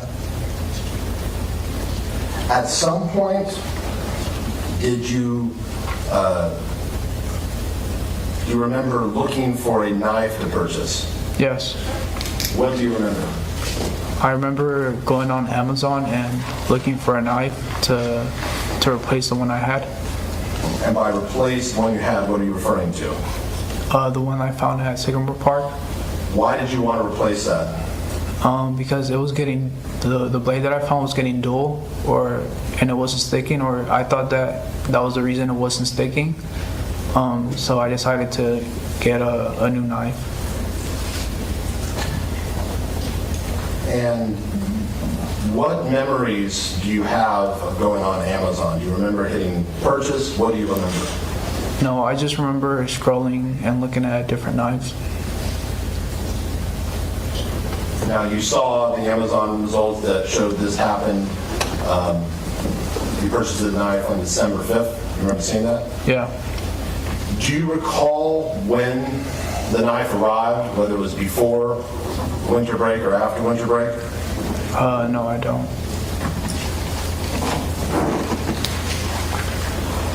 Now, during the fall, did you ever see the shadow figures close up, or were they always at, other than the ones in your room, in your home, the ones outside, were they ever close up, or were they always at a distance? They were always at a distance. I'd like to ask you about other incidents that may have happened in your fall quarter. You recall both Mark Capito and Phil Hahn testifying about an incident where you pushed one or both of them? Yeah.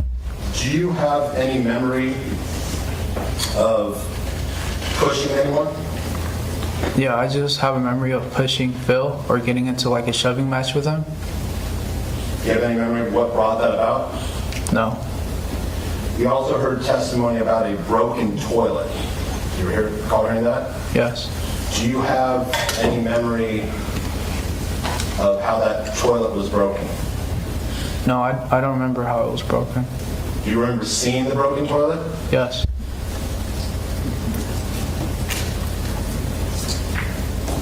Was there anything in your bedroom that was ultimately broken sometime during the fall of your junior year? Yes. What was that?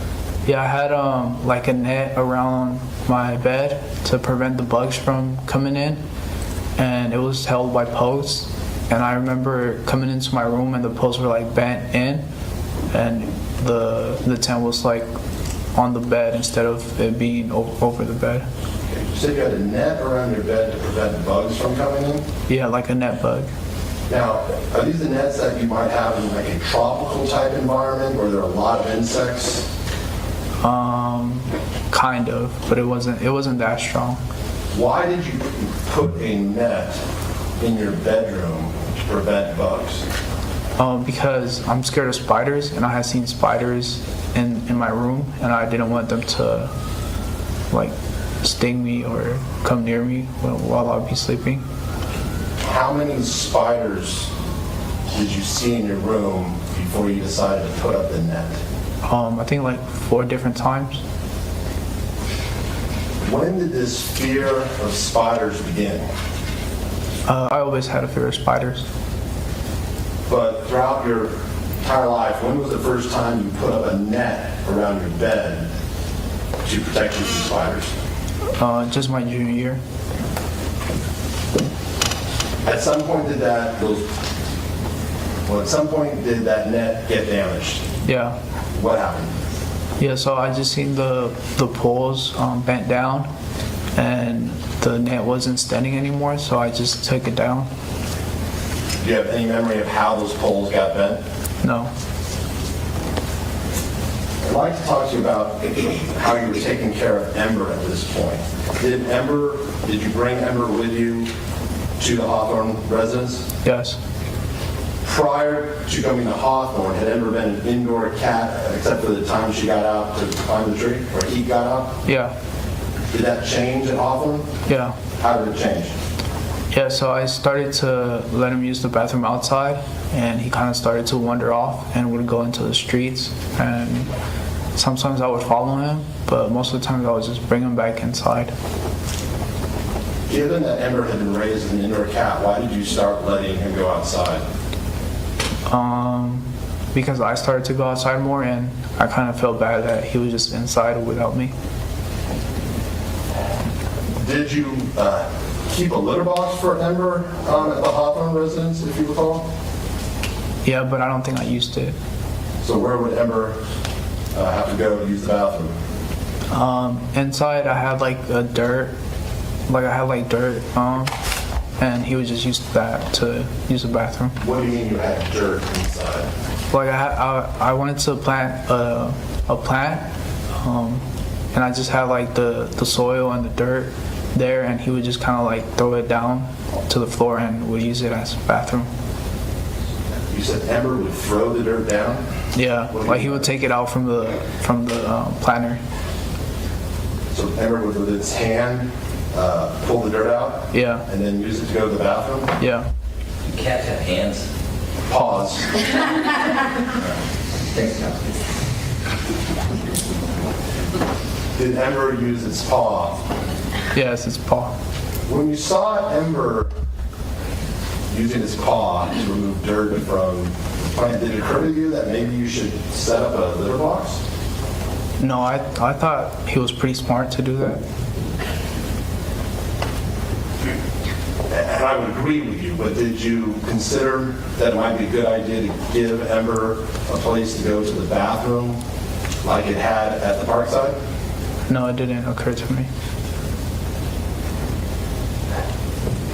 Describe how you started feeding Ember during the fall quarter at the Hawthorne residence.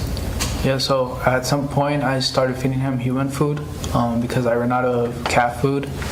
So I started giving him like portions of my food to eat. So when would you feed Ember? When you ate? Yeah. And how frequently were you eating during this time period? Again, we're in the fall quarter of your junior year. At least once a day. Did it occur to you that Ember still needed cat food on a regular basis? Not really. I thought he was good on the food that I was feeding him. At some point, did you become aware of other people feeding Ember?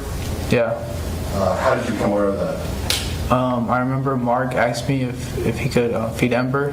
I think it was like some salmon pieces, and I said yeah. Did you know, you heard Mark testify that he started feeding Ember on a regular basis? Yeah. Were you aware that Mark and his girlfriend were feeding Ember? Not regularly. What do you mean not regularly? Like not on a regular basis. I just have a memory of him asking me, and it was like little salmon pieces that he had given him. Other than when he asked if you gave him the salmon pieces, did you have any other memory that Mark or Naomi were feeding Ember? No. Did Mark have a girlfriend? Yeah. What was her name? Naomi. At some point, did Ember start spending time in rooms other than yours? Yeah. Okay, when did that begin? I think before winter break, he started to use his paw to open the door because I had a sliding door without a lock, so he would like slide it open and go into the living room or into other rooms. Did that bother you at the time that Ember no longer wanted to spend time with you? At first it did, but mainly because he would just open the door and just leave it open. But after I kind of got used to it. Now, Mr. Reales Dominguez, did your parents provide you with any financial support to attend college? No. How did you pay for college? Your tuition, your food, your living expenses? With financial aid from the school. How did you receive financial aid all 3 years? Yeah. When would you receive it? I would receive it every quarter. I don't know when exactly, but it would be at least once every quarter. Would you receive a lump sum? Yeah.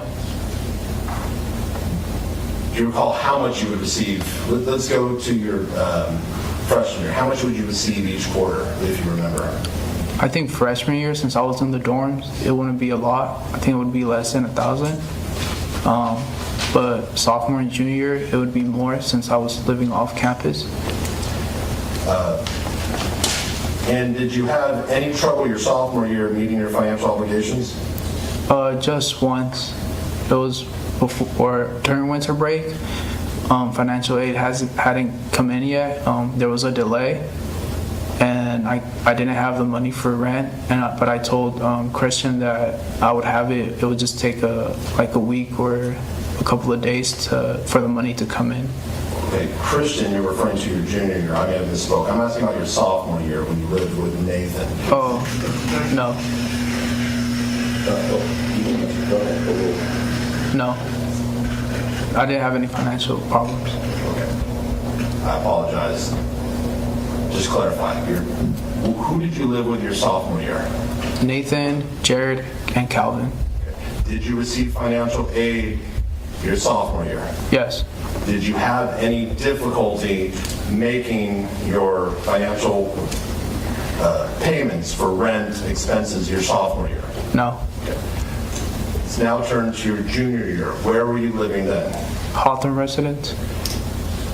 Did your financial aid go down your junior year?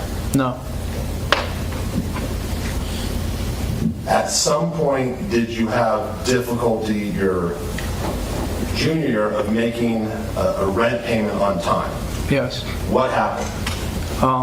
It was winter break and financial aid hadn't come in yet, and rent was due, and I told Christian that it would be about a week or a couple of days for me to actually get the money in.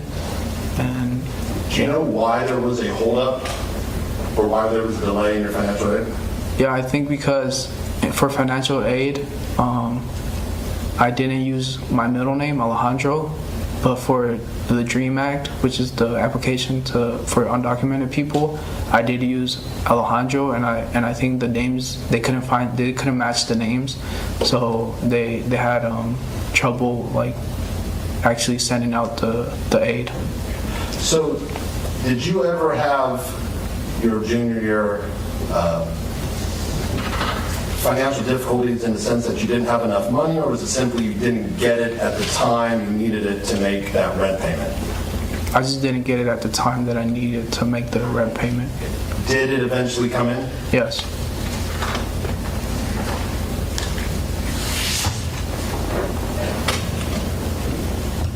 Do you remember going home to Tracy for winter break of your junior year? Yes.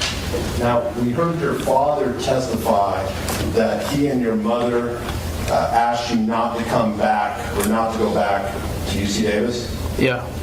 What, if anything, do you have any memory of having a conversation with your father that winter break about coming back to Davis? Not my father. Do you remember having a conversation with your mother? Yes. What do you remember about that? I remember she asked me to move in with them, but I told them I couldn't at the time. Did she tell you why she wanted you to move in with them?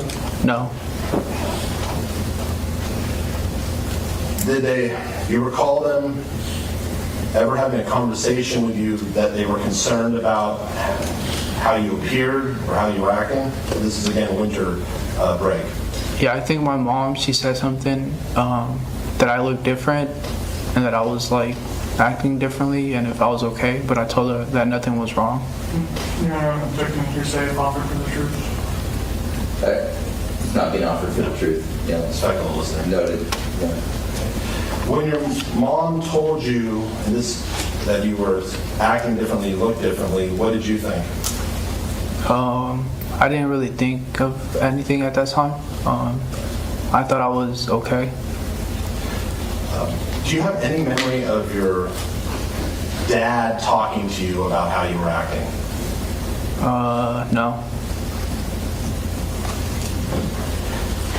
At any point when you were at UC Davis up until the winter quarter, did your parents ever make an effort to suggest that you see a mental health professional, a psychologist, a psychiatrist, or a counselor? No. Other than, did Kaylee ever suggest that you see somebody? I think so. Other than Kaylee, do you remember anyone else suggesting that you see a mental health professional? No.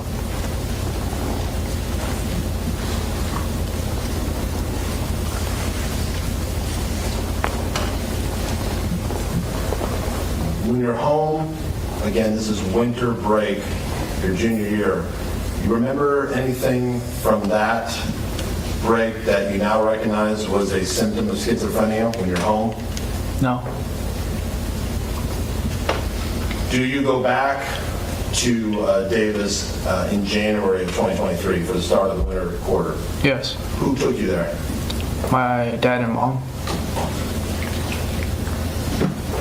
Did you have a car to get back? No. So if your father hadn't taken you, how would you have gotten back? My mom, or they would both take me there. Okay. If your parents said, we're not taking you, Carlos, how would you have gotten back? I don't know. Did your parents ever tell you, Carlos, we're not taking you back? No.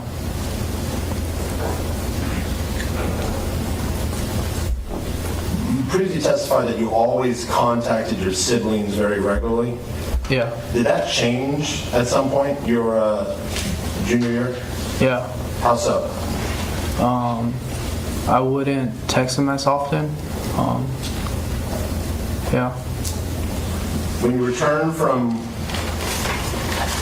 winter break, do you recall if you stopped talking to your roommates?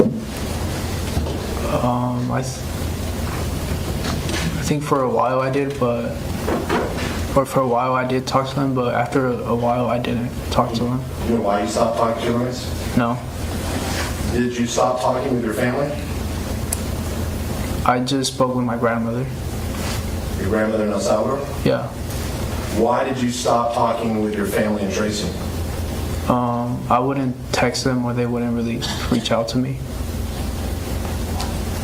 So, do you recall hearing Kaylee and your sister testify that in February of 2023, they were trying to contact you and you didn't respond?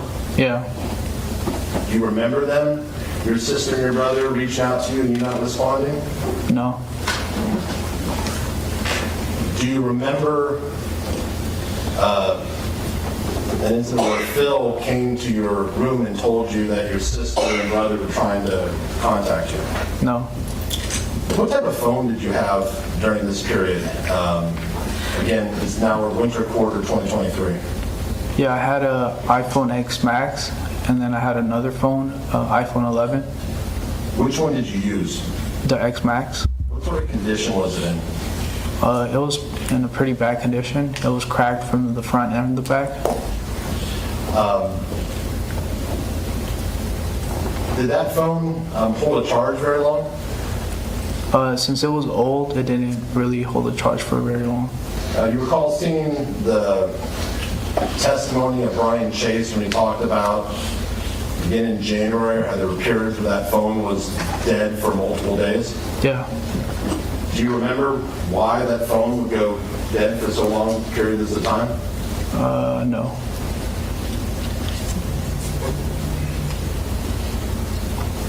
Did you, again, now we're into winter quarter, when you went back, did you continue going on your walks to Sycamore Park? Yeah. Would you bring your knife with you? Yes. How often would you bring the knife? I think every time I would go to Sycamore Park, or I would, yeah. What would you do with the knife at Sycamore Park? I would do the same thing. I would throw it to the tree to see if it would stick, or I would carve like an image on another tree. Now, did you have any more luck with this knife getting it to stick in the tree than you had with the blade? Not really. It was still just like bouncing off. And how long would you do this routine when you get to the park of throwing this knife at the tree? For a while. And as you see, you know why you did that? No. You said you used a knife to carve into a tree? Yeah. What do you remember about that? Yeah, I remember going to one of the trees near the footbridge and like carving out, or trying to carve out like a face. Where was this tree located in relation to the footbridge? It was like the second or third tree away from the footbridge. Do you recall Other than that, it was after winter break. Do you recall what month you began carving in this tree? No. Do you recall carving in any other tree? No. I'd like to show you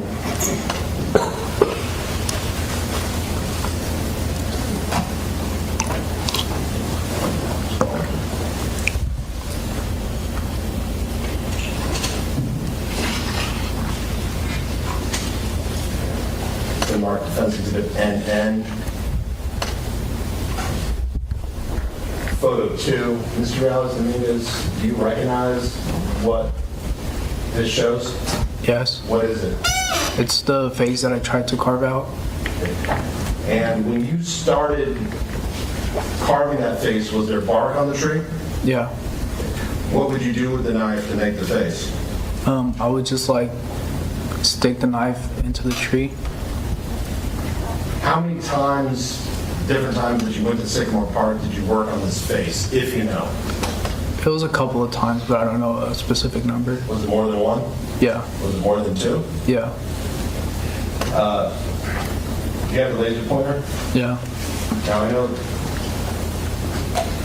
the projection may not be as good, but can you point to where the features that you believe look like a face? Yeah, so here are the eyes on the top. Here's the nose, and then this would be the mouth. And by mouth, you're circling like a hole? Yeah. Did you dig out that hole? Yeah. And what did you use to dig out that hole? The knife. Do you know what prompted you to decide to carve a face into the tree? No. Was this supposed to be a face of someone specific or something specific? No, I just kind of carved out the features of the face.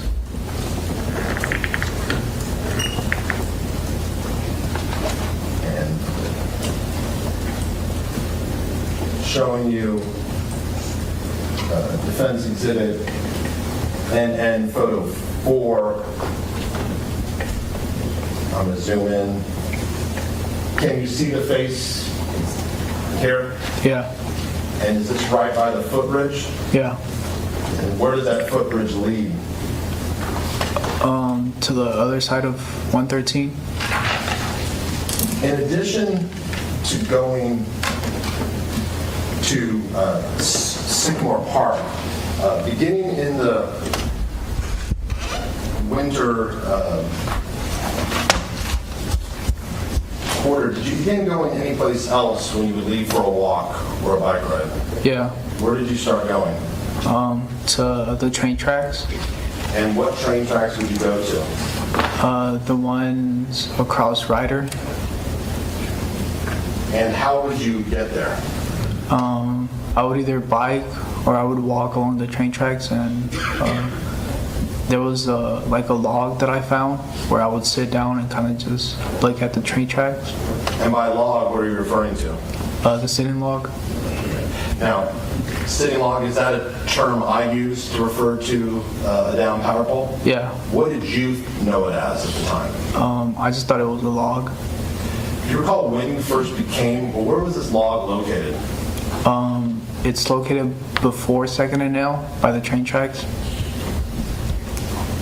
When did you become aware of this log? I think in February.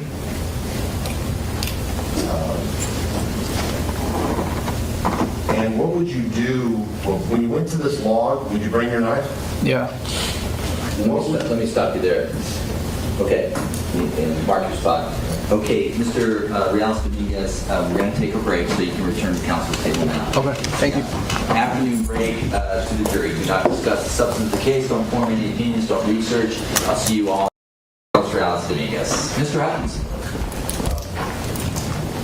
Mr. Dominguez, we were talking about the log, which I refer to as the sitting log. Yeah. What would you do when you got to the log?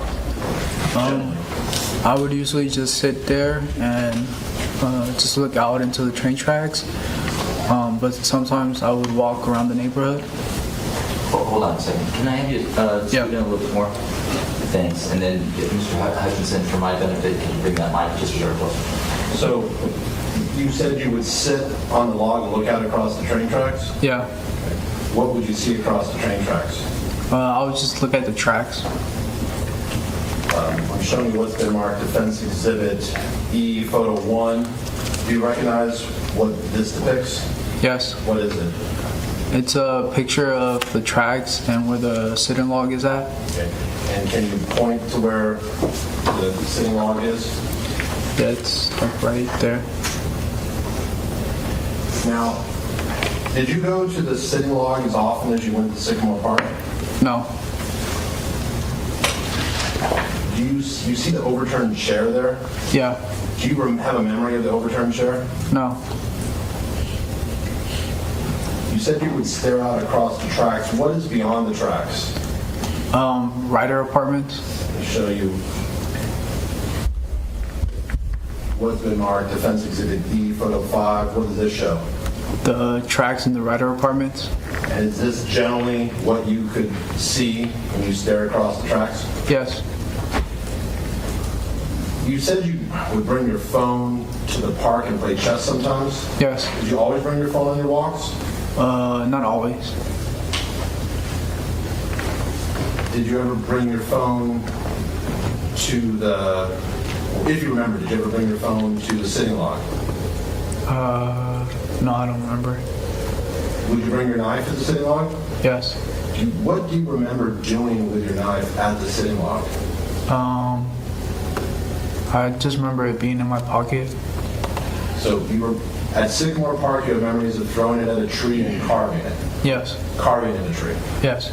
Do you have any memories of doing anything with the knife at the sitting log? No.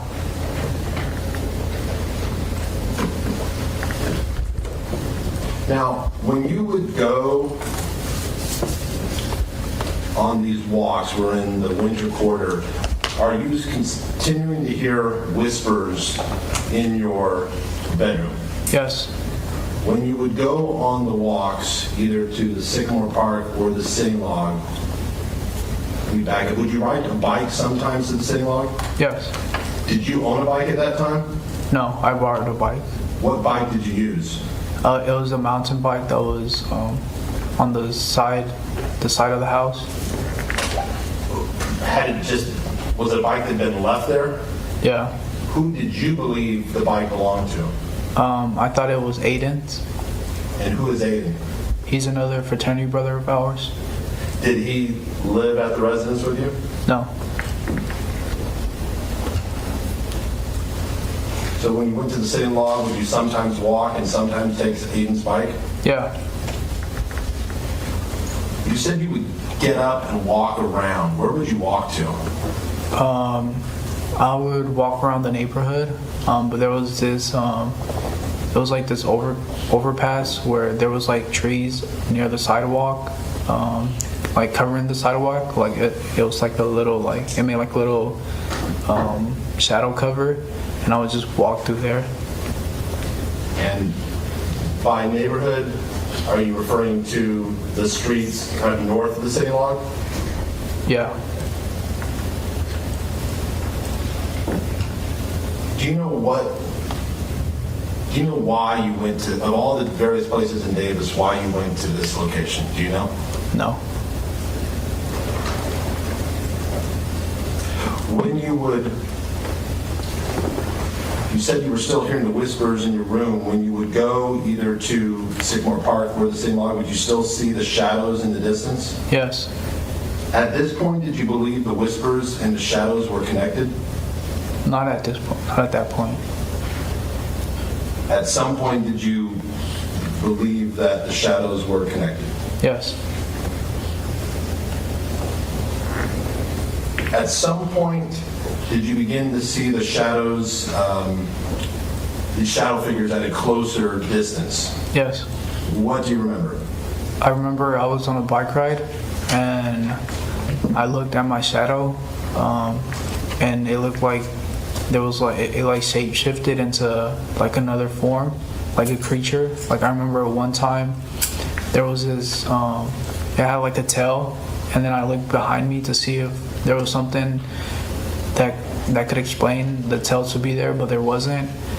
There's other time where I had horns, and I kind of like reached for my face to see if they would go away, but they didn't, or at least on the shadow. And I remember there being like another shadow where I was bald. So you would see your own shadow and then it would change into horns, the tail, and bald? Yeah. Is this the first time you'd ever seen the shadow figures do that? Yeah. How did that make you feel when you saw that? I felt scared because they were like shape shifting, and they were closer than before. What do you mean by shape shifting? Like it took like a different form rather than my own shadow.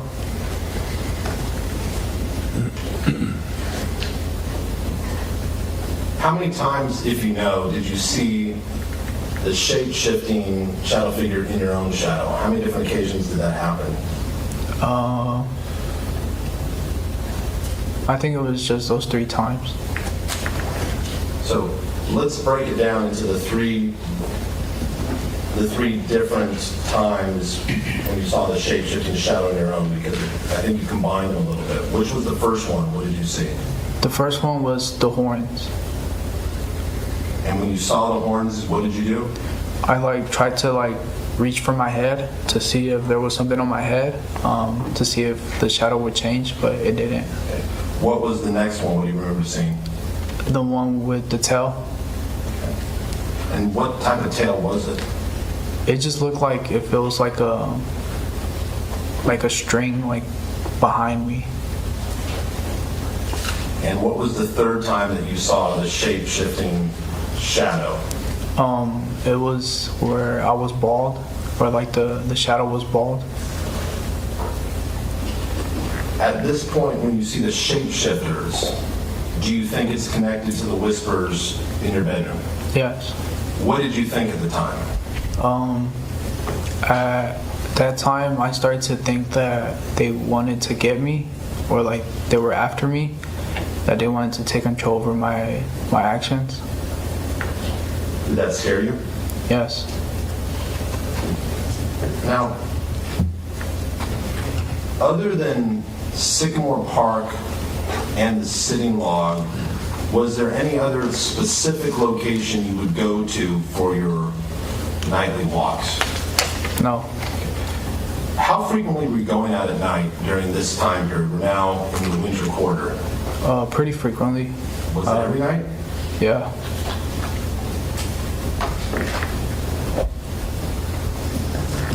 Would you sometimes go in the day?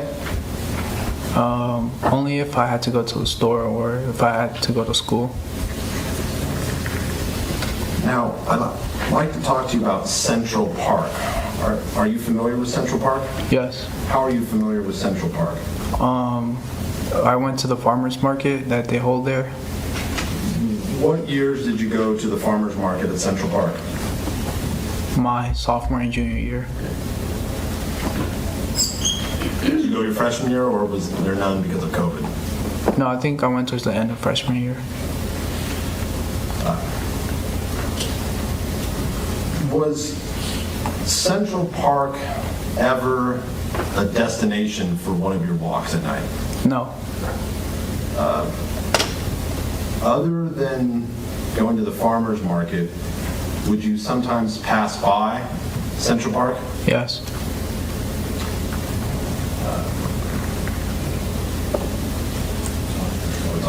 I'm not plugged in. My apology. I'd like to show you what's been marked Defense Exhibit UU. Do you recognize what this is?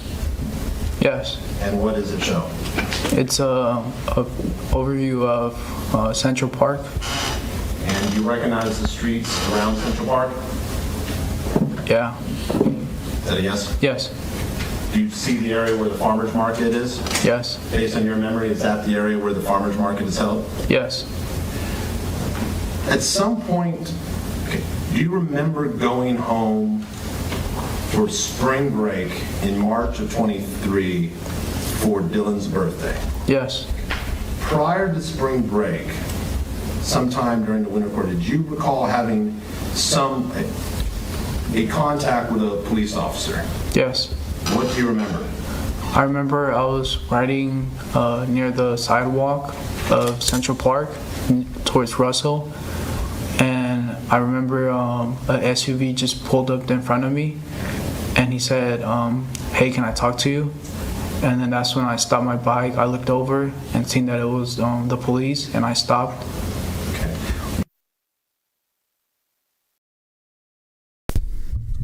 Okay. Somebody just hit the wrong button.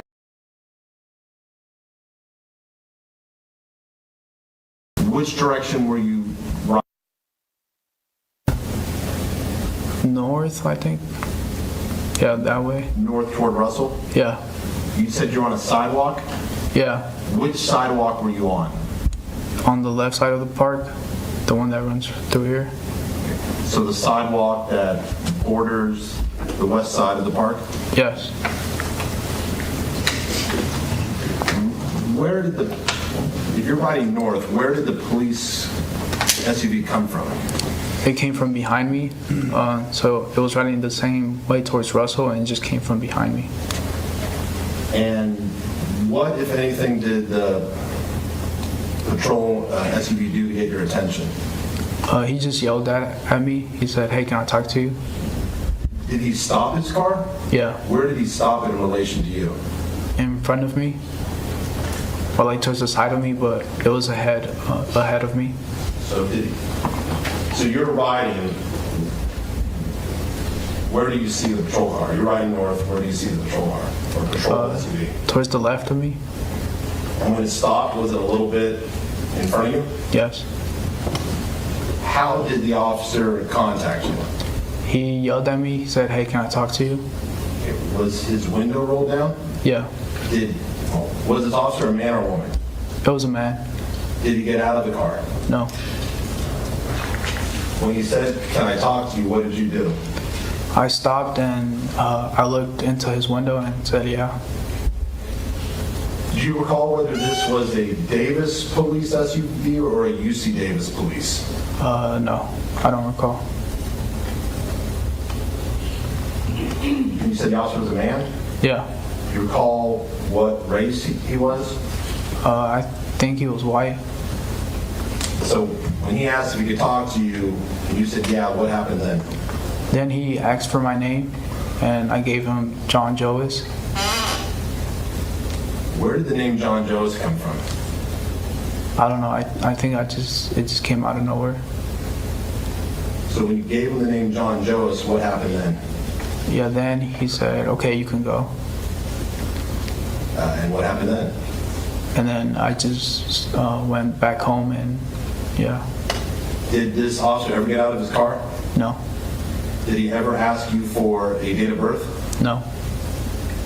And once you gave him the name John Joes, how much time passed before he said you could go? It was like 2 or 3 seconds. And what happened then? Then I just kept riding my bike on the sidewalk and went home. Did you see where the officer went, where the patrol car went? No. Do you know why you gave him the name? Why you didn't give him your real name? No, I don't know why.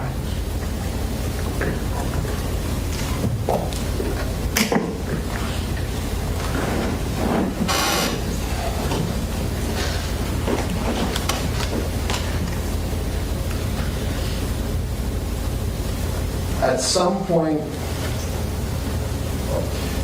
do you remember being home for Dylan's, or at least for the celebration of Dylan's birthday? Yes. Okay, and when was Dylan born again? In March 18th of 2007. If you know, was the birthday on his actual birthday, or was it just you were home for spring break and you celebrated it? No, it was for his actual birthday. What do you remember about being home for spring break? Yeah, I remember for my brother's birthday, my mom asked me if I could go get a cake for him at the store. So I went to the store and got a cake. It was a chocolate ice cream cake. And Yeah, I remember we celebrated his birthday and we took pictures. We heard testimony that you stayed in the room the entire time and only came out to cut the cake. Do you remember that? Yeah. Do you remember if you stayed in the room the entire time? I was upstairs, but not downstairs where like the party was going on. Were you at the party at all that you remember? Yeah. When were you at the party? I remember, I think it was for pictures when they had to take pictures. Did someone come and get you to bring you to the pictures? Yeah. Who was that? My little sister.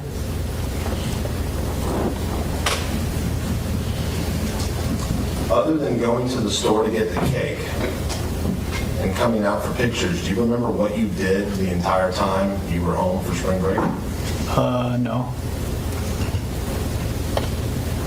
Did you stay in your room? Yeah, upstairs or in the room. What did you do in the room, if you remember? I think I would just lay there and just kind of like just stare out. Do you remember laying there and staring out? Yeah. Now, Mr. Reales Dominguez, we've heard a lot of testimony about you staring at walls. Do you have specific memories of you staring at walls during any of these time periods?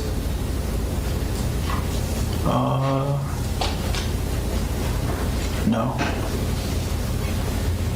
You remember staring at the bush? Yeah. You remember staring out across the train tracks? Yeah.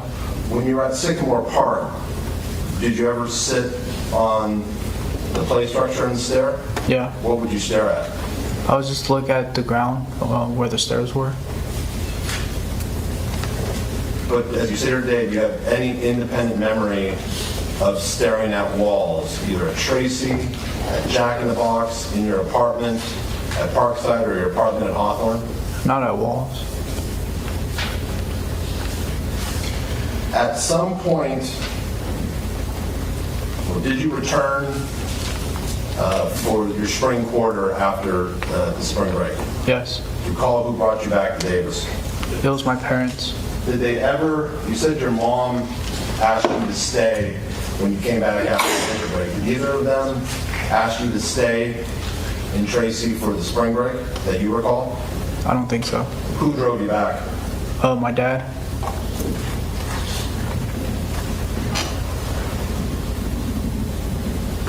And if your dad hadn't driven you back, how would you have gotten back to Davis? I wouldn't have gone. At some point after returning, did you see a shapeshifter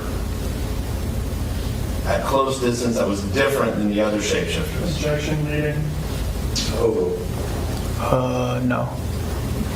Do you recall seeing a shadow figure on a bicycle at some point? Yeah. Where did this happen that you saw a shadow figure on a bicycle? I was coming from Sycamore Park, and there was what looked like a shadow figure coming my way riding a bike, and it was pointing at my direction, or I thought he was pointing at me, and his mouth was opening like if he was laughing really, really extremely, like really wide, and he was doing like the laughing gesture with his other hand, with his free hand. Okay. How was this shadow figure different than the other shadow figures you'd seen? This time it wasn't like part of my shadow, like it was something different that I seen. It was on a bicycle? Yeah. Had you ever seen a shadow figure on a bicycle before? No. So you described something with the shadow figure's mouth. Can you describe what type of mouth the shadow figure had? Yeah, so it was like a black void inside, and it was opening like really like not normal, really widely, like opening and closing. So you're gesturing with your hands, you're moving about a foot apart? Yeah, it was like this big. So was the mouth opening like the normal size that a person's mouth would open, or was it opening larger? It was larger. Okay. And when the mouth opened, what, if anything, could you see? It was just like a black void. What do you mean by a black void? Like it was just dark in his mouth, and you could see like the dark. Any other features about the shadow figure's head that you could see other than the mouth opening and the dark void? No. What was the shadow figure doing with its arms as it was riding on the bicycle? Yeah, so with one arm he was pointing towards my direction or at me, and then his other arm he was doing like a laughing gesture. Could I have you stand up so you can demonstrate what it was the shadow figure was doing with its arms? Yeah, so it was pointing at me, and with his other arm he was like doing like a laughing gesture, and then his mouth was opening. So you're pointing out with your left hand? Yeah, and then his right hand was just going up and down. So and then his mouth up and down from its waist to like the chest? Yeah. And you say it's like a laughing gesture. What do you mean by that? Yeah, or it looked like he was like laughing with his mouth open, and it looked like he was corresponding with his hand. So kind of a situation where someone was laughing really hard and moving their arms? Yeah. Did you actually hear any laughing? No. Did you hear anything? No. Where was the shadow figure in relation to you? Where was it traveling in relation to you? It was coming towards me. When you saw this, how did you feel? I felt really scared and paranoid. Why were you scared and paranoid? Because it was like coming at me, and I didn't know what to do, and it was the first time that I seen like a shadow figure, like not within my own shadow. And did you think this was a shapeshifter? Yes. So when it's coming at you, it's pointing at you with its left hand, moving its hand with laughing gesture with its right, and its mouth is opening for the void. What did you do? Yeah, then I was near a corner, so I turned the corner, I made a left, and that's when I stopped seeing the shadow. So what do you mean you made a left? So I was walking on the opposite side of Sycamore. I don't remember the street, but I was near the corner, and the shapeshifter was coming towards me, and I just made a left turn into one of the streets and kind of just kept walking. Okay, were you walking, which direction were you walking on Sycamore? I think south. And were you on, let me see if I can.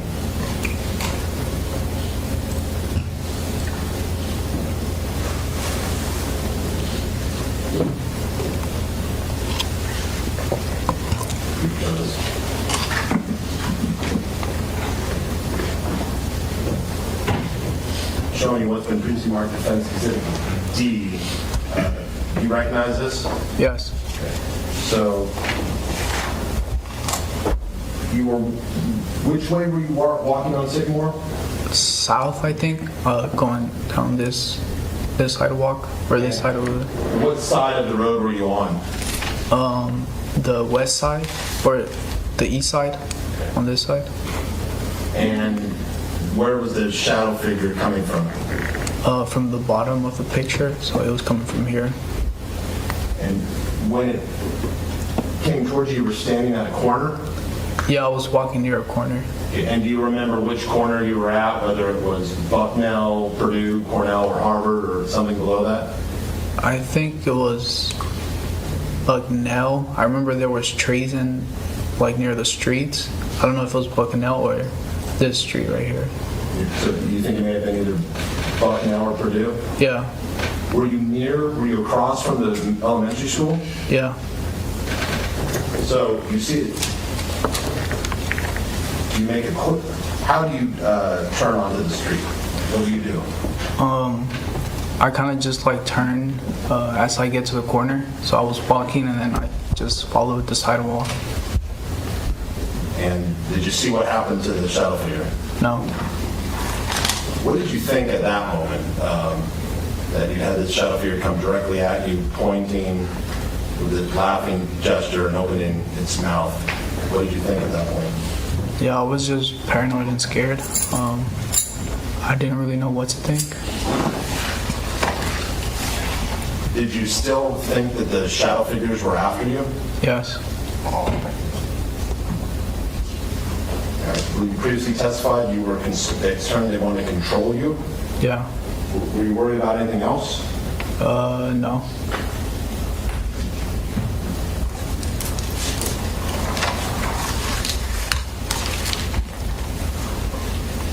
Sir, at some point after seeing the shadow figure on the bicycle near Sycamore Park, did you see a shadow figure at Central Park in Davis? Yes. What do you recall about the time you saw the shadow figure at Central Park? Yeah, I remember I went out on a bike ride, and while I was riding the bike, I seen like shadows, like smaller shadows off in the distance. And So are these still the same shadows you'd seen before off in the distance? yeah, Where did you go for a bike ride at? I went to downtown Davis. Do you recall specifically where you went to downtown Davis? No, I kind of just rode around. Do you recall if you went to the city lot? No. At some point, did you ride, do you recall riding past Central Park? Yes. Prior to riding past Central Park, had you seen the shadow figures in the distance during your ride? No.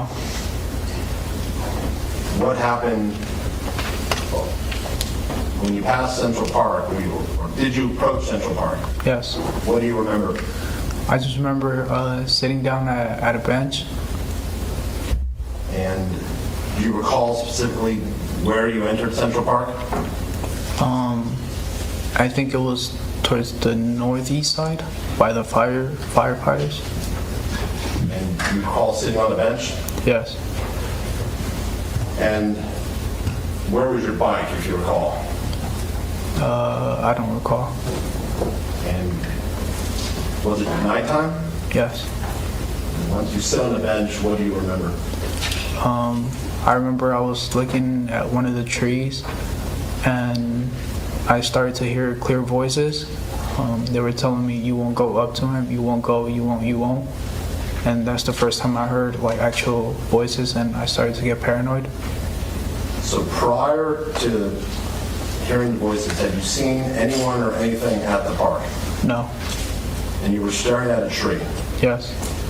These voices that you heard, where you said, you won't go up to him, you won't, is that what it was? Yeah. How were these voices different than the whispers you had heard? Yeah, it was the first time that I could actually make out what the voices were saying.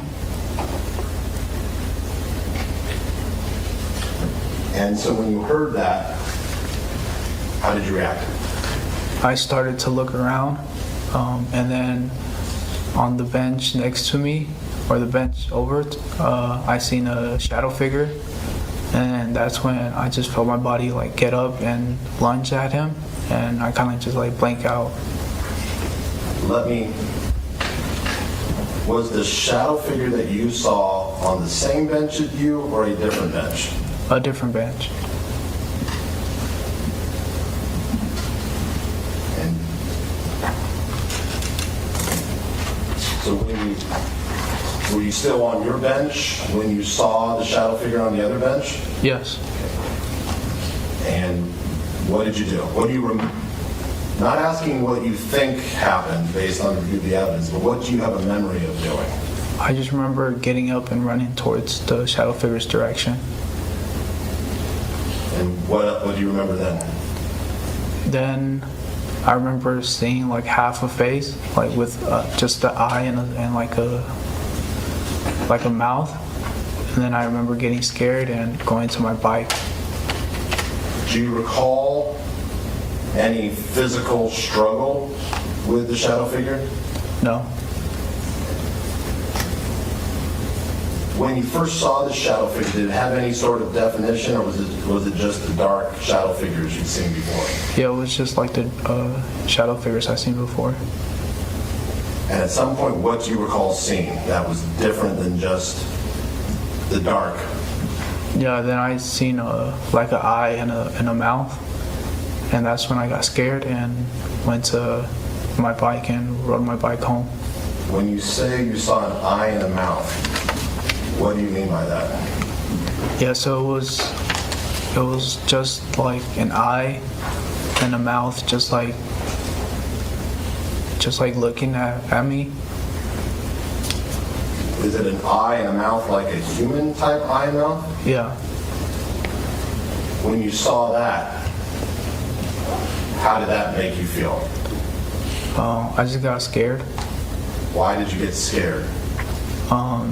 Because it was like the first time that I seen a shadow shapeshifter like shapeshift into something else. Was that the first, did you think this shadow was a shapeshifter? Yeah. Prior to this time, had you ever seen the shapeshifters have any sort of specific human forms, like an eye or a mouth? No. So when you saw the eye and the mouth, what did you do? Then I ran to my bike and rode my bike home. How did you feel at that moment? I was just really scared and paranoid. Mr. Reales Dominguez, you said you remember getting up and running toward the shadow figure? Yes. Did you want to kill the shadow figure? No. Did you intend to kill the shadow figure? No. When you got on your bike and rode off, did you believe that you had killed the shadow figure? No. What do you remember about after leaving Central Park? You remember getting on your bike? Yes. What do you remember next? Then I remember riding down Rosehill to my house. Anything you specific that you recall about that ride home? No. How you recall how you were feeling on that ride home? I was just paranoid. Do you remember getting home? No, I just remember walking across the living room and going to my room, and then I stopped because I seen a book under a couch and I was thinking of picking it up, but I just decided not to pick it up and I just went straight to my room. So you said you saw a book under a couch. What do you remember seeing? Yeah, it was just like a leather book under a couch. It looked like a diary, and I was gonna pick it up and just put it on the table or on the couch, but I just decided not to pick it up and I just went straight to my room. Do you know what about this book caused you to focus on it and consider picking it up? Is there anything special about this book? No. Had you ever seen the book before? No. Do you know why, of all the things in the house, you were suddenly focusing on this book? No, I don't know. Do you have any, after the time you saw the shadow figure at Central Park with the eye in the mouth, do you have a recollection of being at Sycamore Park but not seeing the shadow figure? No. Would you go to, during this time period, would you still go to Sycamore Park generally every day? Yes. Do you recall, again, after encounter with the shadow figure at Central Park, seeing a shadow figure at Sycamore Park? Yes. What do you recall? Yeah, so I remember I was on my way home. I was on the bike path and... Let me stop you there. You remember being on the bike path? Yeah. What bike path at Sycamore Park are you referring to? The one that's near the houses. Is that the one that leads to the bicycle overpass? Yeah. Do you have memories of going to Sycamore Park that night? No.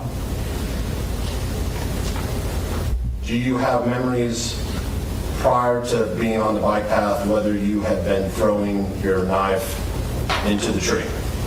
No. Do you remember if you'd been carving again that night into the tree? No. So you remember, but you do remember being on the bike path? Yeah. And which way were you walking? I was walking east. When you would go to Central Park, excuse me, Sycamore Park on your walks, when you would leave,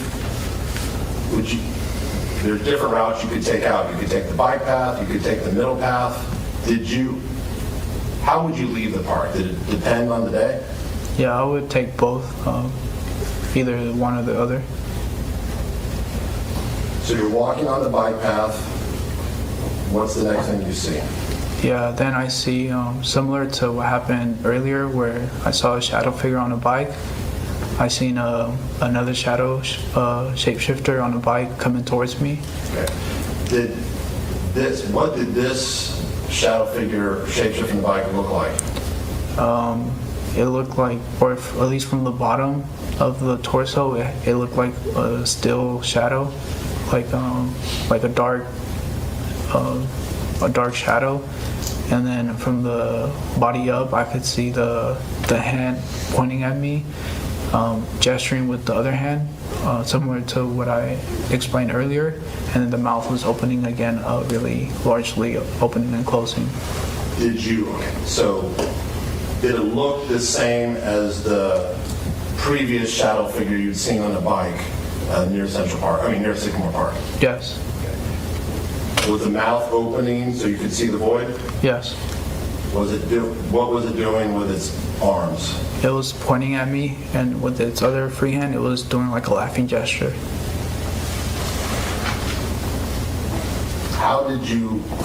Now at this point, was there another road you could duck into as you had done before? No. When you saw the shadow figure coming at you, pointing and doing the laughing gesture, did you hear anything? No. How did you feel? I felt scared. So what did you do then? Then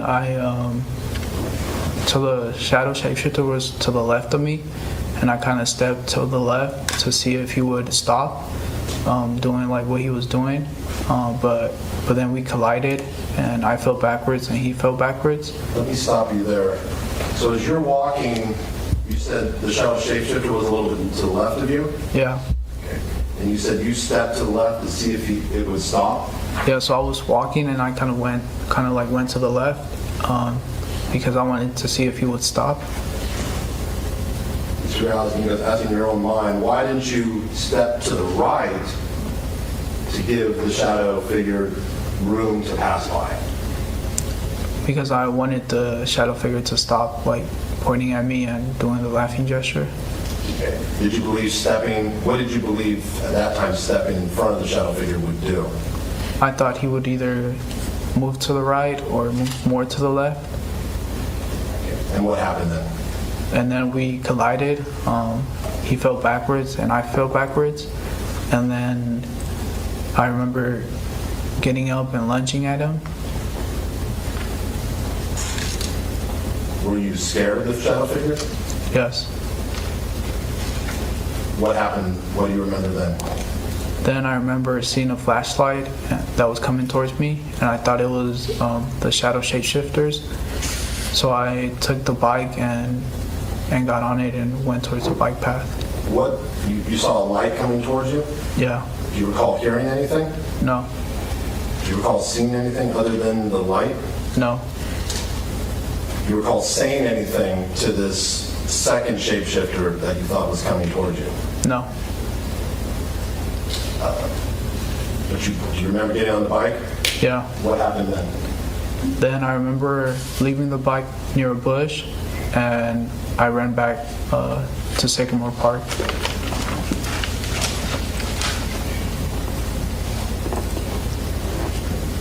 After you left the bike by the bush, did you immediately run back to Sycamore Park? Yes. Given that the shapeshifters were at Sycamore Park, why did you run back to Sycamore Park? I didn't know where I was. I only knew like one way home, and it was through Sycamore Park, so that's why I ran back there. Were you scared? Yeah. Where did you want to go? Back home. Do you have a memory of running through Sycamore Park? Yeah. What do you remember as to where you were running? I just remember it was over some grass. I just remember running over grass. Do you recall seeing anything or anyone while you ran over the grass? No. What's the next thing you remember? That's about it for that night. Now, Mr. Reales Dominguez, did you want to kill that shadow figure? No. Did you intend to kill that shadow figure? No. Did you believe at the time you got on the bike and rode off that you had killed the shadow figure? No. Do you remember anything about getting home No. after the Sycamore Park shadow figure? No. Now, I'd like to direct your attention. Do you recall when Ava Bendis testified? Yes. Do you remember taking Miss Bendis' class? I remember some parts of it. Do you have any memory of Miss Bendis herself? No. What do you remember about Miss Bendis' class? I just remember reading the poems that she assigned to the class and taking the quizzes for the poems. Do you recall what you would wear when you would go to Miss Bendis' class? No, I don't. Do you recall if you would wear a COVID type mask to class? Did you ever do that? Yes. Okay. Why did you wear a COVID type mask? And since we're now in spring of 2023, do you know? I kind of just wore the mask. I'm sorry? I kind of just wore the mask to school. My question is, do you know why you were still wearing masks to school? No.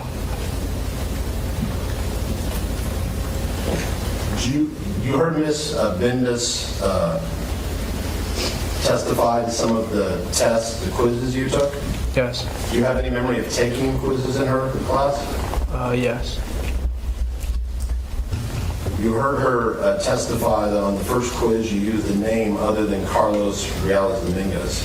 Yes. Do you remember using any different name on the test? No. Do you know why you may have used a different name on the test? No.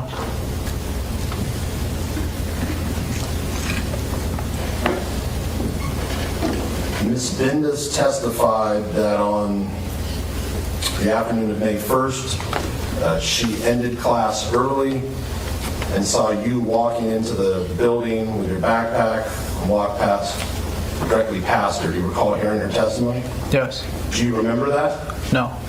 Do you remember going to Ms. Bendis' classroom and seeing her walk past? No. Do you have any memory of going to your English class and seeing that it's empty? I remember there was one class where there was just one student there and the teacher, but I don't remember if it was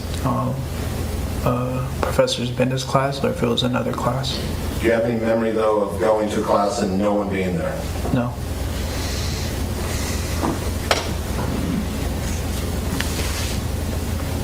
At some point, do you recall seeing a shadow figure in the area near the sitting log? Yes. Okay. What do you remember? I remember I was at the sitting log, and I remember getting up to go for a walk, and I went towards 2nd and L. Let me stop you there. Do you have any memory of riding to the sitting log? The events leading up to getting there? No. Do you have a memory of being at the sitting log? Yes. Did you have a bicycle with you? Yes. What bicycle did you have? Aiden's bike. Now, you said there were times when you go to the sitting log, you would get up and walk around the neighborhood? Yeah. Prior to when you saw the shadow figure, did you have any memory of walking around the neighborhood? No. Did you recall seeing the video of a person outside the thrift shop? Yeah. Does that appear to be you? Yeah. Do you have any memory of being down by the thrift shop? No.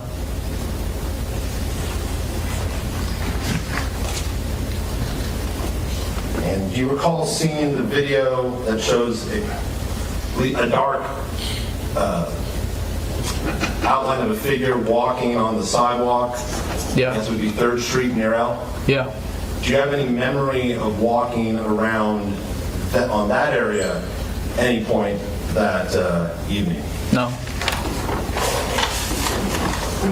Were those the general areas where you would walk around on prior times that you've been at the sitting log? Yeah. So I'd like to go back. You're at the sitting log now. What do you remember? Yeah, I remember I got up and I started walking towards my left, where 2nd and L run. So you say you're walking to your left. Are you on the gravel portion of 2nd? Yeah. And where are you walking to? I'm walking towards the curve where 2nd and L Street meet. And what happened when you got to that curve?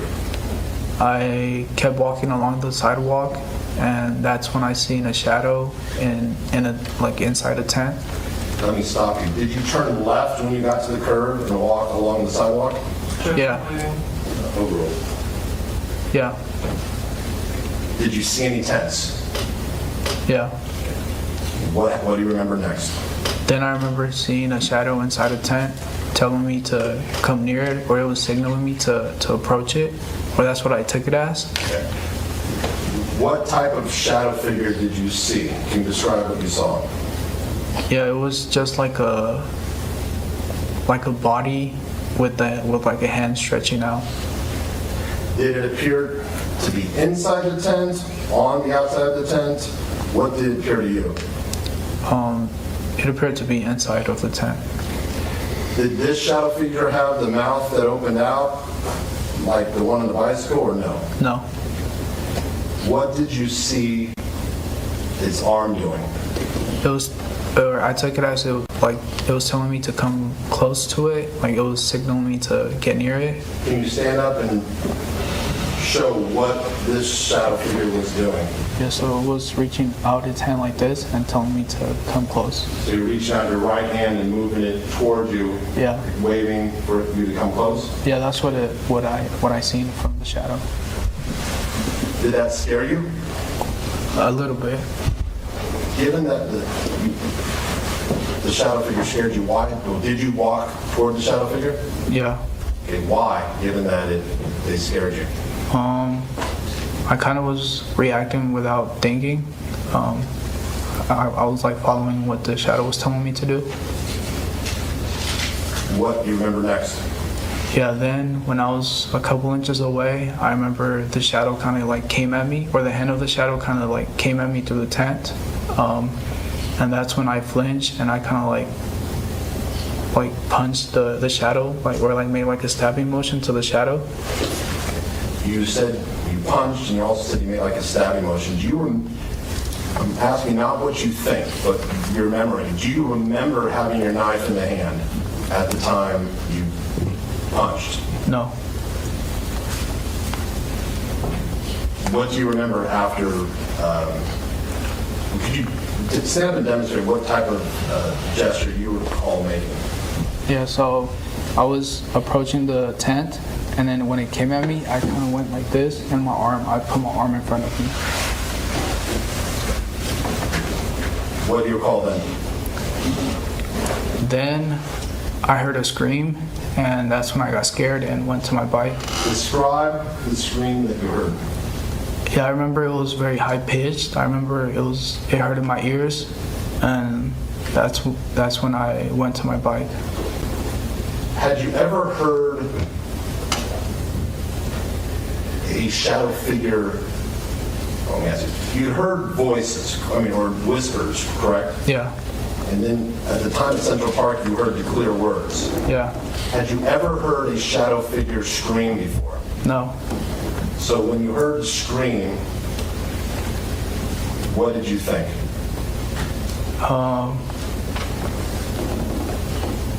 I just thought it was like a shadow figure just screaming. Did that scare you? Yeah. So where did you run? Yeah. Based on your memory, which direction did you run?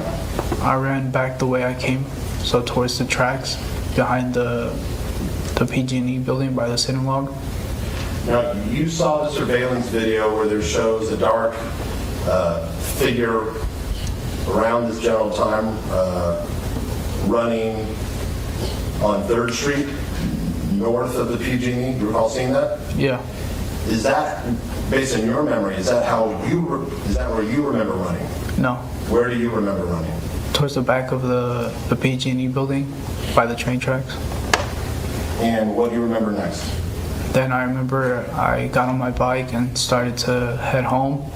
And once I crossed the train tracks, I remember turning. Stop you there. Which train tracks are you referring to? The ones that cross over 3rd Street, I think, near 8th Street. Are these train tracks right before 8th Street? Yeah. You remember crossing the train tracks? Yeah. What do you remember then? Then I remember I was turning into 8th Street, and that's when I seen a UC Davis van coming towards me and almost hit me. But I kind of like swerved the van and went to go hit I don't know if it was a pole or a wall, and I kind of like stumbled and almost fell from my bike. And what type of van do you remember seeing coming towards you? One of the UC Davis security vans. And based on your memory, you believe that when you turned on 8th Street, the van was coming towards you? Yeah. Okay. You recall seeing the surveillance video from both the glass store and the Ace Hardware? Yeah. You recall seeing a security van? Yeah. Was that van coming towards you, or was it coming from behind you, at least on the surveillance? I think from behind me.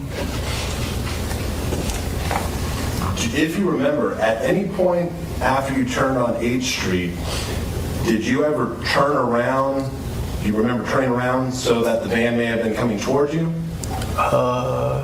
No. So,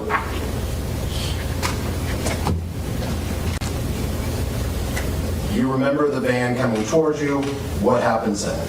Yeah, then it almost hit me, but I swerved it, and I went and ran into, I don't know if it was a wall or a pole, and that's when I stumbled backwards and almost fell off my bike. And that's when I tried to ride my bike again, but I couldn't, and that's when I noticed the chain was broken.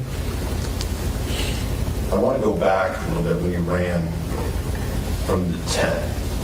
When you punched through that tent, did you want to kill this shadow figure? No. Did you intend to kill the shadow figure? No. When you ran away, did you believe you had killed the shadow figure? No. So after you noticed the chain has fallen off after this encounter with the security van, what's the next thing you remember? I remember being at the Memorial Union and trying to fix the chain, but I didn't get it to work, so I just kept riding when I was pushing the bike with my feet. You recall seeing the video of you going down 2nd Street on the bike, pushing with one leg or the other? Yeah. Is that you? Yeah. Do you have any memory of going down 2nd Street, pushing with one leg? No. And you recall seeing the surveillance near Memorial Union where you briefly went by the loading dock and then came out and appeared to be leaning over a bike? Yeah. Is that the general area where you recall trying to fix the chain? Yeah, somewhere around there. Have you ever fixed a chain on a bicycle before in your life? Yes. Were you able to fix the chain this time? No. What's the next thing you remember? Then I remember riding by a church, or the church that's near Hawthorne, and yeah, that's all I remember. How far is this church in relation to your Hawthorne residence? Probably like 5-minute walk. You recall the name of the church? No. Now, at some point during this time period, do you recall an incident when you stabbed yourself? Yes. Do you have a specific memory as to when this incident was in relation to the encounters with the Central Park shadow figure, the Sycamore Park shadow figure, and the shadow figure near the city lot? No. Was it during the same time period though? Yeah.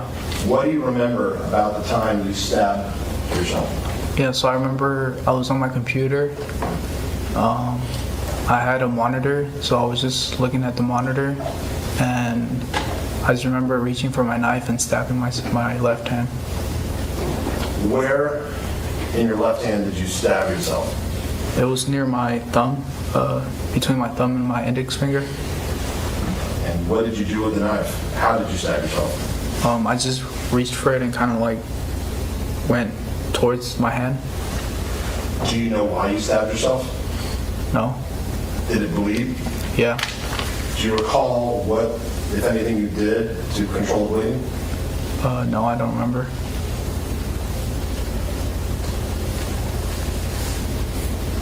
At any of do you have a specific memory of what you were wearing specifically at any of the 3 incidents with the shadow figures? No. Do you recall seeing the photos and the exhibits of the green shirt with blood on it? Yeah. Do you recognize that shirt? Yeah. Whose shirt is it? Mine's. Do you remember seeing the photos of the athletic shorts with the white shorts with the suspected blood on it? Yeah. Do you recognize those shorts? Yeah. Whose shorts are they? Mine's. And what about the hamper? Do you recognize that hamper? Yes. Whose hamper was that? Mine's. Do you have a memory as to whether you were wearing that specific clothing at any of the 3 incidents with the shadow figures? No. So prior to moving to Hawthorne, did you know how to do laundry? Yes. Have you done, and by laundry I mean putting laundry in a washing machine, putting in detergent and washing it. Have you done that before? Yes. Do you know how to use a washing machine? Yes. Did the Hawthorne house have a washing machine? Yes. Were you able to use the washing machine if you wanted to? Yes. Do you have any memory of putting that bloody shirt and those bloody shorts in the hamper? Yes. When did you? No. Okay. Do you have a memory of putting them in the hamper? No. Do you have any memory of seeing the bloody shorts and asking yourself, why is there blood on the shorts or the shirt? No. Now, we heard testimony from Joyce Fernandez that on April 25th, apparently you were sent an email that you were terminated from UC Davis. Do you remember hearing that? Yeah. Do you ever remember seeing that email? No. Did you believe, prior to the time you were taken to the Davis Police Department, that you had been terminated from UC Davis? No. During this period where you had the encounters with the shadow figures and the incident where you stabbed yourself,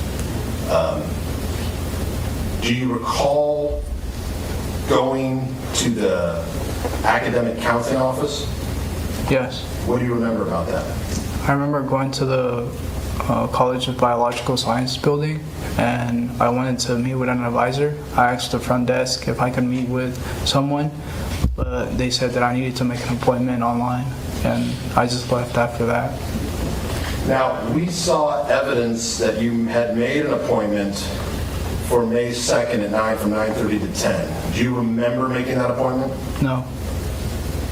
We also saw evidence from Mr. Chase that approximately around 9:30 on May 2nd, your phone went from UC Davis to went from your house to UC Davis at around 9:30 and then came back at 10.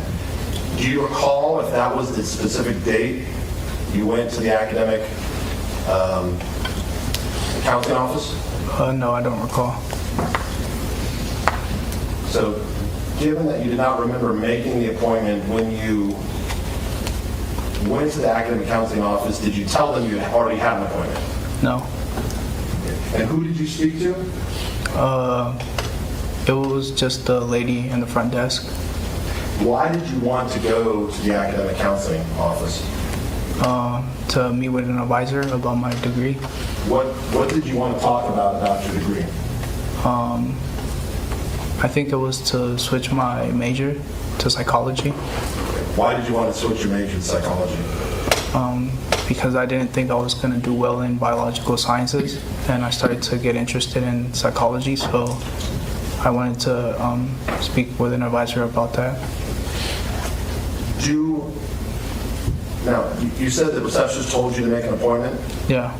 We saw evidence that on May 3rd, you apparently made an appointment for May 17th. Do you have any memory of making that appointment? No. I'd like to direct your attention to May 3rd, the day you were contacted by the Davis Police Department. And I'm asking about what you remember, not what you saw in the videos. Okay. Do you remember being at home that day? Yes. At some point, did you decide to leave? Yes. Where did you decide to go? To Safeway. And why were you going to Safeway? Yeah, so I woke up and I went towards my mini fridge and I seen that there was a hole in one of the breads, the bag of breads that I had. And usually Ember kind of like claws at it and like kind of digs it. And I just thought I needed to get more bread because of that. What do you mean Ember claws or digs at the bread? He like rips through the plastic and eats and starts to eat like the side of the bread. Is that something Ember had done before? Yeah. Okay. Why would the fact that Ember had clawed through the bread require you to get more bread? I just thought it was bad after that, so I started to think that I needed to get more bread. When Ember would claw through food or bite through the packages, would you eat the food? No. And you said you thought it was bad. Do you know why you thought it was bad? I just thought it would like get ruined.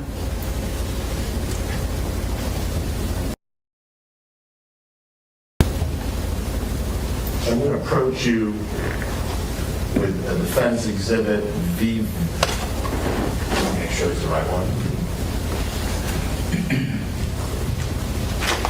Okay, just a moment.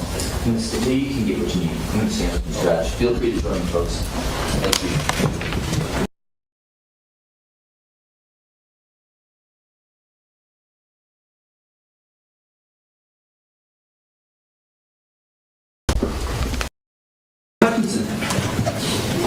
I'm going to show you what's been marked defense exhibit VV.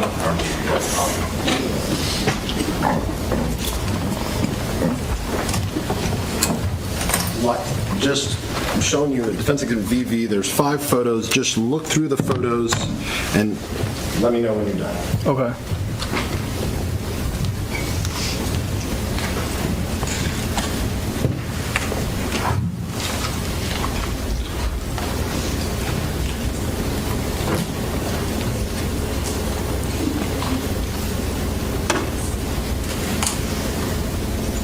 Okay.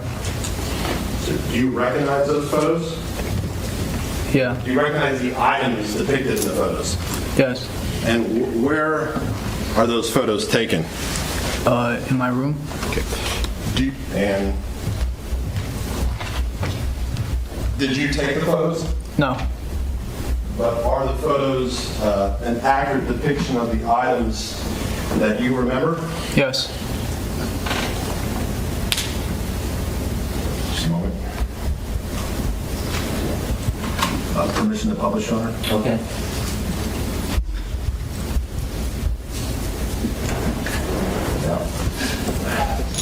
Mr. Reales, I'm showing you a defense exhibit VV photo 1. What are we seeing in this photograph? Yeah, that's a picture of my desk and the mini fridge. If you're standing To the right of it, if you were to sit down. And you appear to have do you have a lot of food stacked on top of that in the fridge? Yeah. Why did you keep all your food in your bedroom and not in the kitchen? I had some food in the kitchen, but most of the food was in the bedroom, but I don't know why. And you see a full loaf of bread there? Yeah. Is that the bread that you saw that Ember had clawed at or opened? Yeah, I think so. I'm going to zoom in.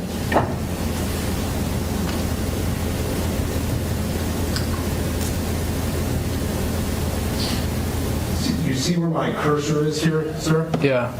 Does that appear to be an area where the bread bag has been opened? I think. Would it be, if I showed, would it be easier to see on the computer screen if I brought it? Yeah.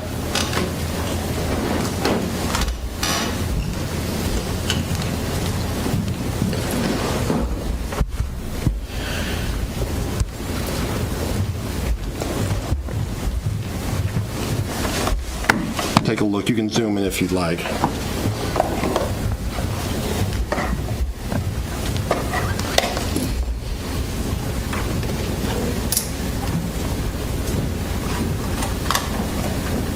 Yeah, the holes would be usually bigger, but Do you see a hole though in that? yeah. And when you saw a hole in the bread, you thought that, in the bread bag, you thought that was bad? Yeah.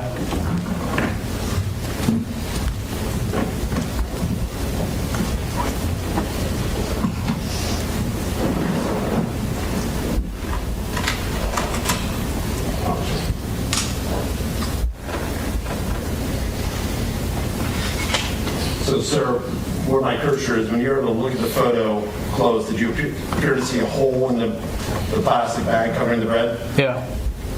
Showing you what's been marked. Fence Exhibit VV photo. Excuse me.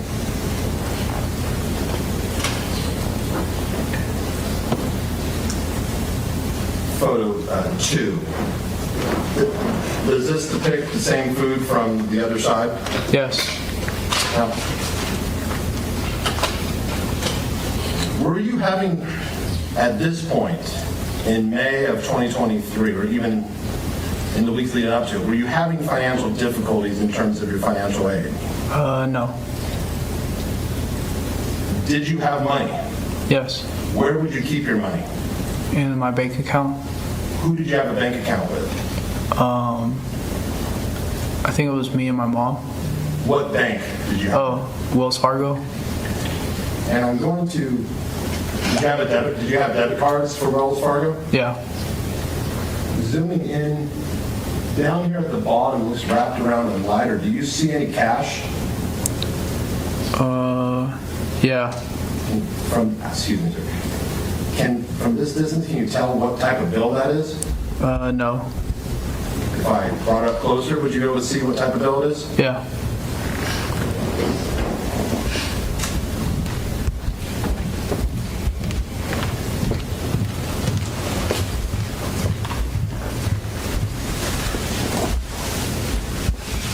You can zoom in if you... Okay.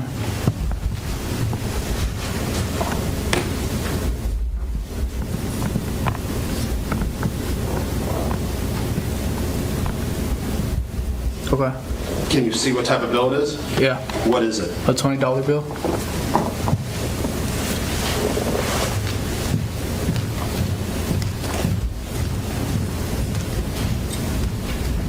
And did you primarily, when you would buy things, would you primarily pay with cash or would you primarily pay with your debit card? When I would go to the grocery store, it would primarily be with cash. But would you buy things with your debit card at times? Yeah. Would you have cash in your room? Yeah. Showing you what's been marked, Fence Exhibit VV Photo 3. If we could publish, please.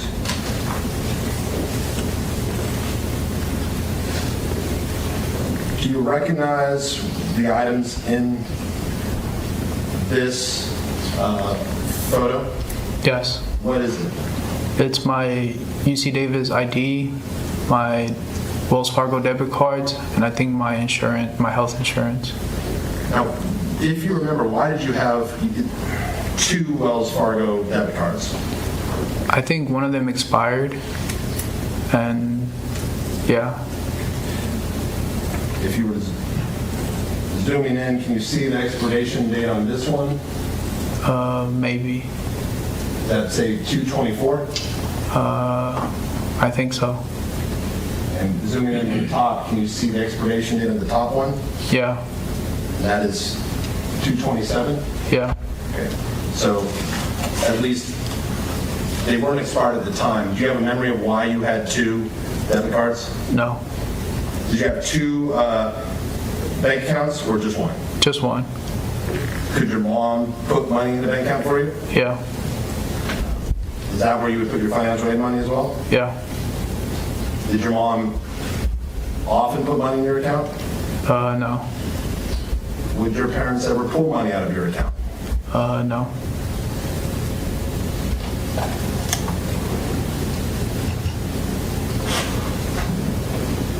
Did your mom have the ability to pull money out of your account? Yes. Do you know what happened to the money that was in your account when you were arrested? No. Did you ever get a check for the money that was in your account? No. I'd like to go back. I apologize, sir. Again, this is Defense Exhibit VV Photo 1. I'm going to zoom in. Do you see this little, it's like a blue pamphlet? Yeah. Do you recognize what that is? Yeah. What is it? It's my El Salvador passport. Since you were brought to the United States by coyotes at 6, had you ever gone back to El Salvador? No. Okay. Why did you get a passport? My mom kind of just got it for me. I was supposed to get, it's called a DI. So I forgot what it was called, but it's another identification that was for me. And yeah, she got the passport for me, and then she was also supposed to get that other identification for me, so I would have identification. So at the time you were arrested, other than your passport and your UC Davis ID card, did you have any other forms of identification? No. And I'll back up, sir. At the top of this photo, Defense Exhibit VV Photo 3, do you recognize that? Yes. What is that? My wallet? Did you keep your debit cards, your ID card, and your health card in your wallet? Yes. And Photo 4, Defense Exhibit Photo 4, what does this show? The corner of the mini fridge? And does it show the passport? Yes. And Defense Exhibit VV Photo 5, what does this show? It shows the passport open up. And was that still a valid passport? Can you see from the date of expiration? Yes. How old were you, if you remember, when you got the passport? 18.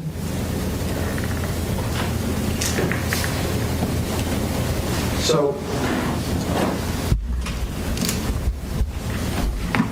when you saw the bread, you decided to go to Safeway. Do you remember going anyplace else before you went to Safeway? No.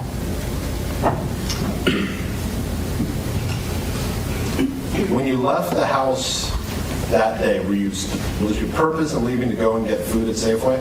Yeah. Did you bring your wallet? No. Did you bring your cash? I don't remember. Do you know why you left your wallet and cash if you were going to get food? No. We heard testimony that Justin Schaefer saw you at Sycamore Park, sitting on the play structure, staring at the ground. Do you recall being at Sycamore Park? No. Do you have any memory of Justin Schaefer following you? No.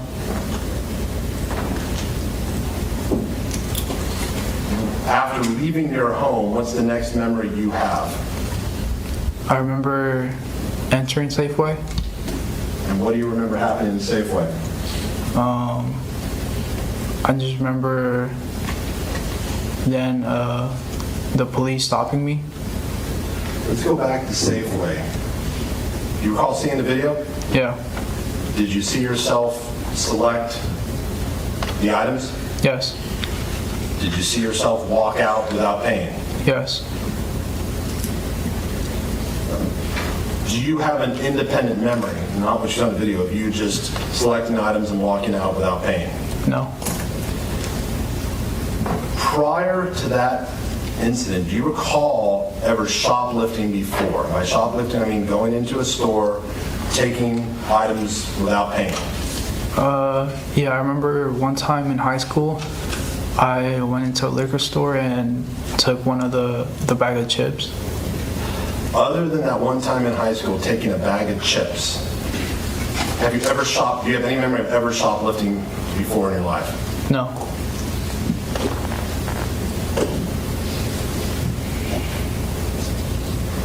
What do you remember after leaving Safeway? Yeah, then I remember the police pulling up in front of me and stopping me. Do you recall seeing the body cameras? Yes. Do you recall seeing Officer Gonzalez's body camera where he was coming up behind you asking you, sir, can I talk to you? Yes. Do you have any memory of that? No. Do you recall seeing Officer Story's body camera where he pulled his car in front of you? Yes. Do you have a memory of that? Yes. What do you remember? I just remember the SUV came in front of me, and that's when I stopped, and yeah. And to answer these questions, once again, I want you to focus on what you have independent memory of, not what you just saw in the video. Okay. What do you remember about talking with Officer Story, the first officer who stopped you? I don't really remember talking to him. What's the next thing you remember?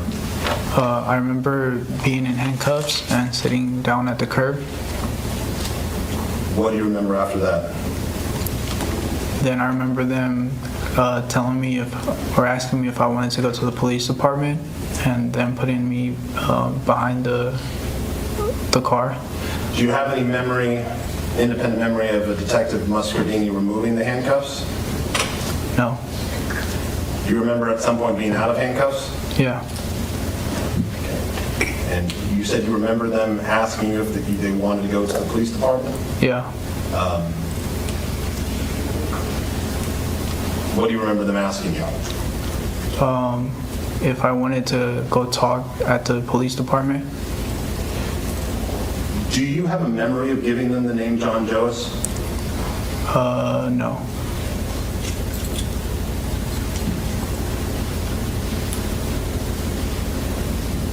But you saw the video where you gave the name John Joas? Yeah. What do you remember asking if they could take you home or if you could talk there? Do you have any memory of that? No. What was your address at this time? It was 762 Hawthorne Lane. Do you know why you told them you lived at 782 Hawthorne Lane? No, I don't know why. The bag you were carrying with the grocery items in it, how long have you had that bag? I think since sophomore year, so around a year. Did that bag ever have handles when you owned it? No. Did it have handles at some point? Yes.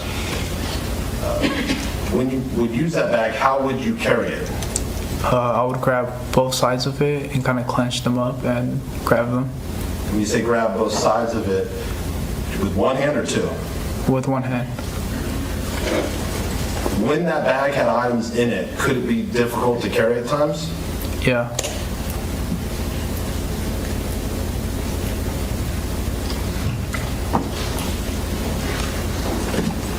Now, you saw the video that there was a knife in the bag? Yeah. Is that the knife you searched for on Amazon? Yes. Did you also hear yourself telling the officers that you didn't have a weapon? You remember seeing that? Yes. Do you have a specific memory of having the knife with you when you were stopped by the police? No. What do you remember when you got to the police department? I remember. Back up. Do you remember anything about the ride to the police department? No. Do you remember anything about when you arrived at the police department? Yeah. What do you remember? I remember it was Detective Steve Ramos that opened the door and walked me into the interview room. What do you mean it was Detective Steve Ramos who opened the door? He was the one that went to meet me when I got there. Did you talk to him? You remember talking to him for some time when you were still in the back of the patrol car? No. What do you, so after seeing Steve Ramos open the door to the patrol car, what do you remember next? We'll stop there. Okay, Mr. Reales.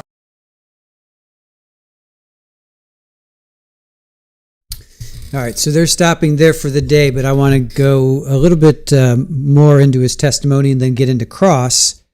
So let's continue on because it's still early. It's only 3:30 here, so we'll go a little bit longer.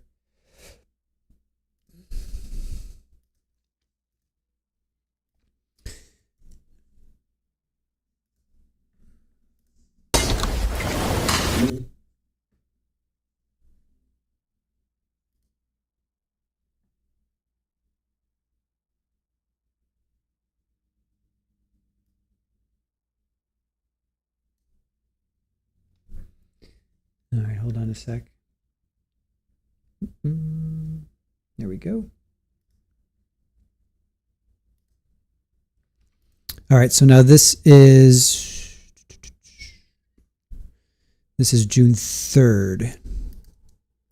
So this is his testimony from June 3rd.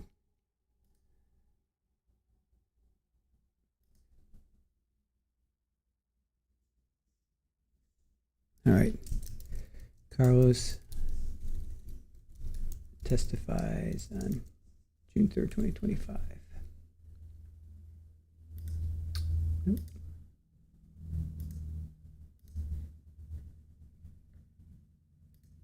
Okay.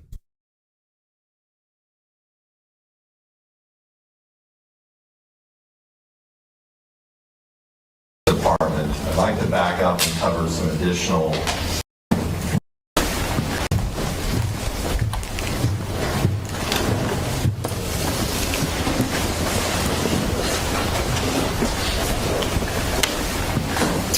Great. Mr. Hutchinson. Mr. Dominguez, when we left off, Can I have you pull the mic closer to you? Thank you. Mr. Carlos Dominguez, when we left off, you were at the Davis Police Department. I'd like to back up and cover some additional matters we did not address yesterday. At Sycamore Park, how many separate trees do you have memory of throwing the knife at, either the detached blade or the knife you ultimately purchased? Just one. Where is that tree located? It's like in between the plate structures. I'm going to show you what's been marked Defense Exhibit C, Photo 10. Do you see the tree that you would throw the knife at or the detached blade at in this photo? Yes. Using your laser pointer, could you identify which tree it is? This tree right here? So it's the tree on the right of the photo closest to the plate structure? Yeah.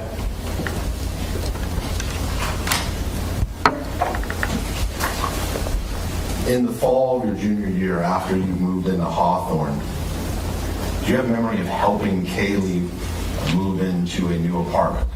Yes. How did you help her? We took her car to the storage unit where she had all her stuff, and we moved it into her car, and we took it to her apartment and just moved everything over. Where was her new apartment? The apartment complex was called the U. Did you help her move out of the Ryder apartments, or was her belongings already in storage? No, I helped her move out of the Ryder apartment as well. So, was she still living in the Ryder apartment for at least a short time after you moved in to Hawthorne?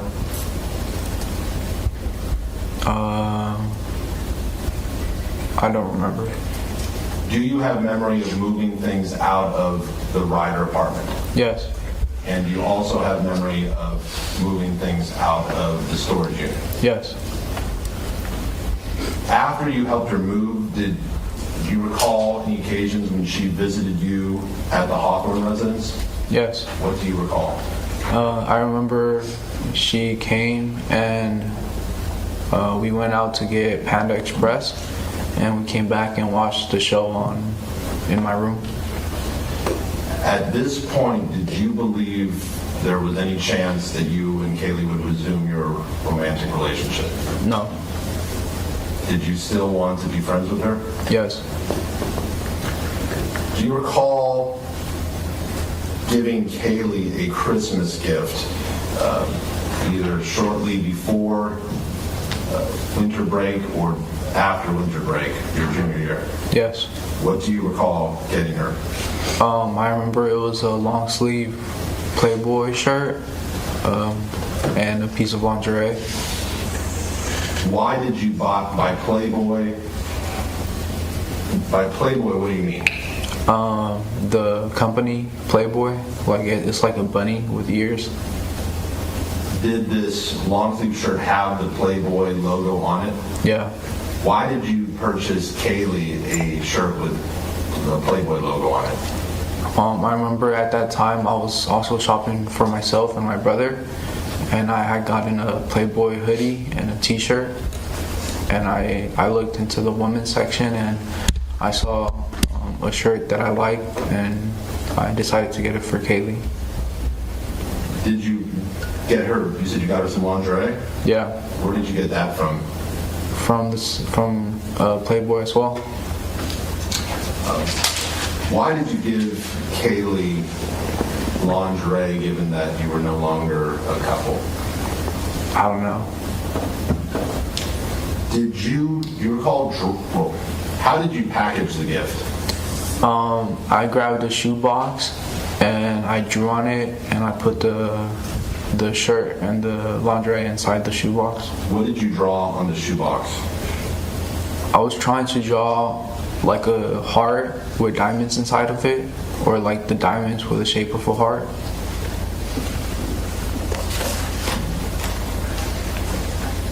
So can you give a little more detail? Did you draw a big heart?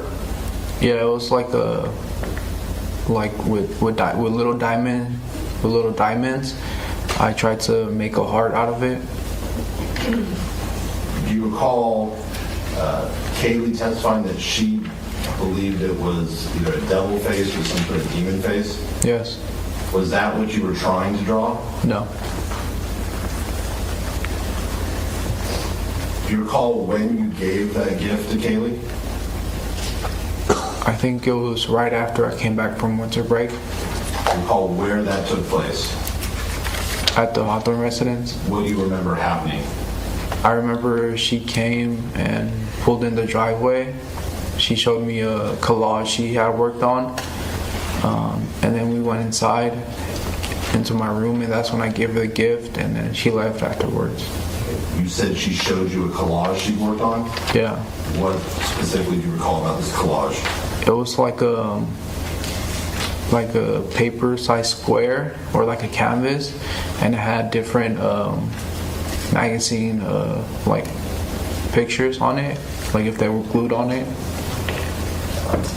Now, Kaylee testified she did not come into the house, that you gave her the gift in the driveway. Do you remember her coming into the house? Yes. Okay, What do you remember about giving her the gift? Yeah, so I just remember giving her the gift, and then she said thank you and left. Did she open it? No. Other than seeing her testify in court, was that the last time you saw Kaylee Gallardo in person? Yes. So you believe this was shortly after you returned from winter break? Yes. Sometime in January? Yeah. Over the next few months, January, February, March, and April, do you recall if you ever texted Kaylee asking to hang out? Yes. How many times do you recall texting her? I think just once. I'm going to show you.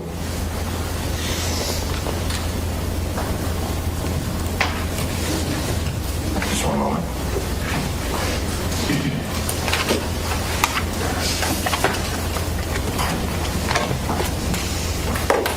I'm going to show you what's been previously marked as Defense Exhibit T.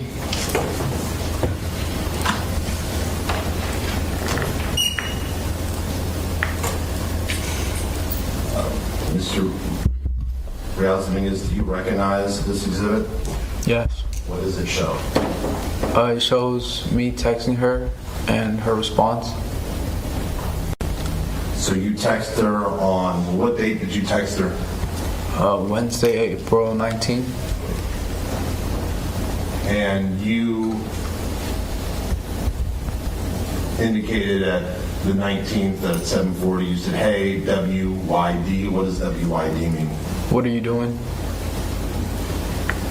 And then what did you ask her? If she was free tonight to hang By hang, what did you mean? to hang out.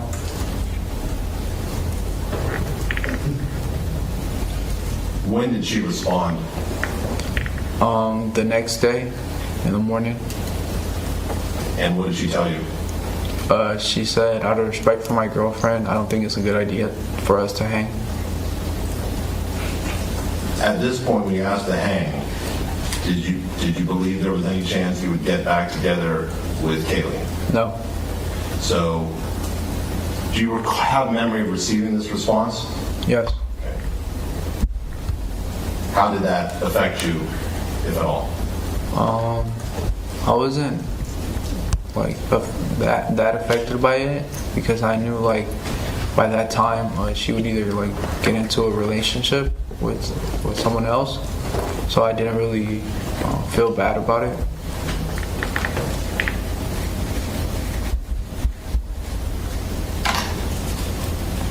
Now, I'd like to return to the Davis Police Department.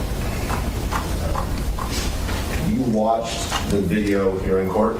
Yes.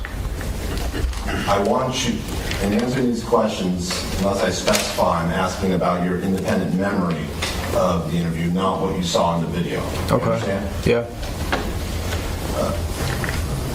You said you remember Detective Ramos meeting you at the back of the patrol car? Yes. What do you remember next? Then I remember walking into the interview room. And do you remember speaking with both Detective Ramos and Detective Muscardini in the interview room? Yes. What do you specifically remember talking about? I just remember them telling me that I had stabbed 3 people and that I had killed 2 people and attempted to kill another.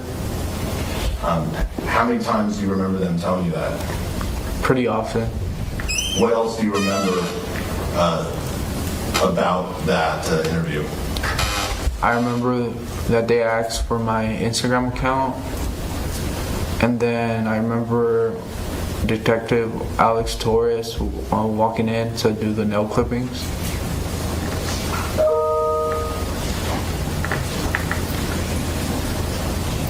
Now, you saw on the video that you gave them my phone number. Yes. Do you have an independent memory of giving them a phone number? No. At that time, what was your phone number? It was 510-693-1899. And now, based on what you saw in the video, did you give them your correct phone number? Yes.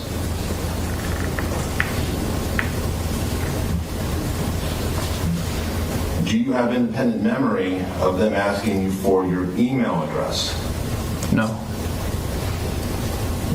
How many emails addresses did you have at that time? I think I had 2. What type of email addresses did you have? I had a Gmail account, and then I had a UC Davis account.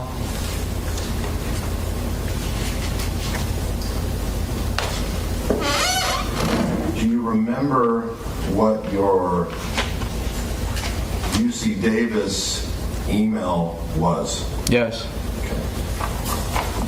Going very slowly, could you please give us a letter by letter your UC Davis email?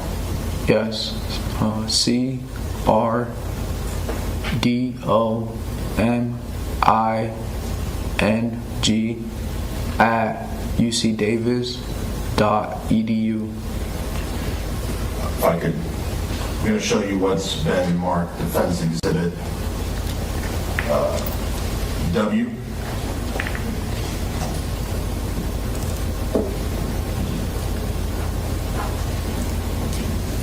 Mr. Reales Dominguez, do you recognize this exhibit as the Excel spreadsheet showing the appointments you made? Yes. Just a moment. Can you see the phone number here? I have to zoom in probably. Yeah, I can't really see it. Can you see it now? Yeah. Okay. What phone number is that? It's 510-693-1899. Was that your accurate phone number at the time? Yes. And based on what you saw on the video, is that the phone number you gave the officers? Yes. And next to it, we see the name CRDOMING. Do you see that? Yes. Okay. What is that? I think that's the beginning of my email account for UC Davis. So to make that your email, if you put @ucdavis.edu after that, would that be your email? Yes. Did you also have a Gmail account? Yes. Do you recall what your Gmail address was at that time? Yes. Going very slowly, could you give us your Gmail address? CarlosReales00@gmail.com.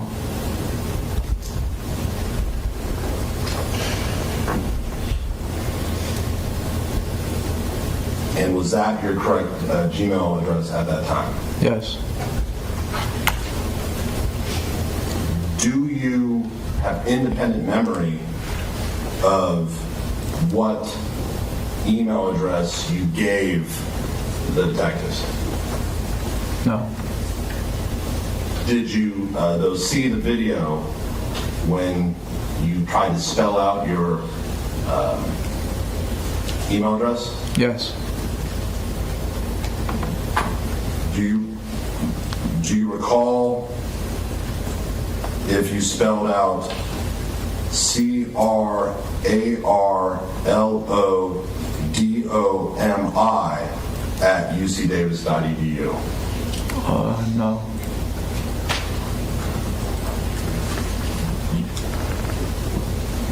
Based on your recollection of the video, was the email you gave them exactly your correct email based on the video? No. Did it appear to be close? Yes. You mentioned, do you have independent memory during the interview of them asking you for your roommates' names? No. Do you recall seeing on the video a time where they asked you for your roommates' names? Yes. Did you have a roommate named Phil? Yes. And what was Phil's last name? Phil Hahn. Do you recall watching the video that you also gave them the name Darren? Yes. Do you know a Darren? No.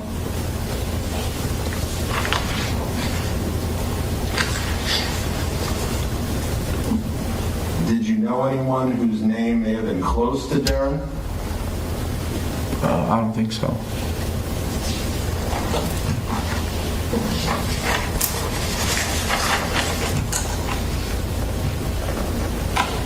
Now, after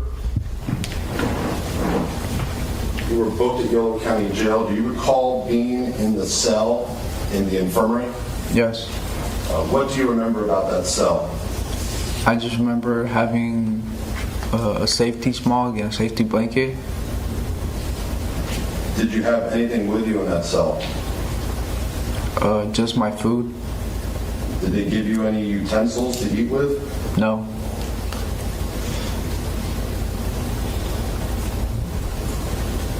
Do you remember showering when you were in that cell? No. Do you remember if you were eating very much? I don't think so. Why were you not showering and not eating? I don't know. Do you have memories of going to Woodland Memorial Hospital, the emergency room? Yes. How many times do you remember going there? Twice. While you were in the cell in the infirmary, did you hear any additional whispers? Yes. What do you remember hearing? I just remember hearing the whispers, like if the TV had been left on and it was in the background. Do you have memory of still experiencing that in the cell? Yeah. Did you see any shadow figures while you were in the cell? Not shadow figures, but I did see like a dot or like a circle, like filled with a shadow in the ground, and it was going back and forth doing a repetitive motion. Okay. Describe again what you saw on the ground. It was like a circle or like a dot that was black on the ground. How many times do you recall seeing this circle dot on the ground? I think I seen it for 2 days. Did you ever tell any of the mental health staff that you were hearing whispers and you saw the dot on the ground? No. At that point, did you believe you had schizophrenia? No. Do you have any memory of meeting me at the jail? Yes. Do you have any memory of the meeting at the jail when it was both you, myself, Shanna Blind, Sonia Rocha? Yes. Were you taking any medication at that time? No. When you met with us, and I'm talking about before you start taking medication, did you trust us? I don't think so. Why not? I didn't really know who you guys were, and yeah. Did you know that I was an attorney? Yeah. Do you recall a prior hearing that lasted about a week in late July where people testified? I just remember like 2 people that testified. Who do you remember testifying during that prior hearing? I remember it was Kaylee and Mark. Do you have any memory of anyone else testifying during that prior hearing? No. Do you remember Phil Hahn testifying? No. Do you remember Gladys Burden testifying? No.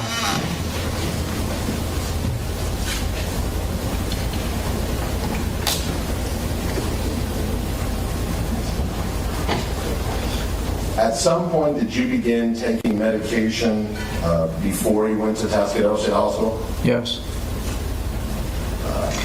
After you started, and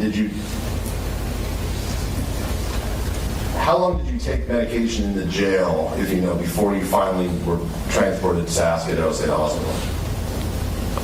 I think it was less than a month.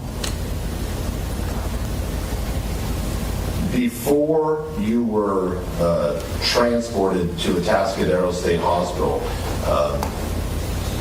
did anything change about the conditions of the cell you were in? No. Do you recall being on suicide watch? Yes. Before going to Atascadero State Hospital, did they take you off suicide watch? Yes. Did certain things change when you were taken off suicide watch? Yes. What changed? They gave me regular clothes.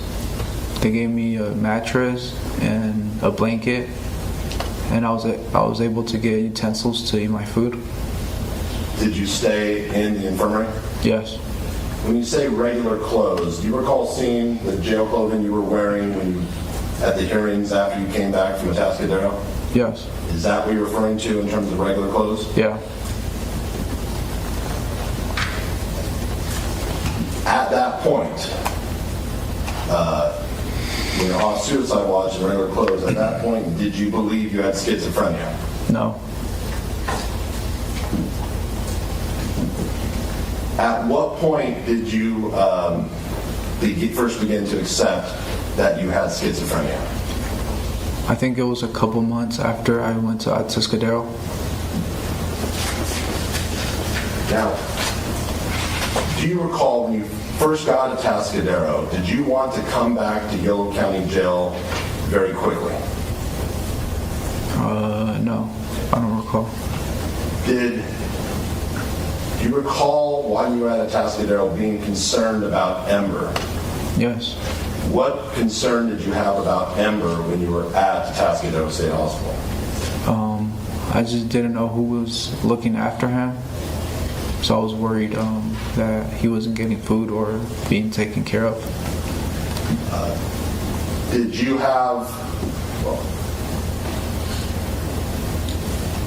have any ideas about who could take care of Ember if you were to return from the hospital? Yes. What were your ideas?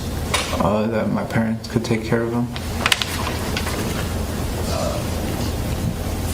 Do you recall having thoughts about you being able to take care of Ember? Yes. What do you recall? I thought I was going to be able to have him with me in the jail. When you got to Atascadero, at that point, did you know that Ember had been hit by a car and was killed? No. At some point, did someone at Atascadero advise you that Ember had been killed? Yes. Who advised you of that? I don't remember her name, but I just remember it was a woman. Was she a doctor? Yes.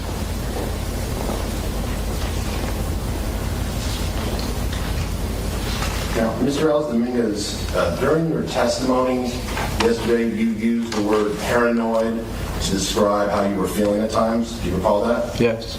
Is that a term that you discussed with doctors when you were at Atascadero State Hospital? Yes. What do you mean when you use the word paranoid? Yeah, like you get like a feeling that something bad is going to happen and you start to get overwhelmed. And when you used the word paranoid yesterday, is that what you were trying to communicate? Yes. You've heard that doctors testify that people who experience hallucinations, delusions, once they're medicated, they develop some insight, they can put things together and recognize what really happened. Do you recall hearing that? Yes. At some point at Atascadero, did you have that experience? Yes. What did you come to recognize? I started to realize that the people that I thought were shadow shapeshifters that I had stabbed were actual people. And as you sit here today, what is your recognition of who those people were?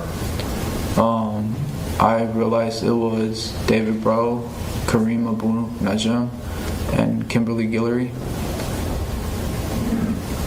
Now, Mr. Reales Dominguez, throughout this trial, have you observed instances where witnesses testified to things they didn't actually see? Yes. Did you recall during testimony where witnesses such as Phil Hahn were guessing as to what they thought happened? Yes. In your testimony yesterday and today, have you been careful to only testify about what you actually remember? Yes. Even though you do not remember having a knife in your hand when you ran at the shadow figure at Central Park, based on everything you've seen, is it your belief that you had a knife in your hand? Yes. Even though you don't have a memory of having the knife in your hand when you lunged at the shadow figure at Sycamore Park, based on everything you've seen, is it your belief that you had a knife in your hand when you lunged at the shadow figure? Yes. And based on the evidence you've seen, is it your belief that you had a knife in your hand when you punched through the tent near 2nd and L at the shadow figure? Yes. Mr. Reales Dominguez, as you sit here today, do you have any positive symptoms of schizophrenia? Hallucinations, delusions, disorganized thoughts? No. Do you still have negative symptoms of schizophrenia? Yes. What negative symptoms do you still have? Sometimes I lack emotion, and I have a rigid posture, or I sit still for a long period of time. You said sometimes you do not show emotion. Even though you do not show emotion, do you still feel emotion? Yes. Have you felt emotion seeing the evidence in this trial? Yes. What emotion have you felt? I've been feeling really upset and sad. Why have you felt upset and sad? Because of what I've been seeing, and that I stabbed 3 people, and because of that, other people got hurt.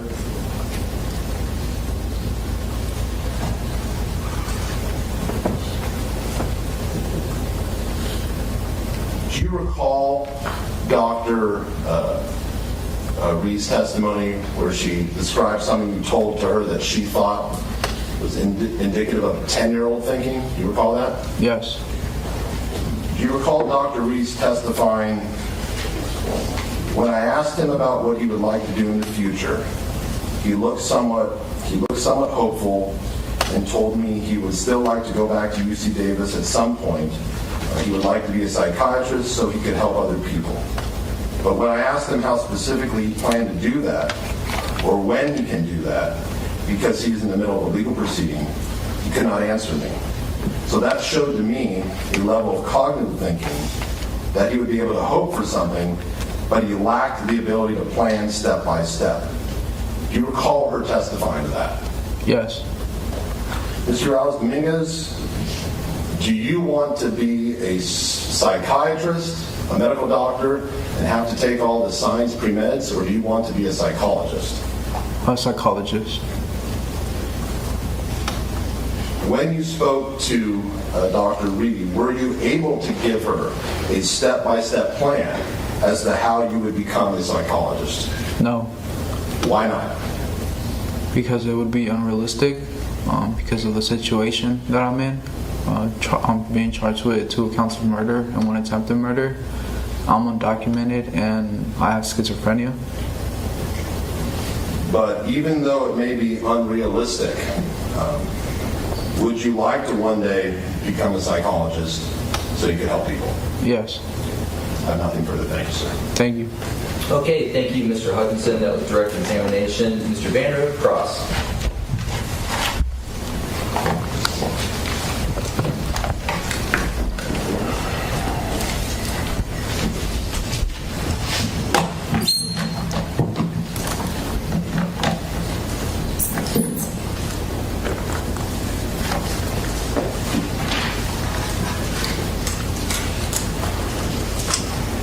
Good morning, sir. Good morning.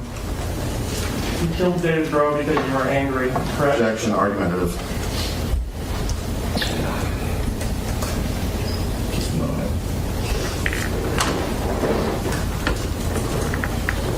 No, I'll allow it. Go ahead. You killed David Breaux because you were angry, correct? Are you asking if I remember that or if I accept that? You killed him because you were angry, right? I don't remember killing him. And you killed Karim Abou Najm because you were angry, correct? Are you asking if I remember that or if I accept that? Is that why you killed him? No. And you stabbed Kimberlee because you were angry, correct? No. And you testified earlier about liking it when you got all A's in high school, right? Yes. And when you started having trouble in college and had trouble on the test, you got so angry that you put a hole through the wall, correct? Yes, it was a placement test. And when was that you were angry about the test and put a hole through the wall? I think it was towards the end of fall quarter of my freshman year. So that was in December? Yeah, or I think January. And so I have here People's Exhibit 80, the transcript from UC Davis. I'd like to put that up. This was your chemistry placement exam, right? Yeah.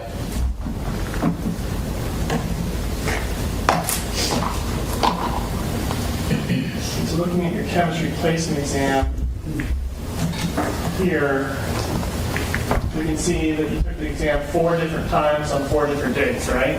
Yeah. And you took it here in May before you even started classes at UC Davis then? Yes. And a passing score on this is a 24, right? I don't remember the exact score or the exact passing score. But 15's not passing, right? No. And then you took it again in October of 2020, and you failed it again, right? Yes. And so then this taking in December 13th of 2020, when you got the 23, that was when you failed a 3rd time, right? Yes. And that's when you punched a hole in the wall, correct? I think so. And so failing at things makes you angry, correct? Not necessarily. Especially when it comes to schoolwork, where you used to get all A's and then you were struggling once you got to school, right? I don't think I was that affected by it. Now, you had other instances where you got angry and broke things, correct? I don't remember. Well, you testified about going out with Kaylee. Do you remember that? Where Yes. you believed that someone was saying something about you? Yes. And you said that on direct that you heard this person and that they were saying something about you. What is it that you believe that they were saying about you? There was 3 different occasions. I don't know which one you're asking about. So I'm talking about the one where you smashed Kaylee's phone and then you tried to assault the man. Okay. What did he say during that event? Or what did you think that he said during that event?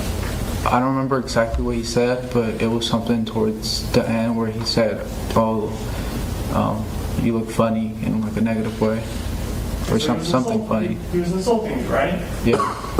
And that made you angry, right? Yeah. And you wanted to fight him because you wanted to go after him. Not at the beginning. I just wanted to confront him about it and see if he was the one that actually told me that. Okay. And what happened when you went to confront him?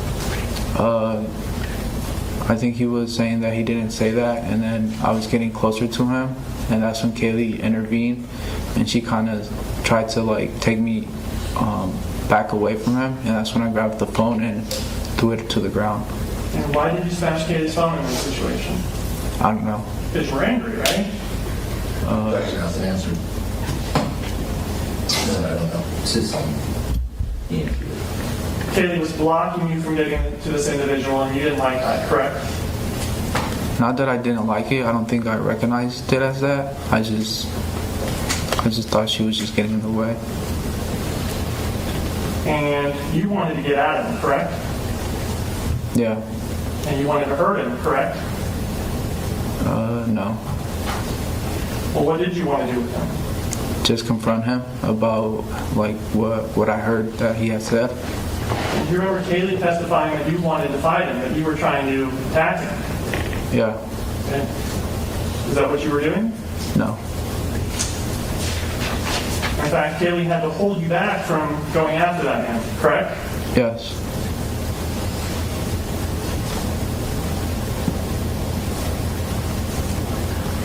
Do you know of anything about that situation that would cause Kaylee to misperceive what was going on or be wrong about what she observed? Objection, speculation, lack of foundation. Sustained. I'm not asking you to speculate. I just want to know what you know. Same objection, speculation, lack of foundation. Yeah, you need to be more specific, so it's sustained. Was there anything there that would have blocked Kaylee's view so that she couldn't see what was going on? Was there loud noises so that she couldn't hear what was going on? Is there anything there that would have hindered Kaylee's perception of the events so that she could not accurately view and understand what was going on? I don't think so.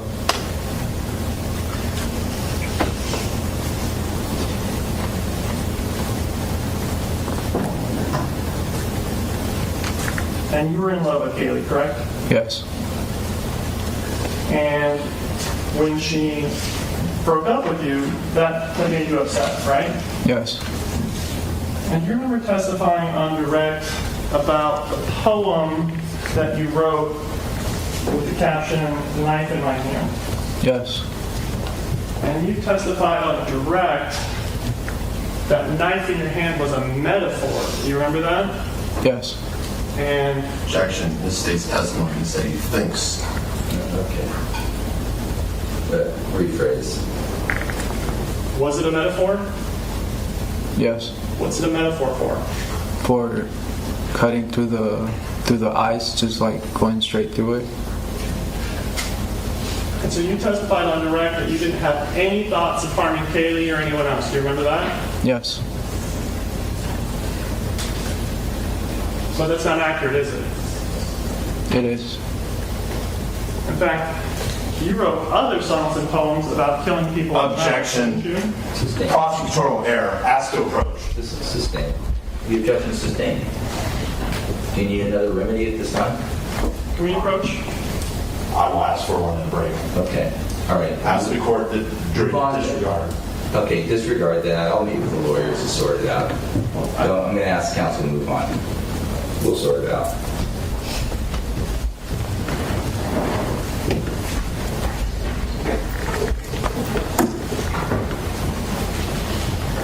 You were thinking about killing people, correct? No, I wasn't.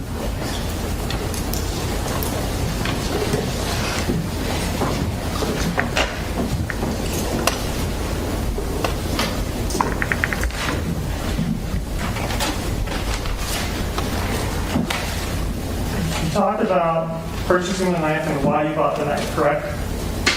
Yes. And in fact, specifically, you said that you had found a knife and it was a broken knife. Do you remember that? Yes. And you were throwing a broken knife blade, correct? Yes. And that's what you said about that. Yes. And you said you were throwing it in Sycamore Park. Yes. And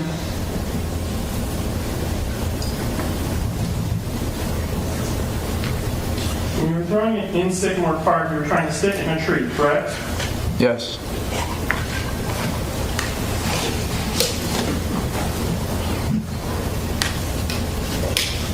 And it was, eventually, you testified that it was dull and not sticking, correct? Yeah, or at least I thought that was the reason it wasn't sticking. And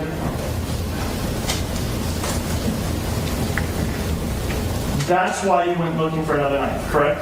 Yes. And how is it that you throw a half knife blade? How does that work? What do you mean? Mentioned Ms. State's testimony. It was a full knife blade. Okay, hold on just a second. The objection is sustained. I don't want speaking objections. I apologize. Okay. Thank you. Go ahead. Rephrase. The knife's broken in half and it's just a blade, correct? It doesn't have a handle on it. It's just so a blade. You're throwing just a blade. Yes. Did that blade break? No. It just got dull, and that's why you got rid of it, right? Yeah. And that's your explanation as to why you were on Amazon shopping for a knife, that you used to have a knife, that it got dull, and therefore you were buying another knife, correct? Yes. But you've said other things about why you bought the knife, correct? Not that I remember. In fact, you told Dr. Reed in 2022, I found a knife when I was going on a walk and threw it at a tree and started doing that. Then the knife broke, so in November of my junior year, I bought a knife from Amazon. Do you remember telling Dr. Reed that? I don't remember specifically what I said to them. I just remember talking to Dr. Reed. All right. Were you honest with Dr. Reed? Yes. Okay, so your testimony is that the knife was already broken when you found it. And you previously said that it wasn't, and that it broke in November. Objection. It states the testimony asked and answered.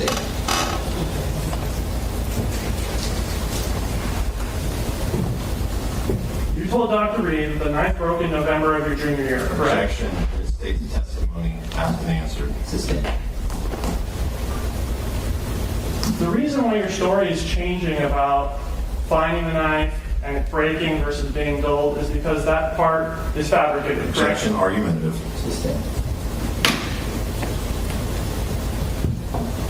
You testified on direct that you bought the knife on Amazon and you don't remember shopping around for that, correct? Objection. Asked and answered. I don't remember like purchasing it. I just remember looking for knives. And specifically, you searched for combat knife, correct? I don't remember that. Well, you said that you were throwing the knife and carving, so those would be like throwing knives and carving knives, correct? Yes. And a combat knife is specifically a knife for killing a human, correct? Objection. Foundation. Argumentative. I'll allow the question. Go ahead. Do you remember specifically searching for a knife that was for harming humans? No. Because do you know that a combat knife is a knife for harming humans? No. Even today, you don't know that a combat knife is a knife that is for killing humans? Objection. Asked and answered.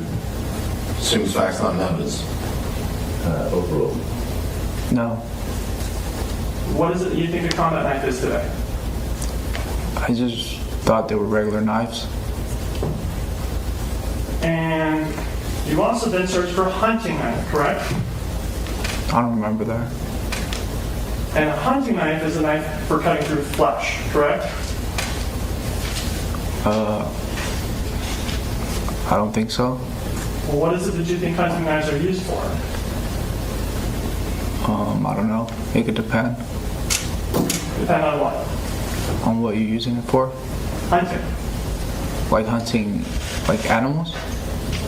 Well, what is it that you think hunting knives are used for? Maybe for regular things, but also hunting, if that's in the name. Is there any reason that you know of why these Amazon search records would not be your records? No.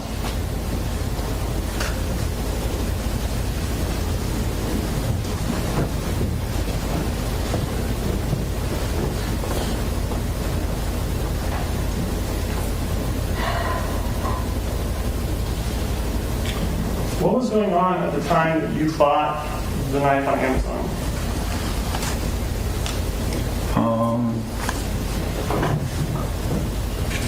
Can you clarify the question? What was going on at the time that you bought the knife on Amazon? Objection. Vague as to based on personal knowledge or... Hold on. Overruled. If you understand the question, you can answer. Okay. Yeah, I don't really understand it. You were in finals when you bought it, correct? Yeah, I think I had a few finals. Right, and you were struggling in school at the time, correct? In some of my classes, yes. And you took it, you went shopping on Amazon for the knife after you took your first final, correct? I think so. And you had other finals pending still, correct? Yes. So why were you out shopping for knives instead of studying for your other finals? I don't know. It's because you were planning on hurting people at those times, correct? No. And at the same time, you were having your issues with your roommates about rent, correct? I think that was later, in December. Well, you bought the knife in December, right? Objection asked and answered. Overruled. According to the Amazon records, yes.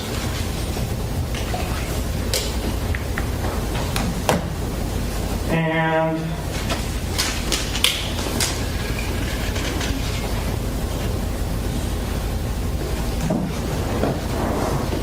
you had this conversation with Christian Ortega about rent, right? That was the falling out about rent? Yes.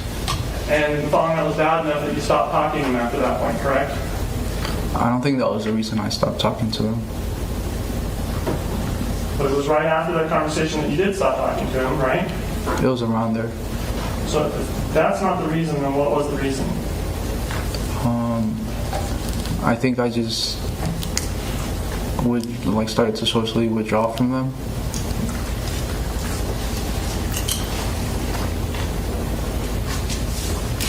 Was this when you broke the toilet? I don't remember breaking the toilet. Do you have any reason to believe that it wasn't you that broke the toilet? Objection, speculation. Overruled. Overruled. I thought it wasn't me. I thought it was someone else. And this was around the time when you got in the argument with Mark Capito and Phil Hahn, correct? I don't remember getting into an argument with them.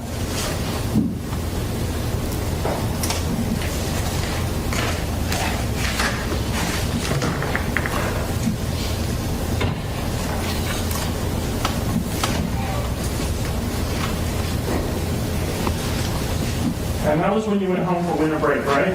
Yes. And you testified that you had no idea how you would get home from winter break if your dad hadn't driven you, right? Correct.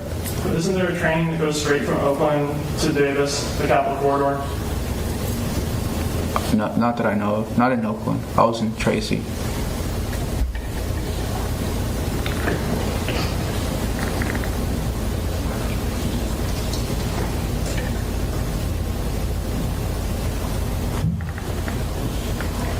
So you testified at this point on direct that you talked about the phones that you had.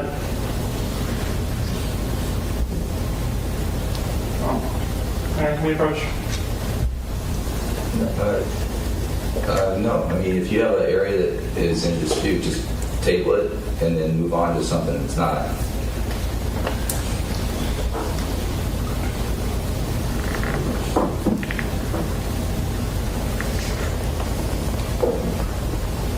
Okay, you testified about having two phones, right? Yes. The iPhone XS Max and iPhone 11, correct? Yes. And the iPhone 11 is newer than the XS Max, correct? Yes. Why is it that you have these two phones, the 11 and the XS Max, if you didn't, if the 11 is newer? Why are you using the XS Max? So my XX Max, it was cracked, and I wanted a new phone, so I ordered it. I ordered a iPhone 11, but then that one got cracked, and I couldn't log in. I couldn't use the passcode. Like it didn't register my fingers, so I just left it, and I started using my X Max again. So you were not using the iPhone 11 at all then? I think I had it for about a week before it broke, and I couldn't log into it anymore. And you were saying there was login issues on the phone? Yeah. What did you do with the phone once you had the login issues? I just left it in my bed. So how long was this phone in your bed? I think until the FBI collected the evidence. Just help me understand, if the phone isn't working, why do you keep it in your bed? I usually kept my phone under my pillow, and I kind of just left it there. I kind of forgot about it. And you couldn't get in this phone?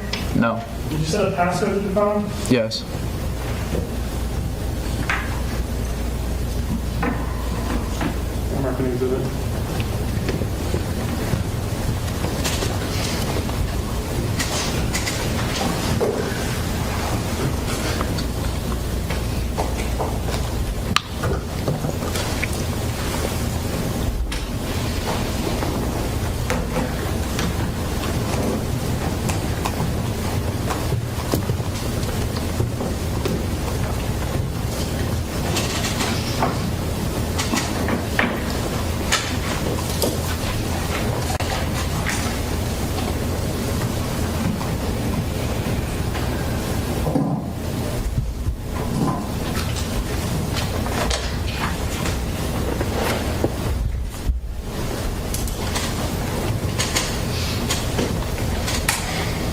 first witness, Your Honor.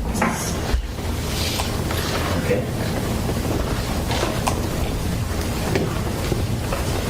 Showing you from People's 101 a photo mark ending in 483. Do you see that? Yes. Is that your iPhone 11? Yes. And it's on your bed, Yes. but you're not using it. Correct.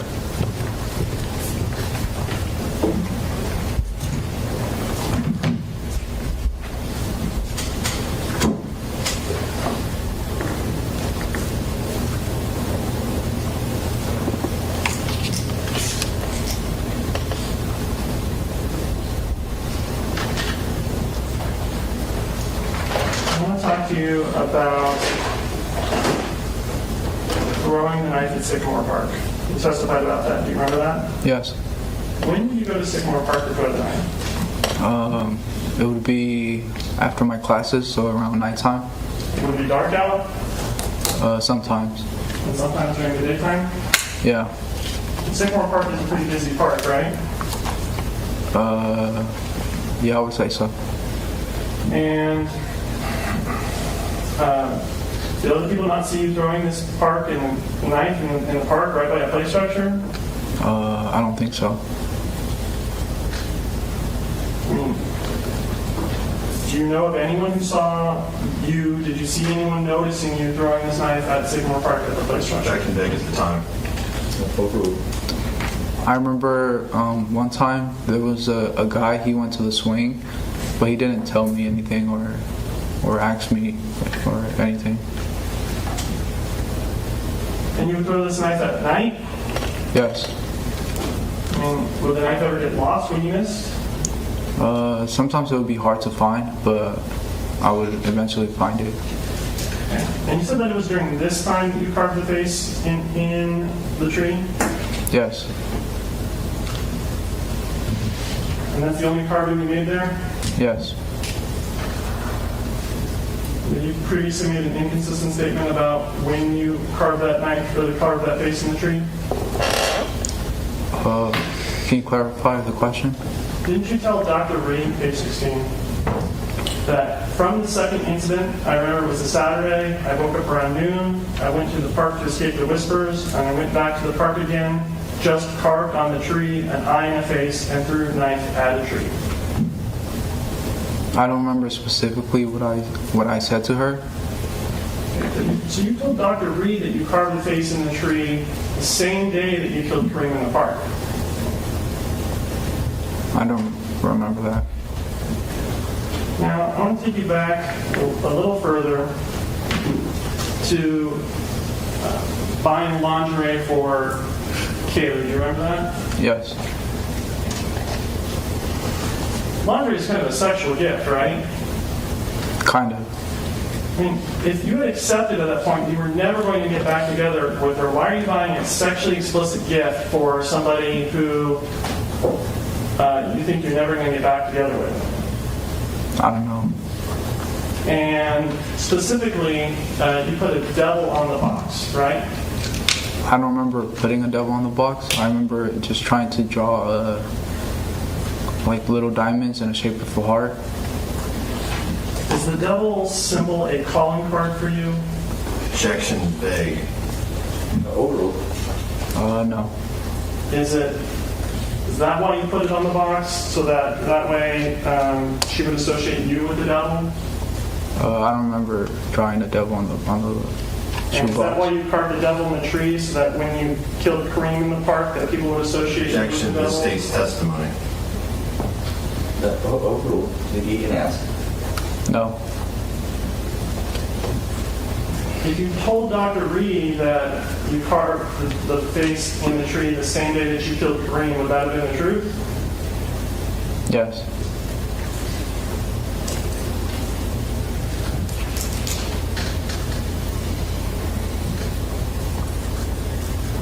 And you told these things to Dr. Reed in December of 2024, just a couple months ago, right? Yes. So you had already been medicated at the time you're having this conversation, correct? Yes. And so there's no real reason why you would have gotten that fact wrong when you were talking to Dr. Reed, is there? No, I think because I did work on it for other days, So I think I was just like, I think I assumed that and just told her that that's when I worked on the carving. You specifically told her that it was on the Sunday where you killed Karim. Objection asked and answered. You can answer. Can you repeat the question? You specifically told Dr. Bree that the time that you carved the face was the same time the same day that you killed Karim, right? I don't remember specifically what was said. I just remember talking to her.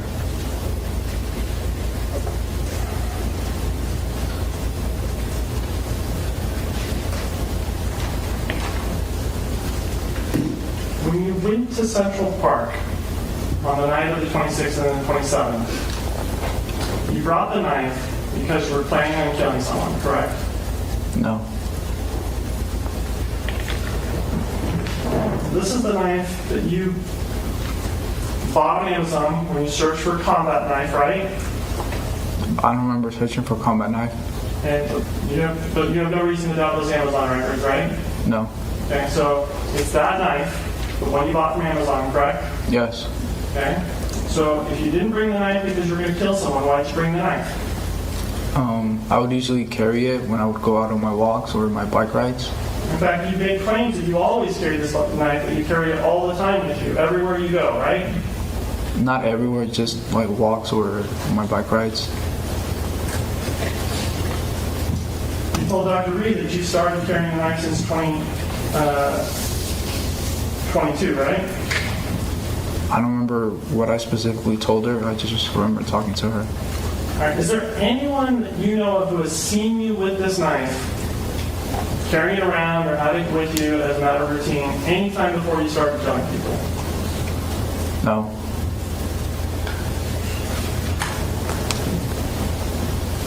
Now, you testified on direct that when you stabbed David, that you went out because of whispers. Do you remember that?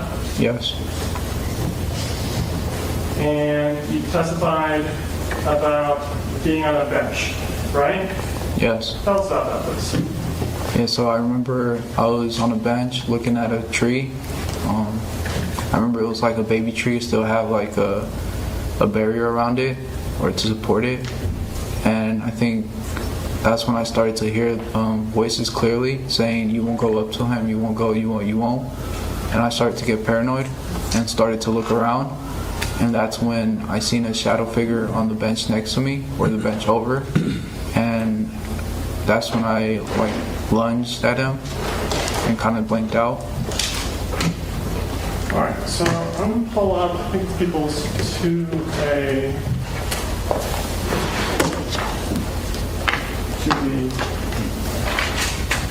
I'll put this on the overhead.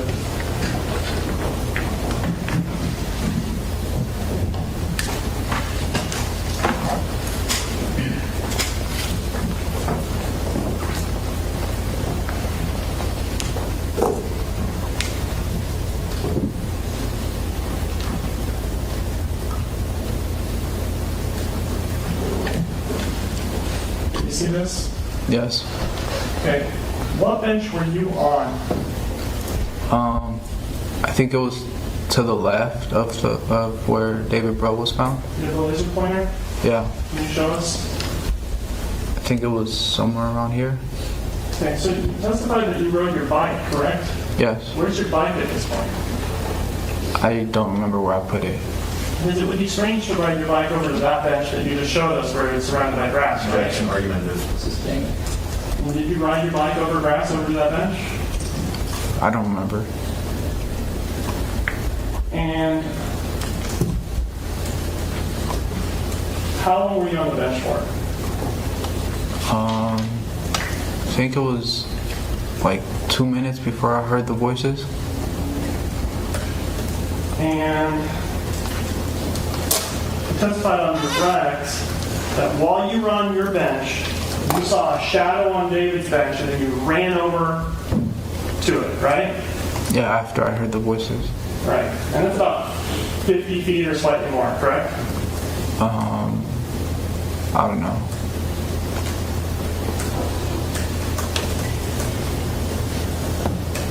And you made a lot of inconsistent statements about this, right? Objection, argumentative. That's sustained.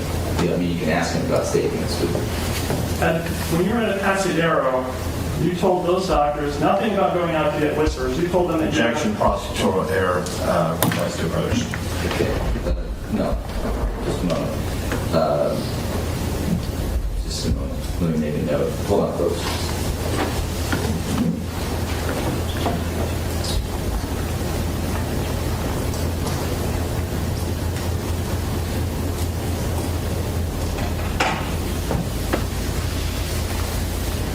Okay, I'm going to just reserve and include this in the list of things I want to talk to counsel about. So if you can ask me another question, we just have a few minutes. Was your prior statement that you went out to get fresh air? I don't remember. And did you say at that time that this stabbing was accidental? Objection. Okay. You have a dispute regarding the statements made to the doctors at the state hospital? Based on a court. Right. And so we'll talk about that. Yes. All right, so move off of the state hospital. All right. So when you were at, when you were talking with Dr. Weiner, you indicated to Dr. Weiner that you were on the same bench as David, correct? I don't remember what I specifically told him, but I do remember talking to him. Well, did you tell him, I started looking around and got paranoid, and got more paranoid when I saw a shadow figure sitting next to me on the bench? I think I meant the bench next over to me. And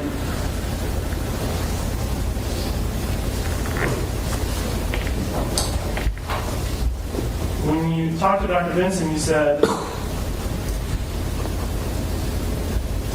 the voices seemed to be evading you, and you saw a shadow figure next to you. I think I was trying to explain how it was like on the bench that was next to the bench that I was in. And so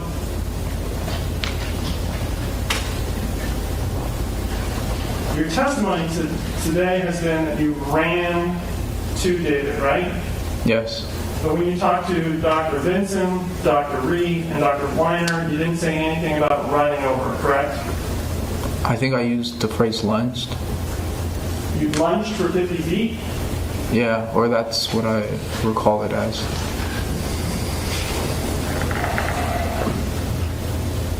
Now, you remember Dr. Zhu's testimony, right? No. The coroner who did the autopsy on David Breaux, do you remember that? No, I don't. Do you remember the testimony that David Breaux was lying down on the bench at the time that he was stabbed? No. Was David Breaux lying down at the time that he was stabbed? I don't know.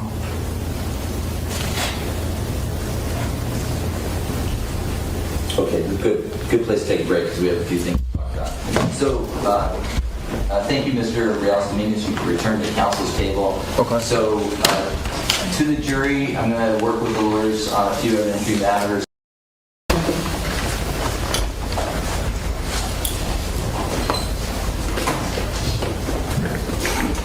Mr. Dominguez, we talked earlier about the iPhone XS Max and the iPhone 11. Do you remember talking about that? Yes. And we talked about the iPhone 11 that was on your bed, but is not a phone that you use. Correct. What's the passcode to that phone? I don't remember. So, you have a phone that you keep on your bed where it's readily accessible that you don't use and you don't know the passcode to. Correct. I want to talk about the events that took place leading up to the murder of David Breaux. You were struggling in school, correct? I think so. Did you have doubt on that point? No. Were you in court when we went over your transcript and we saw how you were on academic probation and subject to academic disqualification for multiple semesters? Yes, Pretty much from the start of your college career, correct? I think so.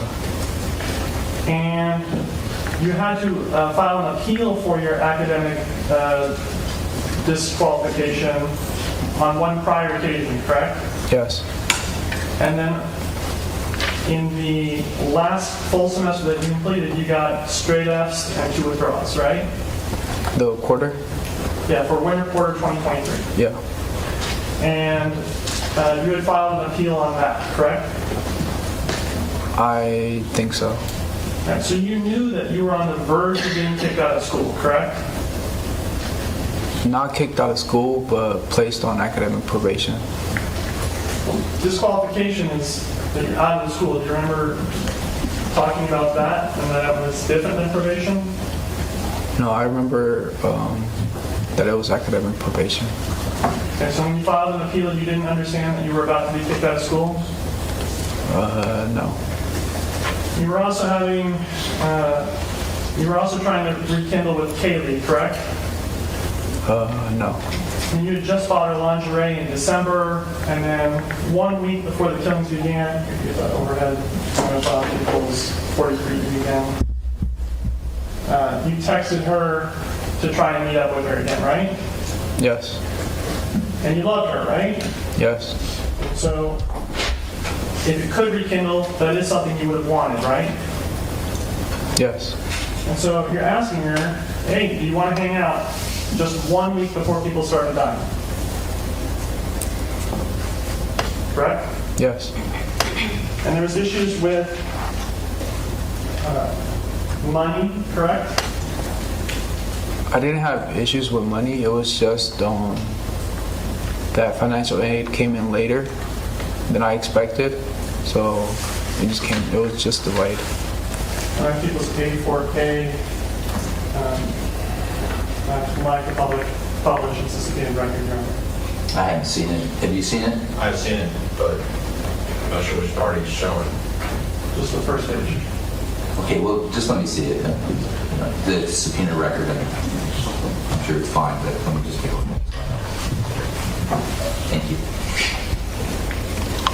And you're showing the first page? Yes. Right, that's fine. And you said it was 84 or something? It's 84A, Your Honor. Okay. You'll want to zoom in.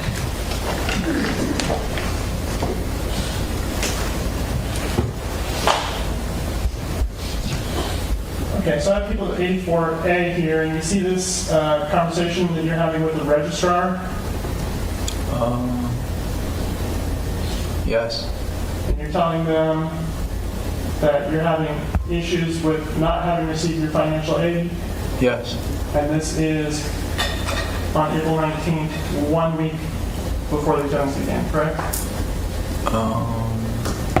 Yeah. We look down here, it says April 19th, 2023 at 12:10 p.m. Hey, my financial aid hasn't been received yet for the 2023 to 2024 academic year. I was wondering if you can help me out with this. Thank you. Right? Yeah. And at the same time, you were trying to schedule appointments with counseling and get counseling appointments with people at UC Davis, correct? Yes. That's because you knew that you were on the verge of getting kicked out of school, right? Well, I knew I was going to be placed on academic probation, and I knew it was my second time, so I wanted to talk to the counselor what that specifically meant. And so we saw the exhibit earlier where you were communicating with them and you were trying to schedule different counseling appointments. Do you remember that? I think so. So April 19th was a busy day. You were reaching out to counseling because of your academic issues. You were reaching out to financial aid because your financial aid wasn't coming through. And you were reaching out with Kaylee to try and meet up with her, right? Yes.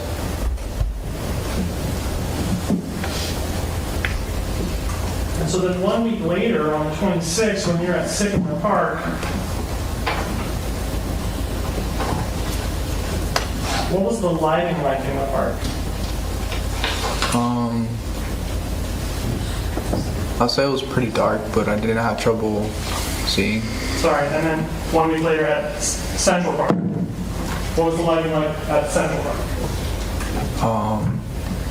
I don't think there were any lights, but again, I didn't really have trouble seeing.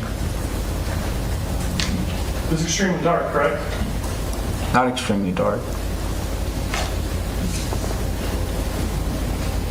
And when you're sitting there on the bench 50 some odd feet away from David Breaux, you said you heard something that said you won't go up to him, Yeah. and him is a person, correct? Yeah, you can refer it to a person. So you knew that was a person, correct? Not at the time. Well, him was referring to David Breaux, right? At the time, I didn't know. And him refers to a male, correct? Yes. And David Breaux is a male, correct? Yes. And it's referring to a human male, correct? Yes. And David Breaux is a human male? Yes.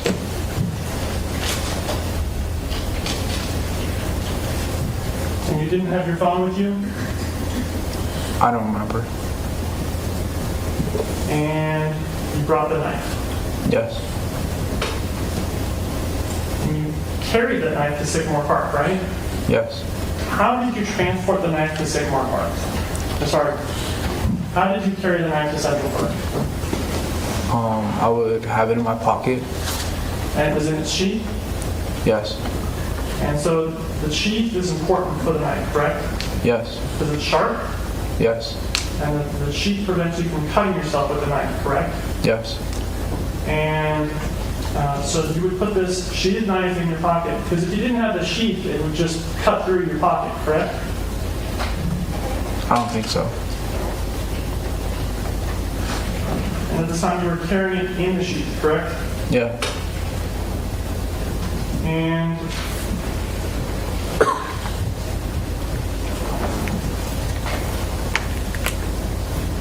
when you are talking to Dr. Weiner, Dr. Ree, and Dr. Vinson about stabbing David Breaux, you don't always refer to him, or refer to a shadow, right? You use other terms, correct? Yes. In fact, you told Dr. Weiner that you thought, quote, it was a supernatural being next to me, correct? Yes.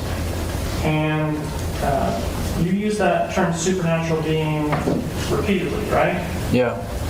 And what's the difference between a shadow and a supernatural being? They're the same thing. And is a supernatural being a person? No. Is it wrong to harm a supernatural being? Objection, relevance. It's sustained at this stage.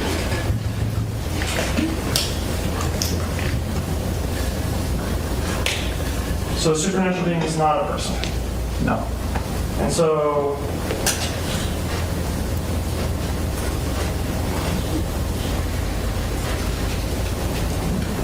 when you say it was a supernatural being next to me, how is that not referring to you being on the same bench? I think I was talking about the bench, that it was next to me, or it was the bench next to me.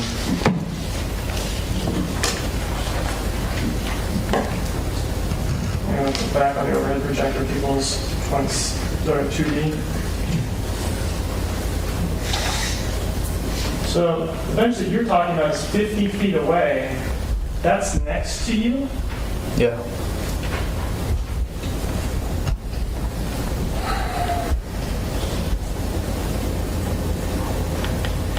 And in fact, with Dr. Vinson, you again referred to it as a supernatural being, correct? I don't remember what I specifically said, but I do remember having a conversation. Come on. Okay. I don't remember. Specifically, did you ask or tell her, I thought it was a supernatural being? I don't remember. Mr. Reales Dominguez, can I have you maybe pull up that mic a little bit? See how this it's flexible like that? Yeah. Just turn it up a little bit, but capture it better. Okay. Yeah, thank you. Yeah, that's good. Yeah. And so, your testimony today is that you, or perhaps yesterday, is that you saw this shadow 50 feet away and then ran at it, and then you blanked out, right? Yes, I don't remember how far it was, but I do remember seeing it. And this reference to running towards it, you didn't mention that to Dr. Weiner, Dr. Reed, or Dr. Vincent, correct? No, I think I used lunge, and they were the same thing. Running 50 feet towards something is the same as a lunge? Yeah.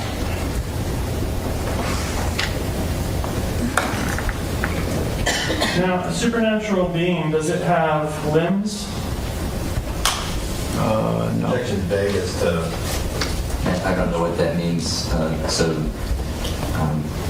sustained. This figure that you saw, David Breaux, did you see that he had limbs? No. Did you see that he had a head, No. legs, No. hands, No. human features? Just like towards the end. And he didn't make any gestures at you, correct? No. He didn't threaten you? No. He didn't laugh at you? No. He didn't look at you? No. So when you were running towards him, you were in a hurry, right? You were going as fast as you could? I don't think it was as fast as I could, but I was sprinting. Okay, so you're going at a fast speed. Yes. And when you got to him, why'd you take off his blanket? I don't remember taking off his blanket. Do shadows wear blankets? No. So if he was a shadow, there would have been no need to take off the blanket before you started stabbing him, correct? I don't remember taking off the blanket. Well, do you remember the photographs of the blanket on the ground? Yes. And you remember the blanket being displayed in court? Yes. And then how the blanket had no knife marks in it? Yes. And so if David Breaux is sleeping on the bench and he has a blanket, and you're stabbing him, that should have knife holes in it unless it was removed, correct? objection, speculation, argument is sustained.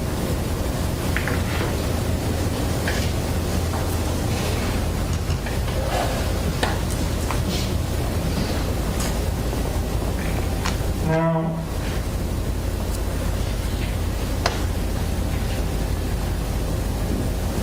you stabbed David over 30 times, correct? I don't remember that.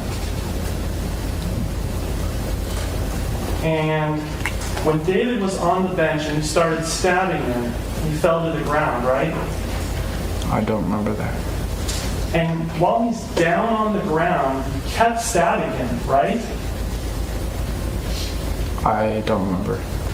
And as he's getting up and getting back into the bench, you continue stabbing him, right? I don't remember. In fact, when he's trying to defend himself in a seated position, you even at one point put the knife right through his hand, correct? I don't remember.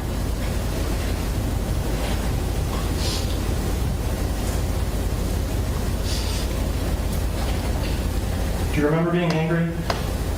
No. And after this, you went home, correct? Yes. And you had just stabbed someone many times, correct? I don't remember. Well, from the evidence in court, are you convinced that you stabbed someone many, many times in Central Park? Yes. And so at this point, you've left the sheath behind at the scene, correct? I don't remember. Well, do you remember the evidence of the sheath being left behind? Yes. And do you have any information that leads you to believe that that isn't your sheath? No. Okay, so if you no longer have the sheath and you're carrying this double-edged sharp dagger, how is it that you get the dagger home? I don't remember. Was it in your hand? I think I put it back in my pocket. Which pocket? My right pocket. Your pants pocket? Yeah. And this sharp dagger didn't go through your pocket? I don't think so. And when you got home, there was a lot of blood, right? I don't remember seeing blood. Well, there was blood on the knife, right? I don't remember it. And was there blood on your clothing? I don't remember.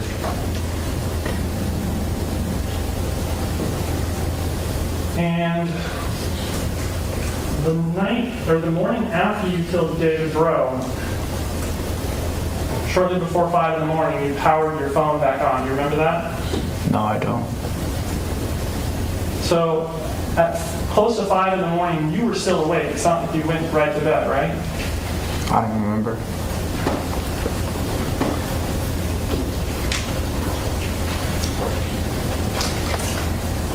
And the next night, you went out and you conducted some reconnaissance over at Sycamore Park, correct? An argument that That's sustained. The next night, you went to Sycamore Park, correct? I don't remember. You had just been in the park the night before, Central Park, where you believed that a supernatural being 50 feet away was something that you had to run towards. Why would you go to another park the next night after such a traumatic event the night before? I don't know. Was it because you wanted to check for exit routes? I don't think so. Was it because you wanted to look for the dark areas in the park? I don't think so. And while you were there, you had your phone, right? I don't remember. And you turned off your phone in the park because you were concerned about being tracked, right? I don't remember. Do you know of any other reason why you would have turned off your phone? objection, speculation, relevance. Overruled. You can answer if you know. No, I don't remember. Now, you testified on direct that you had seen some sort of supernatural being on a bike in Sycamore Park before, correct? Objection, state's testimony. Overruled. If you understand, you can answer. Can you repeat the question? Yeah, on direct, you testified that in March, you saw an individual on a bike that was a shadow, a big gaping maw, making a gesture, pointing and doing things like that. You testified about that happening in March, correct?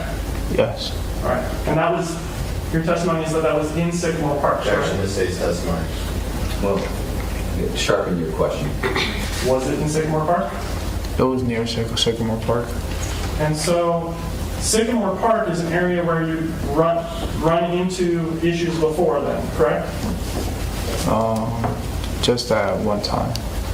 And so if you had just run into a supernatural being in Central Park, why would you if you just run into a supernatural being in Central Park, why would you the next day go to Sycamore Park where you'd also run into a supernatural being before? Shouldn't you be going to areas to avoid supernatural beings? Objection, argumentative. Overruled. You can answer. I don't think I was worried about that. Well, I mean, if you weren't worried about supernatural beings, then why did you stab David over 30 times? Objection, argumentative. Sustained.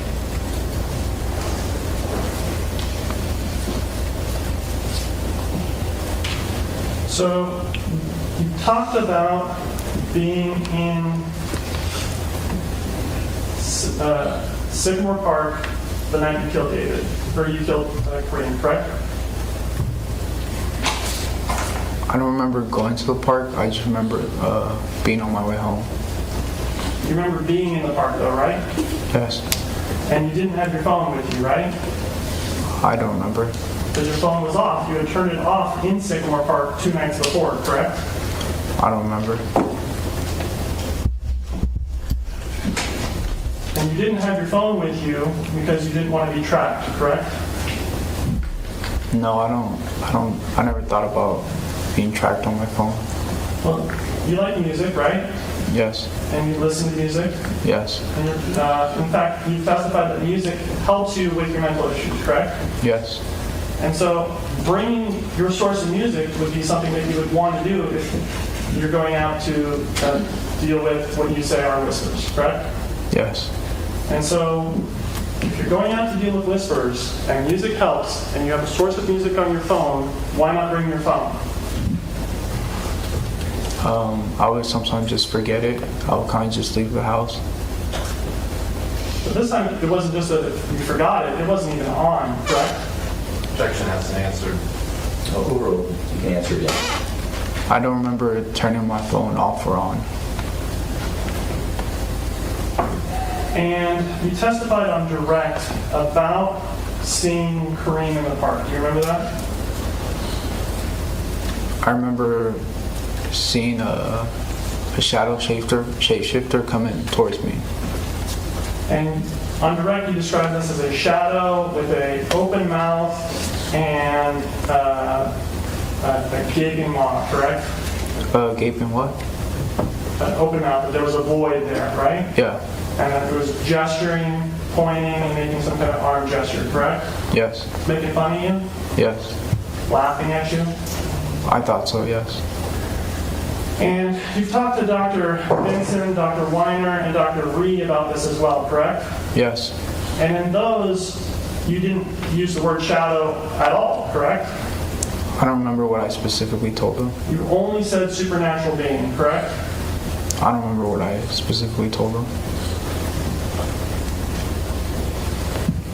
Do you have any reason to doubt that you told Dr. Benson, Dr. Weiner, and Dr. Ree supernatural being and not shadow? Objection, speculation hasn't answered. Overruled. No. And this distinction between a shadow and a supernatural being is important, right? Yeah, I think they were the same thing.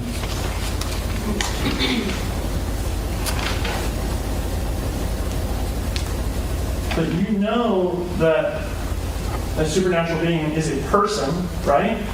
No.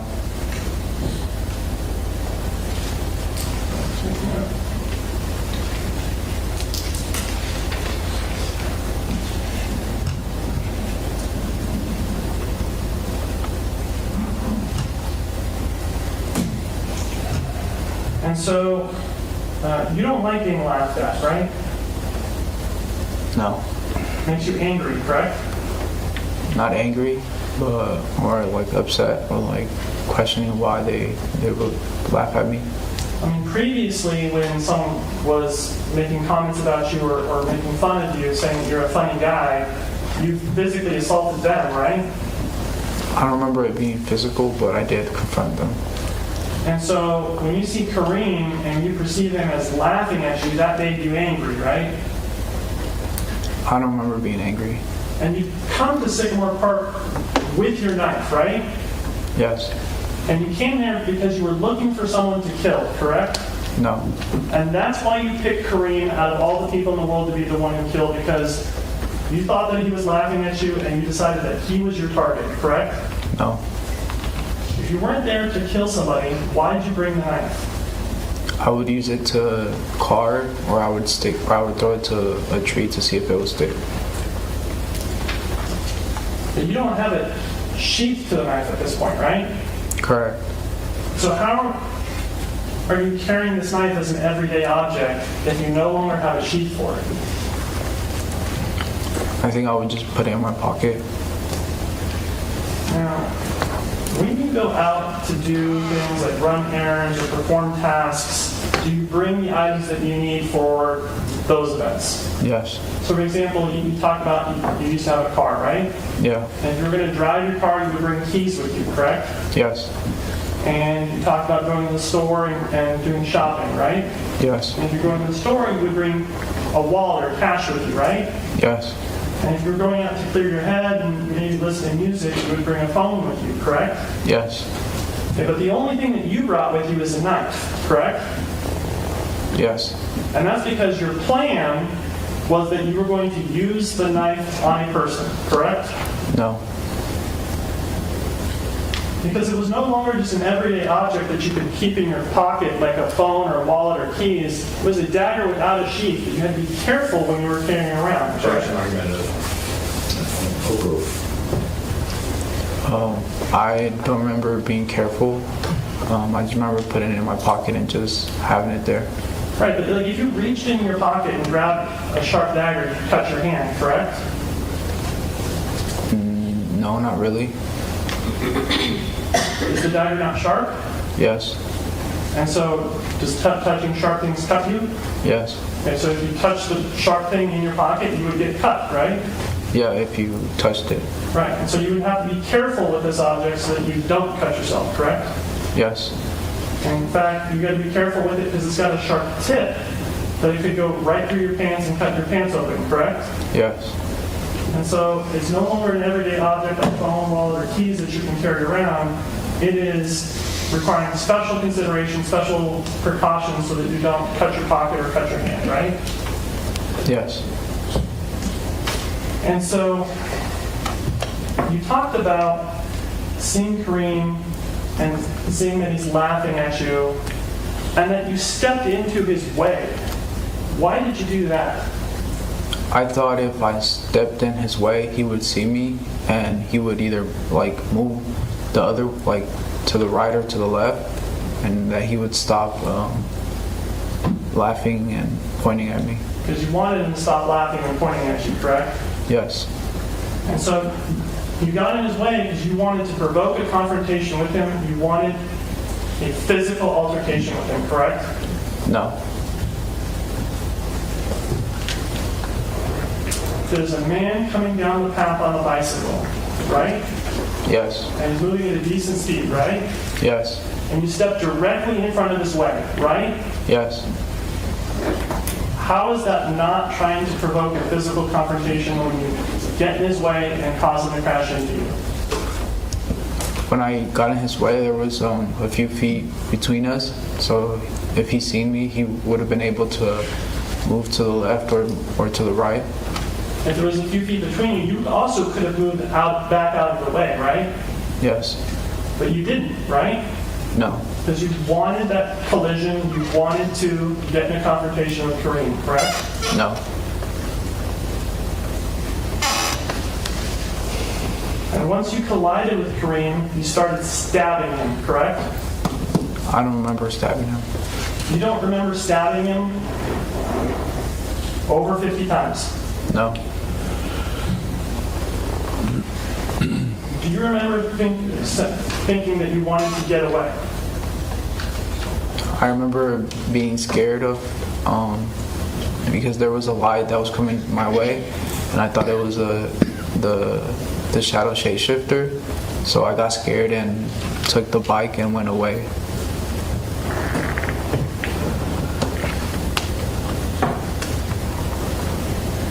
You said earlier that you wanted Karim to go away, right?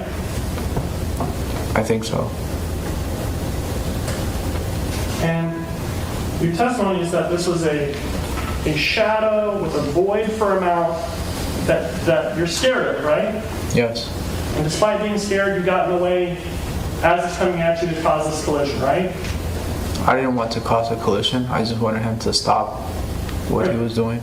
But if you're scared of him, why do you want him to stop? Because I didn't like, or I wanted him to stop because it just didn't really like, I felt bad that he was making fun of me. Because you're angry. Not angry, but more scared. And when you testified about being scared of a bicyclist earlier, you just let that person go on by, right? No, I turned left. I turned away from the bicyclist. No physical confrontation, right? No. They didn't follow you, chase you, anything like that, right? No. Okay, so you had that same option here where you could have turned and moved somewhere else, gone somewhere else, avoided it, right? Not really. I was in the bike path. You were in the bike path and then you intentionally stepped in their way, right? Ask and answer the same. If you're scared of this shadow, why not just leave? Step off the bike path, do anything other than get in their way and force a confrontation. Because at that time in my mind, I thought if I got in his way, he would recognize me and he would either stop what he was doing or he would move to a different side so he could keep on going. And what he was doing that you wanted him to stop was laughing at you, correct? Yes. Because he was making fun of you. I thought so, yes. And you remember lunging at Karim, right? Yes. And you had the knife with you, correct? I don't remember having the knife with me.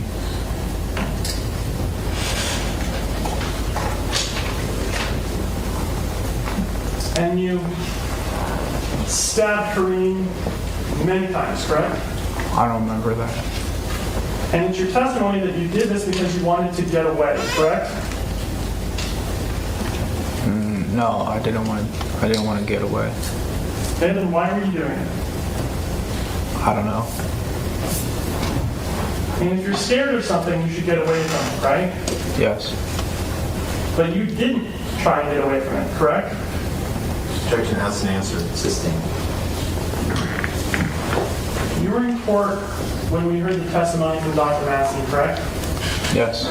And you testified about hearing Karim screaming in the park, hearing the voice yelling for help. You remember that? Yes. And how he looked over his fence and then decided to go out and check and then he walked over to the park, right? Yes. And so from the time your assault on Karim started to the time Dr. Massey got there was a significant period of time, somewhere a minute or more, correct? I don't remember. Right? But were you in court during that evidence? Yes. Do you have any reason to not believe that it was a minute or more? No. And during that time where Dr. Massey hears the assault, looks over the fence, and is looking at what you're doing, you didn't try and get away, right? I don't remember. Because during that time you just stayed with Karim and you were still stabbing him, right? I don't remember. And so it wasn't until Dr. Massey actually got to the scene and is talking to you and saying, trying to assess what's going on, that you finally decided to get away, right? I just remember seeing a flashlight coming towards me, and I thought it was a shadow shapeshifter, so that's why I started to look for the bike so I could ride away. Do shadow shapeshifters carry flashlights? I don't know. So if Dr. Massey was a shadow shapeshifter, why would he have a flashlight? Objection, speculation, argumented. Sustained. Sustained. Why didn't you flee before Dr. Massey arrived? I don't know. Is it because you wanted to make sure that Karim was dead? No. You saw the photos of Karim on the path, right? Yes. And you saw the photos of where the wounds in his chest were, correct? Yes. And they were focused on his heart, his neck, and his head, correct? Yes. And you stabbed him specifically in the heart because you wanted to kill him, correct? I don't remember that. Do shadows have hearts? I don't know. Because if it was a shadow, there would be no need to be stabbing in the heart versus other places, would there? I don't know. And it was because that you knew that he was a person that you specifically stabbed him in the heart, correct? I don't remember stabbing him. And when Dr. Massey came, you fled immediately as he approached, correct? Asked and answered. Sustained. How far away was Dr. Massey when you started to flee? I remember the light being pretty close to me. And you remember him talking to you? No. And then you picked up the bike and left, right? Yes. And it was Karim's bike, right? Yes. And so you rode on that bike, correct? Yes. Do shadows own bikes? I don't know. And so because there was the bike, because it was a person riding the bike, you knew that Karim was a person because you knew that he was riding a bike and shadows don't ride bikes, Objection, right? argumentative.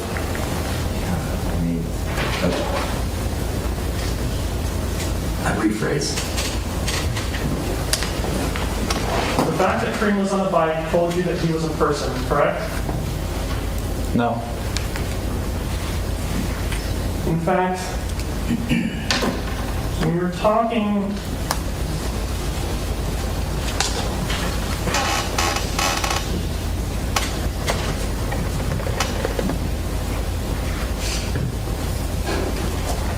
when you were talking to Dr.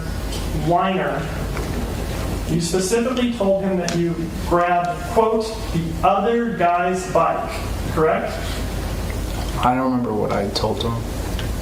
And other guy refers to a human, correct? Yes. And guy specifically refers to a human male, correct? Yeah. And Karim was a human male, correct? Yes. And so when you say that you grabbed the other guy's bike, you know that it's a human male's bike that you are taking, correct? I think at that time I knew what happened, so I think that's why I said that I grabbed the other guy's bike. And as you're fleeing from Dr. Massey, you turn back and you speak with him, right? No. You say to him something to the effect of, "What do you want, man? Leave me alone." I don't remember that. Do you remember Dr. Massey's testimony on that point? Yes. Do you know of anything that would have hindered Dr. Massey's ability to hear you say that? Like, was there loud noises like a train or anything else that would have impaired his ability to hear what you were saying? No. And when you told him that you used the word man, correct? I don't remember that. Because a man is a person, correct? Yes. So you knew Dr. Massey was a person at the time that you were addressing him when you were saying, "What do you want, man? Leave me alone." You're saying, "What do you want, person? Leave me alone." There's argument. Overruled. We can't. No. And then you rode your bicycle and you went over the bridge and then you went down to Crystal Grove, correct? I just remember leaving the bike on the bush and running back towards the footbridge. And there was a lot of blood, right? I don't remember seeing any blood.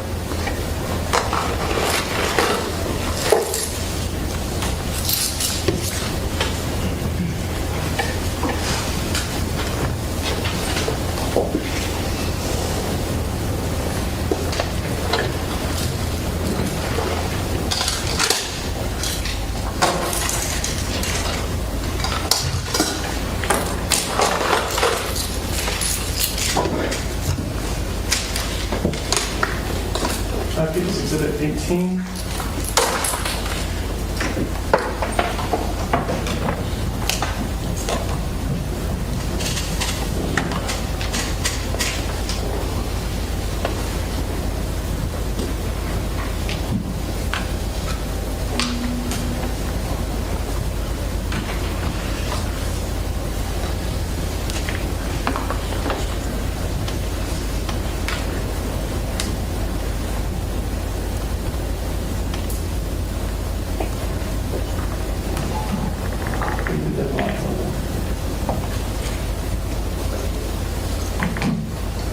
Are you able to see this, sir? Yes. And this is where you left Karim's bike? I just remember it being by a bush. Why here? I don't know. During the other two stabbings, you rode your bike, correct? Yes.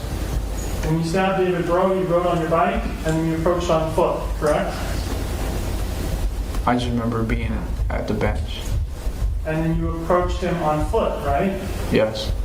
And when you stabbed Kimberlee Guillory, you parked your bike and you approached on foot, correct? Yes. Did you do the same here?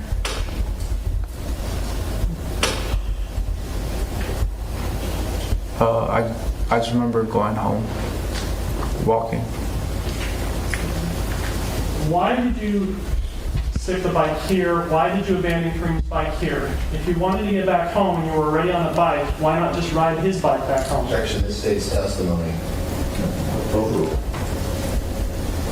I don't know. If you were trying to get back home and you were ready on a bike, you could get home faster on a bike, correct? Yes. Did you have another bike staged here? No. Because these bushes would be an area where you could stage a bike, correct? Projection, foundation, speculation.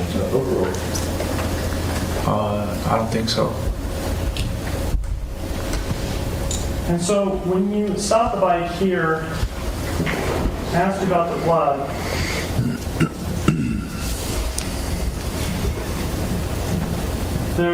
You saw photos of the blood on the water bottle, correct? Yes. And you're dripping with blood at this point, correct? I wasn't aware of it. In fact, we have here on the body of the bicycle, by this brake or gear cable here, it's got blood on it, correct? Yes. And when we look at other parts of the bicycle, like the handlebars, there's lots of blood there too, correct? Yes. And we can see blood here on the gear shifter cable, correct? Yes.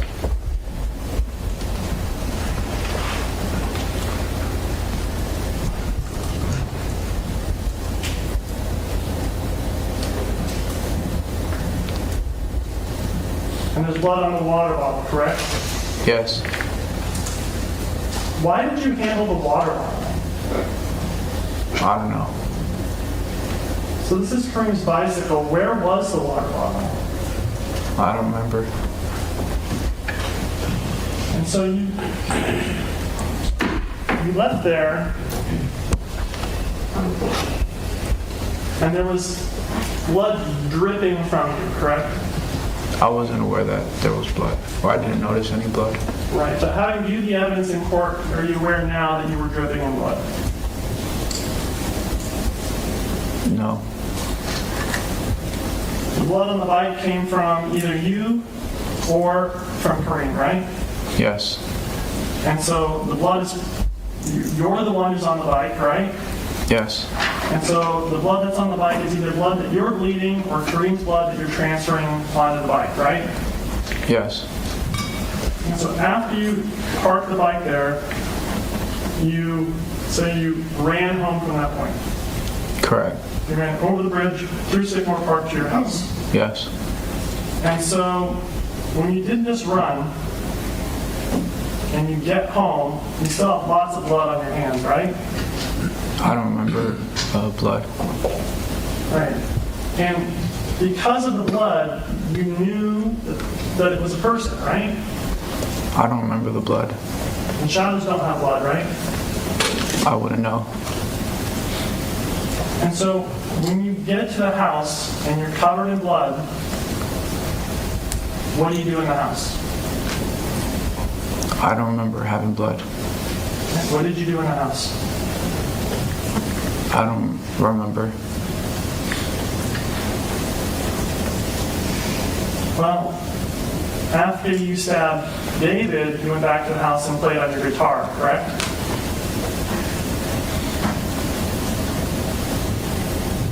Yeah. Did you play on your guitar after you stabbed Karim? I don't think so. And when you were at your house, you have to go through doors. Yes. And did you go on your computer? When specific? No, he's talking about after Sycamore Park. I don't remember.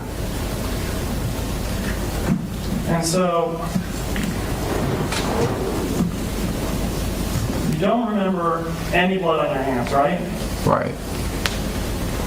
Then why is there limited blood in your room? Objection, state's evidence. There's blood on the bed, right? I don't remember seeing blood on the bed. You remember seeing the photos of the blood on the bed? No. And there's blood on some gym shorts and a shirt and a hamper in the closet, right? Yes. And the clothes in the hamper are positioned in a way that you can't see the blood, correct? Objection, state's evidence. Sustained. Well, do you remember the testimony where that was asked? Is it in a way that you can't see the blood, that the only red thing visible was a piece of clothing and not blood? No. So you're touching things in your room, like your guitar, your computer, the sink, things of that nature, correct? Yes. Where's the blood that should be on those things? Objection, speculation. Overruled. I don't know. Because either you wash off the blood on your hands before you touch these things, or you wash off the blood on those things after you touch them, right? Objection, argumentative. Sustained. Did you wash your hands before you went in the house? No. Did you wipe down those items after you got in the house? No. Do you remember the evidence about the DNA testing that was done on items from your house? Yes. Things like the sink handle. Not the sink handle. The sink? I think so. The drain? No. Your computer? No. And do you remember that none of those things had blood? Objection, misstates evidence. Sustained. There was no DNA on any of those, correct? Objection, misstates evidence. Sustained. Which of those items had blood or DNA on them? Objection, foundation. Sustained.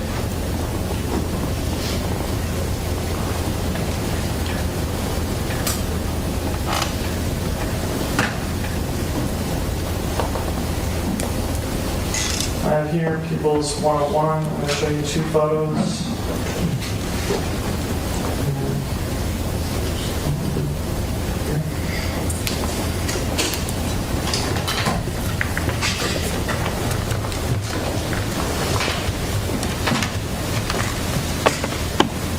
This photo.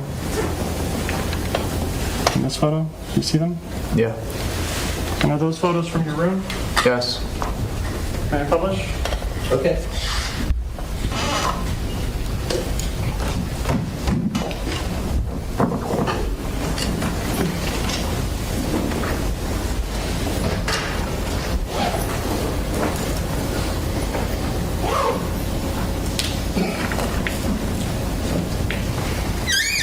Okay, so if you didn't wash your hands before you came to the house, what items did you touch in the house?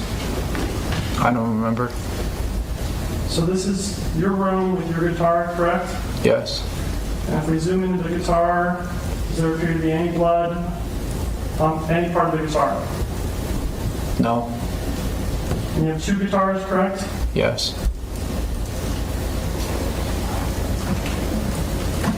And anything on your other guitar?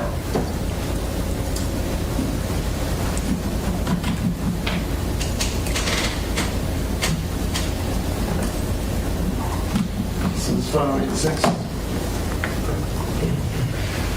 You see the second guitar? Yes. Is that your guitar? Yes. You zoom in. Any blood on the guitar? No.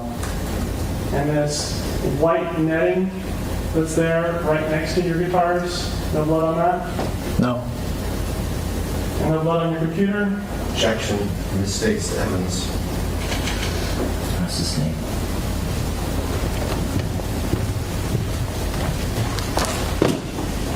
Let's stop there. All right. Mr. Reales Dominguez, thank you for your testimony. You can return.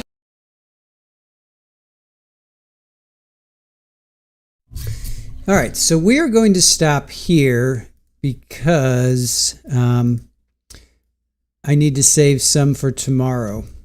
So we're going to stop his testimony there, and we're going to pick up on his testimony leading into the new trial. But I'm just reading through my notes. Auntie and Abe and everybody. So he's caught on May 3rd. He's arrested May 3rd, but a court order came in. This is the mental health worker. This was Amy Gutierrez. So I'm just reading through her notes. Let me just read through her notes real quickly here. Let's see. So May 4th, she met Carlos. He was placed on watch. Different level of observation. Emotional was flat affect, inability to exhibit emotion with facial expressions. Let me just kind of read through this. Antipsychotic meds were started in mid-July.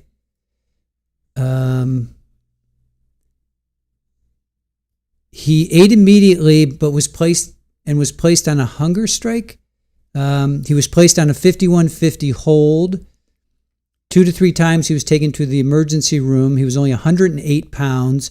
He wouldn't respond or couldn't articulate why he wasn't eating. Remember, it wasn't until December that he was deemed competent. It wasn't until December. So he was, he never came out of the day room. He didn't shower, brush his teeth, go out and watch TV. He became disheveled. He declined in personal hygiene. So 5150 done to see if he needed to be involuntarily hospitalized.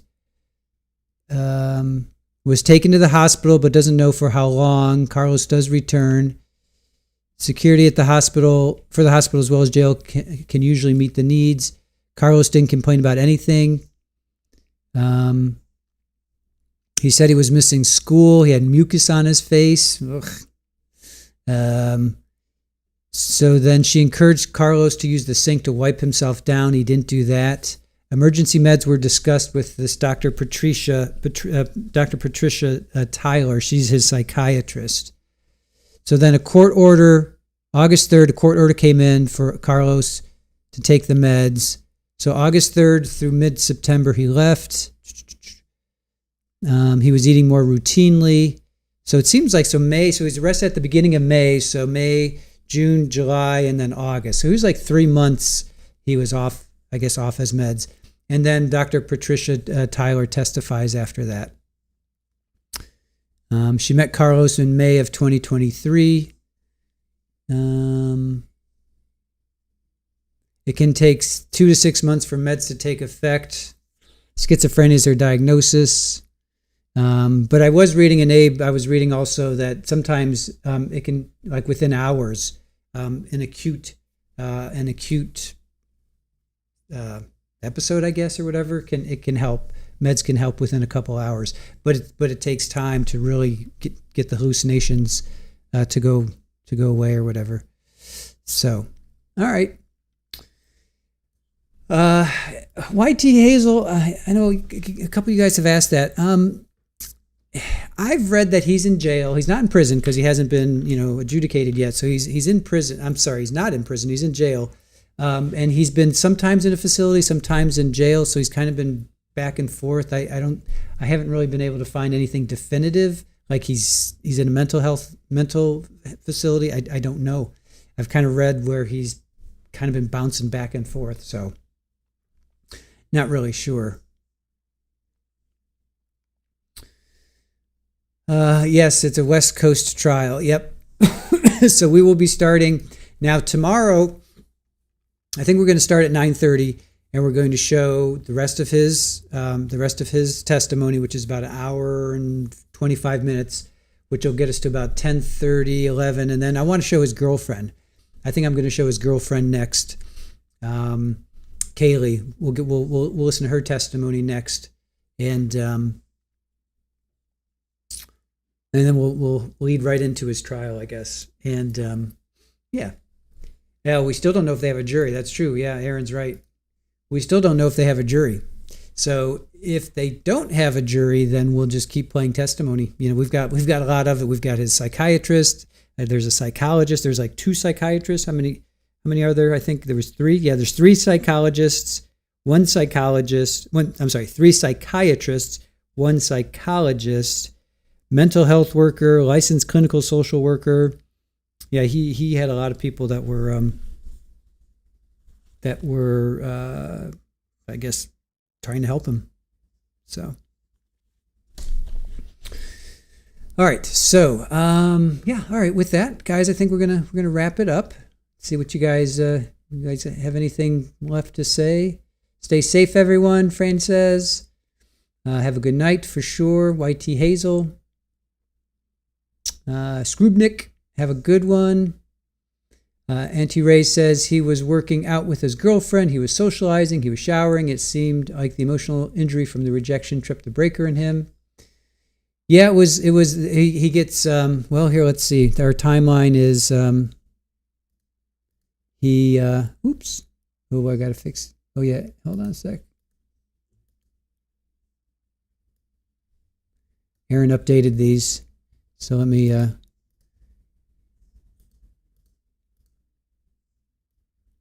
So he was. So she breaks up with him in December, right? They meet September of 2020, and then December 2022. Kaylee breaks up with him, and then April 25th of 2023, he gets academically dismissed. So he essentially gets kicked out. So there was a lot of rejection going on. There was I was just reading, and we heard in the pretrial hearings that the state wants to bring in his use of marijuana, and I even heard maybe some mushrooms that we're talking about in one of the pretrial hearings. They thought they weren't sure why that wasn't used more in the first trial. I remember in most of the crosses of these psychiatrists and psychologists, they would ask, "What's the smoking pot?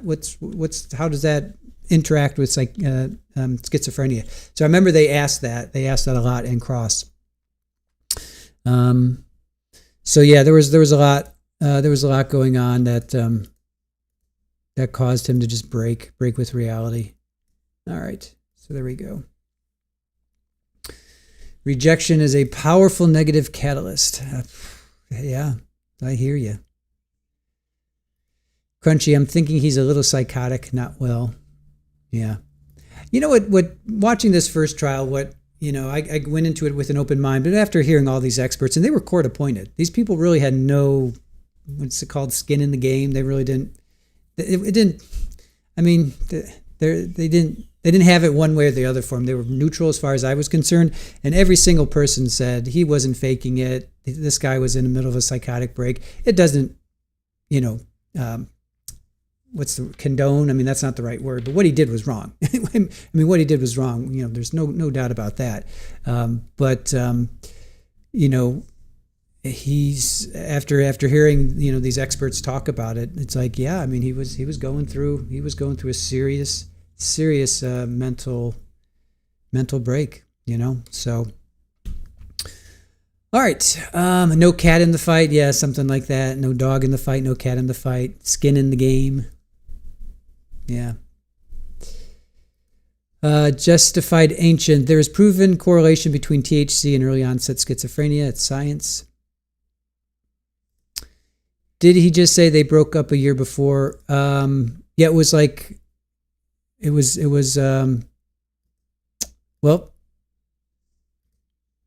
December of 2022. That's when she decided to break up. And then a couple months later, 4 or 5 months later. So December to April. So 4 or 5 months, because he wanted to give her, I think they were kind of breaking up before, because he bought that gift for her in December. I think they were kind of going on the outs before that, but I guess like the official breakup, when she said she didn't want to see him anymore, I think that was like December, was it 29th, or was it was right before, it was right around Christmas. It was either right before Christmas or right after Christmas, something like that. So anyway, you guys, all right. Let's hope we get a jury tomorrow. Let's hope we have a jury tomorrow, and we can start this trial. And if not, we have plenty of other testimony to play. We can just keep watching the old trial, first trial until they seat a jury. So, all right, you guys. As always, I give you a little Super Ball. Grampy, if you're watching, there's your Super Ball. Yeah, it's a good girl. Yeah. Oh, it's a good girl. Here comes Roger. Hey, buddy. How you doing? Yeah, it's my good boy. All right. Floofy tail. And Super Ball. Yeah, it's a good girl. All right. What are you doing? No, get out of my water. That's my water. All right. Stop it. All right. I think I need to deal with this. Super Ball. Hey, look over here. Look over here. Yo, look over here. Hey, Super Ball, what's over here? Yeah, look over here. Nope, you're going to smack Roger instead. All right. I got a showdown going on. All right, you guys. All right. Come here, Roger. You're going to get smacked. All right, here, go over there.